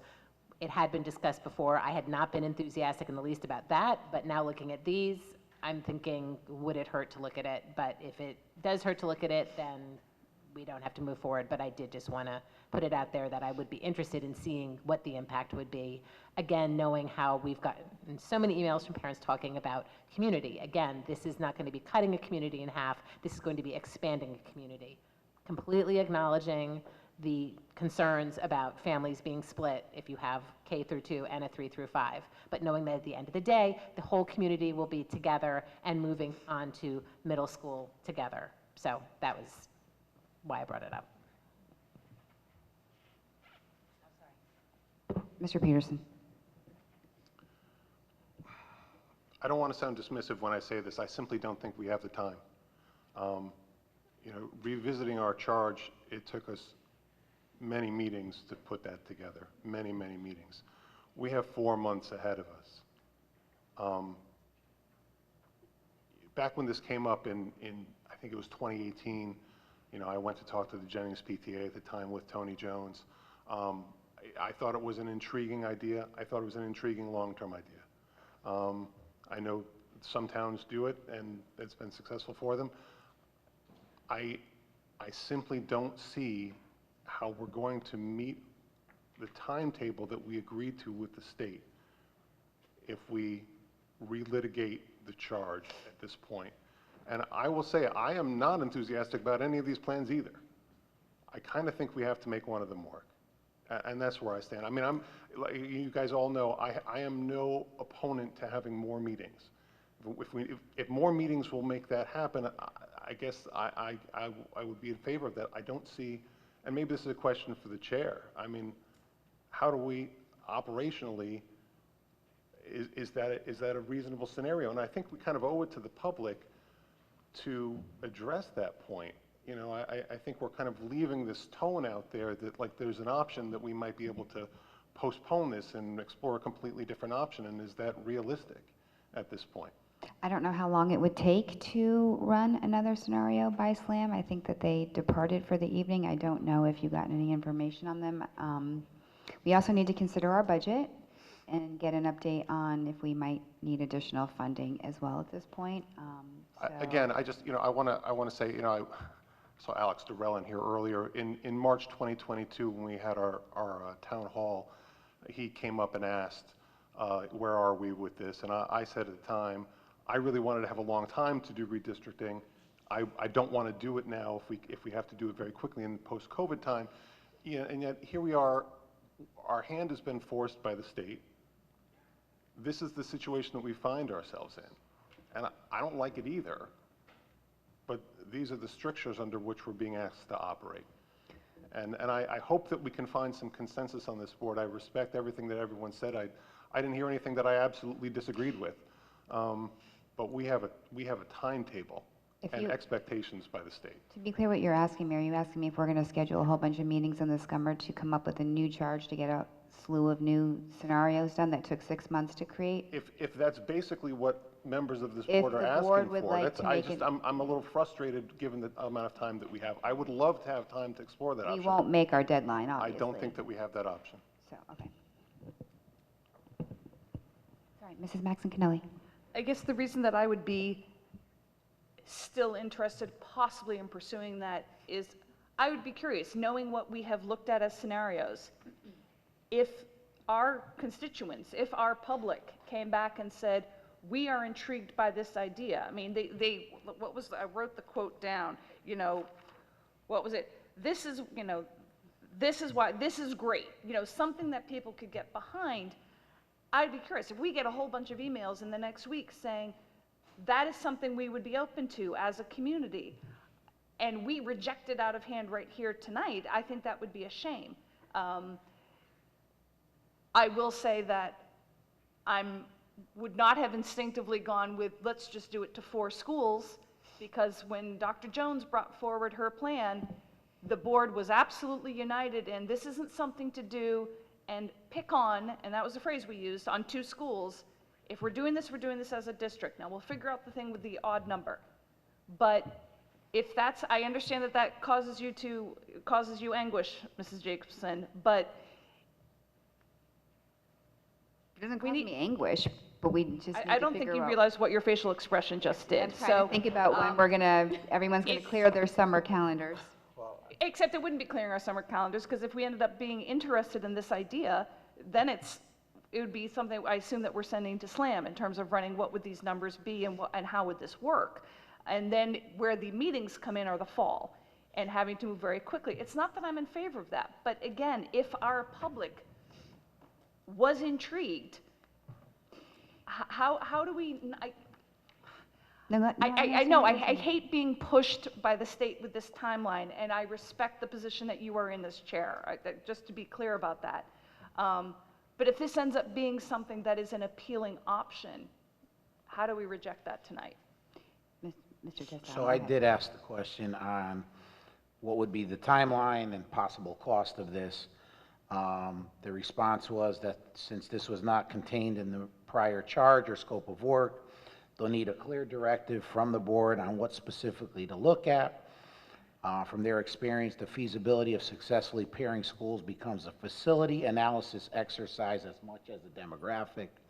If we can understand the desired pairings and outcomes, that'll help tailor the scope of work, cost, and timeline. Major items to consider: ground floor accessibility of classrooms for K-2 schools. Are they going to be under the current elementary attendance zones? 10 or 11 elementary school alignment. Where would pre-K programs go? Alignment of district elementary educational approach. So, sounds like there is some work that it would entail, and you'd have to really narrow the scope to help guide them. Fair enough. Yep. Mrs. Vitale. Just, I wonder why I pressed the button. For Mr. Testani, you know, the redistricting was just one part of our plan in terms of the summer. If there's any other, you know, the magnet programming, it's in our plan. It was something that we were going to be exploring concurrently with this redistricting work, so I would just put it out there to you and your staff if there's any, you know, type of programming that you think the district could benefit from that maybe we haven't explored. I know that, you know, we do have a plan, and I'm very cognizant of trying to be faithful to the plan that we have approved, but you know, part of that is exploring a magnet program, and we can always provide updates. So just putting it out there for something just to think about. Sure, I mean, we could explore a magnet program, a theme school could possibly be something that we could explore as well. You know, there are plenty of options and models that are across the state that we can talk to other districts and get a little bit of input, especially on the themed magnet schools that exist in many of our other districts around the state. And on the magnet program too, I think that, you know, when we discussed this, we realized that it wouldn't necessarily be something that we would be utilizing because it would resolve racial imbalance, but because we saw it as a valid and worthy goal exercise in terms of an academic opportunity for our kids. So in terms of this charge and this timeline, hear that going forward, but again, I don't think we would be able to do a magnet program for next fall.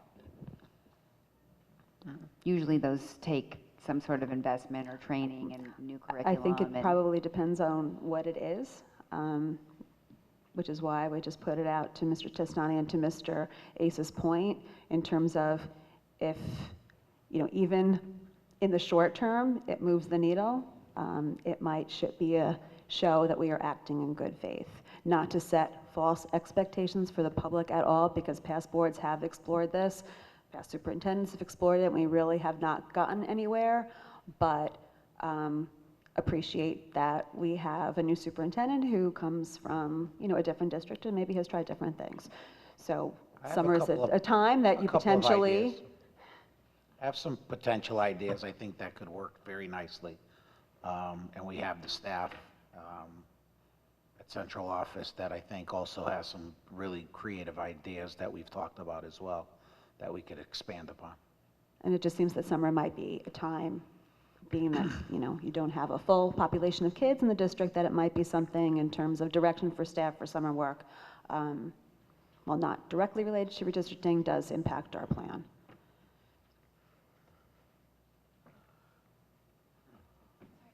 Kelly? I originally had one thing, but now I have to start with this. I'm very confused about the conversation we just had. I'm sorry, and I don't know if it's just late, but are we talking about this in lieu of all of this, or this is? No, I just, Okay. you know, in terms of direction, just the superintendent, and thinking about the many facets of our racial balance plan that we're supposed to be working on in terms of school climate, magnet, okay, that's, magnet programming, and some conversations with the state of being like wanting community buy-in. Nope, totally got it. I and just didn't know other if we were throwing out a conversations Hail that- Mary pass right No, here, no, and no, I was having no part of that. Just trying to check all the boxes of our plan. I know that Senator Wong also met with members of the state board earlier in the year and talked about a magnet program, so wanted to follow up on that conversation as well. Okay, and then if I could just comment on the whole, possibility of reopening a charge and, visiting, in theory, it all sounds great. I worry about opening up the charge again, then why just one scenario? Why not talk about rebalancing the high schools? Why not, start all, I just feel like I know nobody wants to make a decision that they're not comfortable with, but I genuinely believe that SLAM could come back with 500 scenarios, and we will hate all 500 of them. I genuinely believe that. So while I don't want to be dismissive of any of these ideas, I actually really enjoy the idea of the K2, 3, 5 at a district level, though, not at but that's conversation. I feel like that ship has sailed. I'm sorry to say it, that's just my opinion. And we are being forced right now to choose from the lesser of 3 evils, I guess, that have been presented to us. And it's our job to make the best of. That being said, if all 8 of you decided we need to go back and we need to change our charge and we need to look at, I wouldn't, I guess I'd have to go along with it. I'd be in the minority, but I just think we're past this now, but that's just me. Anyone else? Mrs. Ritelli. I just want to say I agree with you, Ms. Kelly. Mr. Asa. I'm very reluctant to go back and open up our charge. I think we spent several months, many public meetings, much debate, actually a lot of debate between all of us on this. And I think we gave SLAM the charge that we ultimately voted on. Not all of us were happy with everything, but I just think that if we're gonna do this, it's like going back to the drawing board when, what was the point of everything we did? Yeah. I think that our charge, ultimately looking back on it, is, and to the public's point, we were trying to accomplish a lot of different things at the same time. So there seems to be too many ingredients in this pot in terms of trying to resolve a lot of things all at the same time. And looking back, if we were going to go back to opening a charge, which I don't think we have actually the time to do, even if we wanted to do, making this a much smaller charge in the first place. But did I see a hand over here? Mrs. Gerber. I guess my question is, do we have to reopen the charge? Or could we simply ask, could they look into a different scenario? I don't know, like procedurally, if that's a thing that we need to do. I mean, I agree, it's summertime, we have a lot going on. I don't want to add to everyone's already very full plates. And that was not my intention. But I just feel like none of us like any of these plans. And if there's a chance that there might be something different that might be slightly more appealing, I'm not saying we're all going to be saying this is the greatest thing in the world and that everyone's going to be thrilled, but would it be worth it to look into it just to see as a different option, as something that is not any of these other 3 types of scenarios? So that was. Mr. Peterson. Just briefly, I printed the charge and brought it here, and we are very specific in this charge about what we're asking them to do in terms of scenario planning. Consider the feasibility of closing or repurposing one of the lower schools, consider the impact of ECC programming, balance elementary utilization, bring the disparity in racial composition within the average. So we laid out kind of very specific parameters for that. I don't know that kind of adding an additional parameter to that is an incidental thing that we would not need more board debate in public about and a possible vote. just the way that it's structured. Mrs. Maxon-Kennelly.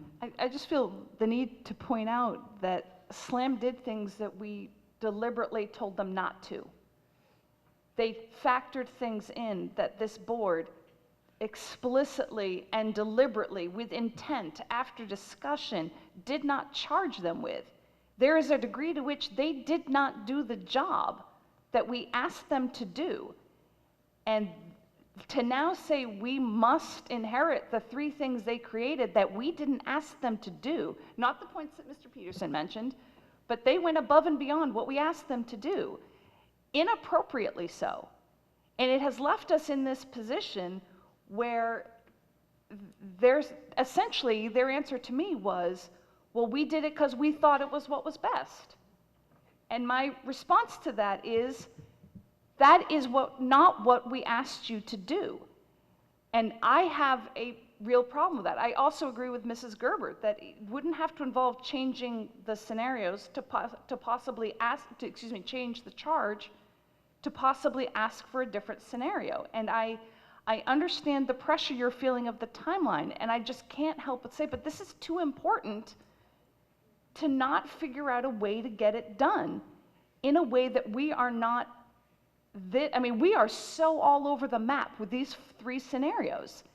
But I still am coming back to the fact that they factored things in that we told them not to do. They heard our discussion and they did it anyway. And I find that highly objectionable. I don't understand how it happened, but it's a problem. Mr. Asa.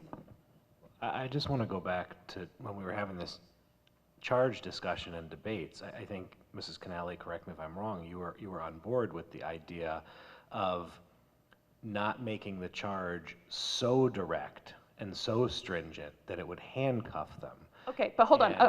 That's exactly my point. We explicitly took out the minimal disruption line. We explicitly took out the reference to walkers. What's in the rubric? Minimal disruption, We didn't take that out because we wound up not changing the guiding principles and everything. We did change the guide. You brought them forward from the facilities committee, and those issues were stripped out. All right, so I don't even know if we can actually run a new scenario unless we get some budgetary information. We can certainly have, if there's a majority of the board that would like to look at K235 for, they don't have a charge, they don't know what to look at, so we would have to come back and decide that, unless we're deciding that right now. But we also need to consider the time. I have no idea how long that would take, so we could have you ask them how long that might take, Mrs. Kelly? If there are literally 6 people or 5 people who want to look at K235. Right, sorry, I was gonna go to just in general, just speaking about the summer and all the stuff, we kind of all gave our, on what the 3 that were presented, and I know it sounds like Mr. Testani is going to run numbers on all 3. Right. I am not a huge fan of doing work for the sake of doing work. I feel like if we know right off the bat that those numbers will come back, and we could say scenario 1A costs $5, we could say scenario 1A costs $5 million. If you know you are a hard no on 1A, well, I don't want to waste our time. I know I said I'm still marinating on it, but if you're a hard no, you're a hard no. And I don't know what the rule is, if it has to be a supermajority, a majority to get rid of a scenario, if it's just It doesn't have to be a supermajority. I don't know what it is, but again, I'm not in the business of making you do work for the sake of doing work. That is not helpful to anyone. I do hear Mr. Ace's point, though, and I agree. I don't want Mr. Testani or the central office to be working on 33% more work than they would necessarily need to be doing. But I also think that, we also answer to other town bodies, and we do answer to other parts of our community as well. So there is some value in getting an understanding of what the operationalization pros and cons may be in terms of our buildings and our facilities for these. So I do see value in that. I'm not saying I would want him to do 33% more if we know right now that like 5 people are never going to vote for it anyway. But there is some value in getting information and doing our due diligence on these, even though it would be really nice to alleviate some angst if it was possible. So we're still gonna do it though, right? Because do we not have six people who are a hard no, like either way? Or is that inappropriate to ask at this point? I'm not sure. Pardon? Yeah, I mean, we can do a sense of the body. I mean, you're talking about 1A? Or any of them. Like, I feel like I'm a hard no, I know I'm a hard no on just the pocket redistricting scenario. Like, that's a hard. The 4, you mean? Three. Oh, sorry. But like, it sounded like people satellite. were open to 3, or satellite, sorry, I'm calling it the wrong thing. But, We I can don't take know, a sense of body on all of them if you want to Yeah. continue to get information on them, to miss on them, but, I mean, that's fine. I mean, that might be helpful, actually. So I'm going to ask for a sense of the body on moving 1A forward to get operational information, fiscal costs, all that. If you are interested in that, raise your hand. Yes, if you are interested. For 1A. To do the operational. Okay, so then we're doing all 3 then. I tried, I'm sorry. Sorry, Mike. Okay. All right, anything on this item? Otherwise, I'm going to move on with our agenda. Sorry, Mrs. Guernsey. I'm just going to throw out a little controversial last word, and just like something that I'm thinking about, not for now, but when we meet in September, in the fall and we discuss this, I mean, what are the possibilities of asking the state for an extension?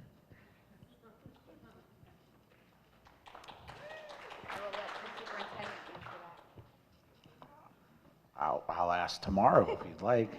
Actually, it's almost today.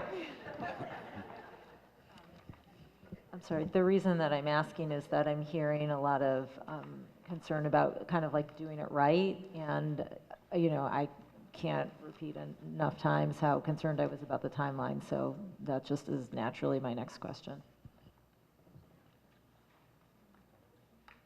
Mr. Testani will look into it and ask us back. I don't know if we would need to do an amendment officially or whatnot to our racial imbalance plan to get that approved, or it could be a simpler process, but we can look into it. And I don't want to ignore the K235 discussion. There's actually 5 or 6 people who want to look into running another scenario should we have the time or the budget, so I don't want to take that off the table if. Yeah, absolutely. Anyone want to look at K235? At the very least, I'd want to know how long it would take for him to do it and what it would cost just to run that scenario. I mean, as he said, he's been looking at these numbers for 10 years. He's run some version of it. Well, while we're doing the operational, they can be working on that. So. Yeah, I would just, and if it's quick and relatively inexpensive. Sorry. Mrs. Kelly. I appreciate it, and if there's an appetite for it, I guess have at it. But I mean, I feel like this then opens up a bigger issue. Like, we say it, and maybe for 2 or 3 schools. To be honest, when I envision a K235, it's the entire district for me. It's not just those few schools. So if we are in the spirit of saying if you know something's a non-starter for you, it will be a non-starter for me to talk about doing it for and that doesn't mean we don't do the analysis. I'm just saying, I personally, that's a non-starter for me. To me, that's a district-wide decision. I think Mr. Testani, just get me wrong, that he would need a scope of work on this now in order to get an estimate. So what are we exactly asking them to look at? This is, I assume, related to our charge to resolve racial imbalance and better utilize our elementary schools. This isn't just a new idea, right? It's right. To address racial imbalance. That's well, to the point of just we're taking on too much. Some comments from the public of, are we trying to solve too many problems at once? I think that being that this plan has been put forth in some version in the past and had some interest by board members to solve the racial imbalance, looking at specific, looking at McKinley and Stratfield, being that they already identified those 2 schools potentially. So just switching the satellite zones to a K235. Is that the specifics? Because I mean, he needs to know what we're asking for. Mr. Guernsey's raising her hand. No, I was just going to say, I don't know that I would pick definitively those two schools because of, I don't really know enough about the stairs issue, but that's why I would be concerned about. So what schools?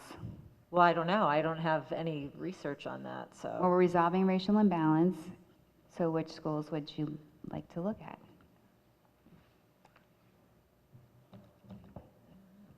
My thought had been, again, based on what I saw in the satellites, was Stratfield, McKinley, Dwight, Mill Hill. You know, but, I mean, if board members wouldn't support that, and again, I'm not thrilled with that because, again, we are focusing on those, but if it's a choice between you're going to have your neighborhood cut in half, or you're going to have a, you know, kind of moat around your neighborhood and go to a different school, or you're going to stay with your community but have it be broken up K2, 3, 3, 5. I don't know if one would be preferable than the other. So it's like, to me, it's like a better of a lot of bad choices. If we don't know that we want to do K2 through 5, but we know we want to work on that satellite situation, which is kind of what I said, putting the money towards further refinement of that scenario 3, where those aren't satellite zones anymore, but possibly just opening that up to a more contingent idea, which might mean more people move. So it's not a new scenario, but it's just a new version of that.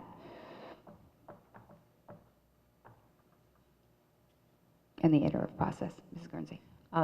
That is appealing to me, and that was one of the questions that I had asked. So I'm intrigued by that. Well, it doesn't sound like we have 5 or 6 people who want to look. Was there 5 or 6 who wanted to look at the K2? Sorry. I'm in complete agreement with Ms. Kelly. We're not picking on a couple of schools with this. We're not putting the gun to someone's head in the Stratfield area and say, well, you better pick one or you're getting the other. Because I think it's highly flawed that there are some issues with Stratfield having been selected for the satellite zones. So that's a whole conversation. So therefore, if we're going to look at this, I think we need to look at what we would do district-wide so that we're not unfairly, you know, Dwight and Mill Hill would have something to say about this as well. And there's nothing about that feels fair. And we saw the word fair and equitable in an awful lot of the emails from the public. And I don't see how that is fair. I appreciate the point Mrs. Gerber raised about that respecting the idea of community. Well, then this has to be a district-wide conversation. Okay, so let's just take a sense of the body. Sorry, go ahead. So if just to those saying that they would want this to be explored district-wide, since we have 11 elementary schools, would we also be looking at pairing 10 and then using one of the elementary schools as an ECC, or that's something ever? Because this is what I worry about.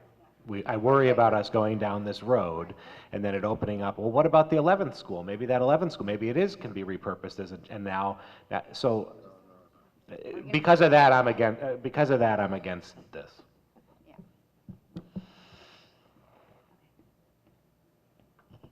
I was literally just going to say the same thing. We could go to 10, but I have no. I have 5 votes to do either one of those situations, so. And that's, if I can follow up on that, but as Mr. Testani was just saying, that his staff have a lot of creative ideas for magnet programming or whatever, maybe that's what's taking place in the 11th school. But we don't know what any of those plans are, so how do we take that off the table if there's something? We know there's been interest in magnet programs. We also know that people love the idea of a magnet program so long as it's in their neighborhood school. As long as they're not the ones They weren't willing to move for it. But we have a new superintendent, and part of what I think we were looking forward to was hearing some new ideas. He's saying that his staff has some. I have no interest in hearing those ideas at 11:54 p.m., to be honest with you. But the idea that might be how that 11th school gets used, that intrigues me. Okay. But that's just me. And I would be interested in that as well.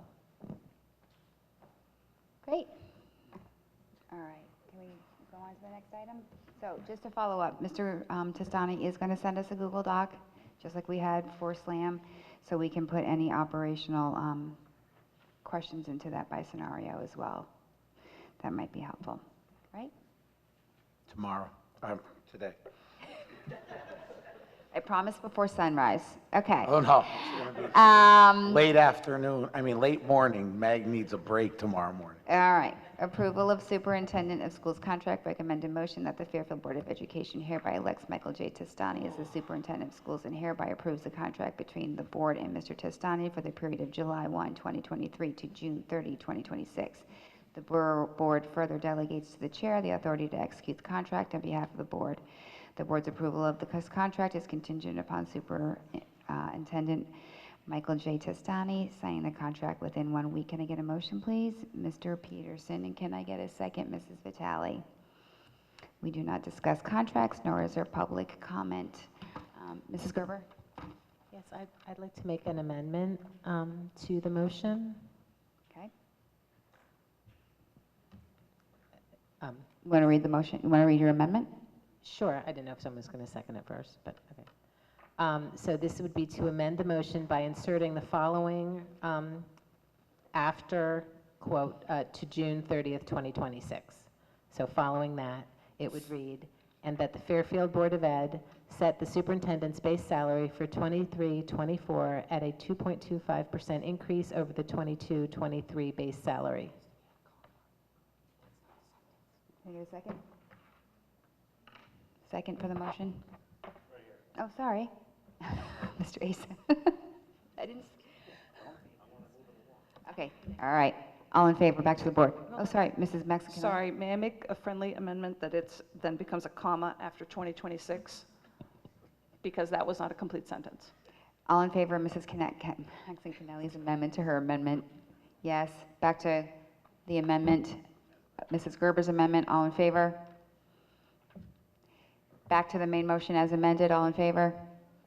Motion passes unanimously. All right. Approval of minutes. That the Board of Education approve, okay. Following meeting minutes, June 13, 2023, special meeting minutes, June 13, 2023, regular meeting minutes. Can I get a motion? Mr. Peterson, second. Mrs. Vitale. Any discussion? No. Back to the board. Motion passes unanimously minus Mr. Asa, just for purposes of the minutes. Okay, superintendent's report.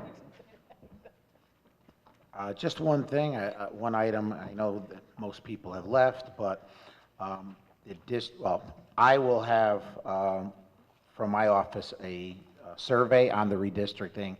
It's a brief survey that's going out tomorrow, just for my own information, that I'd like to just hear from not only the folks that showed up tonight and those that sent emails, but the entire school community, if you can weigh in.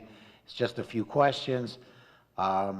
It will state, and I'll reiterate it here, that it is not, the most votes will be where I would advocate for, but just so I can get a sense from my point of view where people stand outside of just those that have come forth tonight or over the last week or so with an email. So I would appreciate if everyone can just probably take you about 2 minutes to fill out the survey. It's a couple of clicks. You can add a little bit of brief commentary at the end and send it in. Oh, no, and it states very clearly, if it's for commentary, not questions. If you do put a question in the box, there is no one that will respond to it. So it's mostly just for information gathering. So please, if you can tell all your neighbors that have children in the school system to make sure that they take just 2 minutes to fill out the survey over the next couple of days. Thank you. Mrs. Mexican, did you have your hand up? I did. No, okay. All right, thank you. Oh, Mrs. Vitale? Is it going out through Infinite Campus? Is Yes. it just for parents, or can members of the community take it as well? Just Infinite Campus. Okay. So it's just, again, what school you identify with currently, which scenario, if any, and just some brief commentary real quick. I'm assuming like it's the other ones, you take it once. It's not like you can just keep on voting it over and over. No, it recognizes your IP address, so if you want to drive all over town and use different computers, then that's your way around it, I guess. But again, the most votes is not what we're looking for. I just want to try to see how much information that we can gather, at least from my perspective, so I have an understanding of how the entire school community feels. Thank you. Committee liaison reports, Mr. Peterson. I just want to say I was very excited yesterday to attend my first in-person meeting of the Special Projects Standing Building Committee. That's been, for the longest time, it's been all virtual, so we did that down at Town Hall. The relevant update is that roof projects at Sherman and Riverfield are underway. They're doing most of the work right now down at Sherman, but the Silktown crews are going to go back and forth, and the materials are all in place for those two roofing projects. Mr. Asa. AC Building Committee for Phase 1 of the AC project. Last Friday, the committee interviewed Downs, Gilbane, and Bismarck for the construction manager job, and all three presented. There were some questions, some clarifications. The committee asked the bidders to come back with final and best, and I believe this Friday they're meeting again to choose the construction manager and move everything, keep moving it on. Great, thank you. Anyone else? No. Oh, Mrs. Vitale. Fairfield Cares, they have a series of new anti-vaping videos out that they worked on with the health department, and many of our students are starring in them, so I would just encourage everyone to check them out, and possible just share them on your social media if you're so inclined. Great. Open board comment? Mrs. Vitale. I'm going to be quick. Jerry Spino, our FairTV, who's not here. I thought he would be. I thought he was going to be here too. Not that we don't appreciate you. So Jerry, if you're hopefully listening to this when you're just posting this tomorrow, I just want to, as a former chair, I want to thank you for all your support of this board and for our town, especially during the pandemic when we were trying to marry WebEx with FairTV, and you were right there supporting every step and being an invaluable resource to keep our community engaged. When this board decided we wanted to start meeting in person in August of 2020, when everyone else was virtual, you did not push back at all, but were in the room with us. And to your staff back there, thank you. You're just a lifeline for our community in terms of public engagement. So we thank you for your years of service to Fairfield, and we're going to miss you and wish you luck in your next endeavor. Thank you. Ditto. Okay. Public comment. You sat here. If you spoke once already, you can't speak to the same topic item, but you're welcome to speak to any other item. But if anybody would like to give public comment at this time, please feel free to come forward.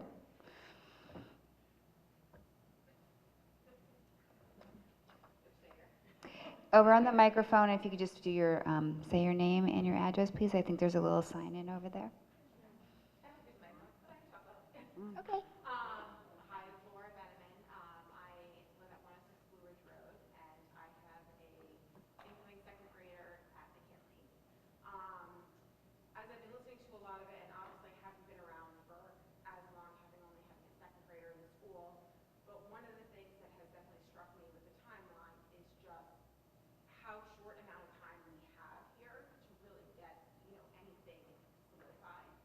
And while you guys have been charged to take on a lot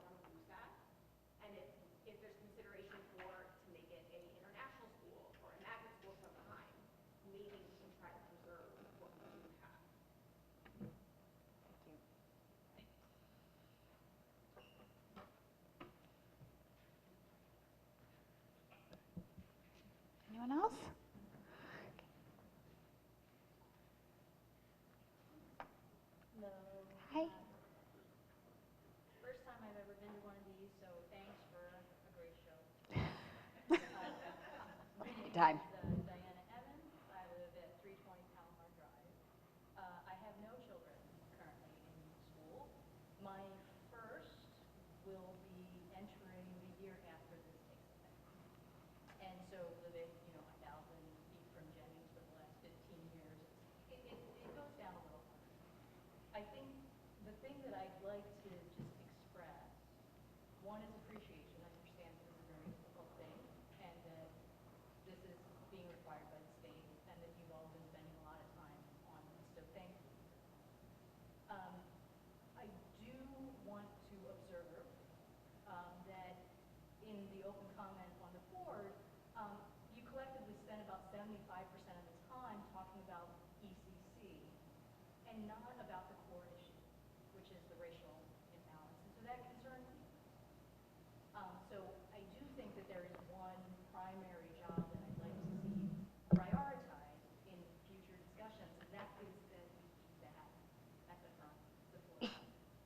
It felt like there was a little bit of a distraction and a sideshow and people talking about the communities. And so I'm hoping that in all of the noise that surrounds this, as a group, you can focus on the core issue that needs to be solved here, knowing that there are all of these other things. The other thing that's tied to that is that with that ECC conversation and the projections from the demographers, it's ironic. I'm 46 years old and pregnant, so according to all of the things, I shouldn't actually be here. I don't count into the projections, nor does my toddler. And so together, that represents 1%, because we're talking about such a small sample size of the Jennings school that's going to be moved. And so I am worried about the bubble that I see in that walkable district. In 21 and 22, there's been a 40% turnover in just 3 streets. There are 20 toddlers within a 1-block radius. I'm worried about your numbers. And I'm worried about the exclusion of those rising pre-K. So talking about closing a school, which is a permanent capital decision with a long-term impact, without those numbers, causes me concern. And normally, in the absence of that, I would be looking at an operating model that focuses on operating costs and not long-term capital.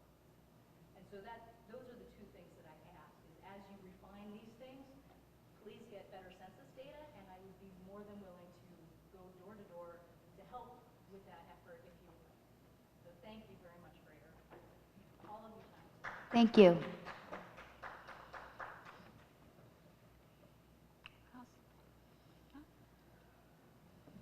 Okay.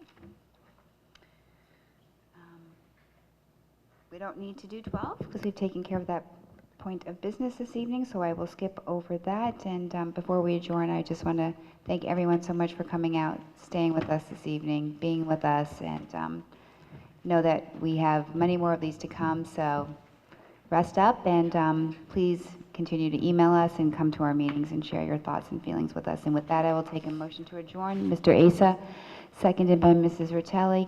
All in favor? Motion passes. Mrs. Vitale, motion passes unanimously. Thank you, everyone. Good night.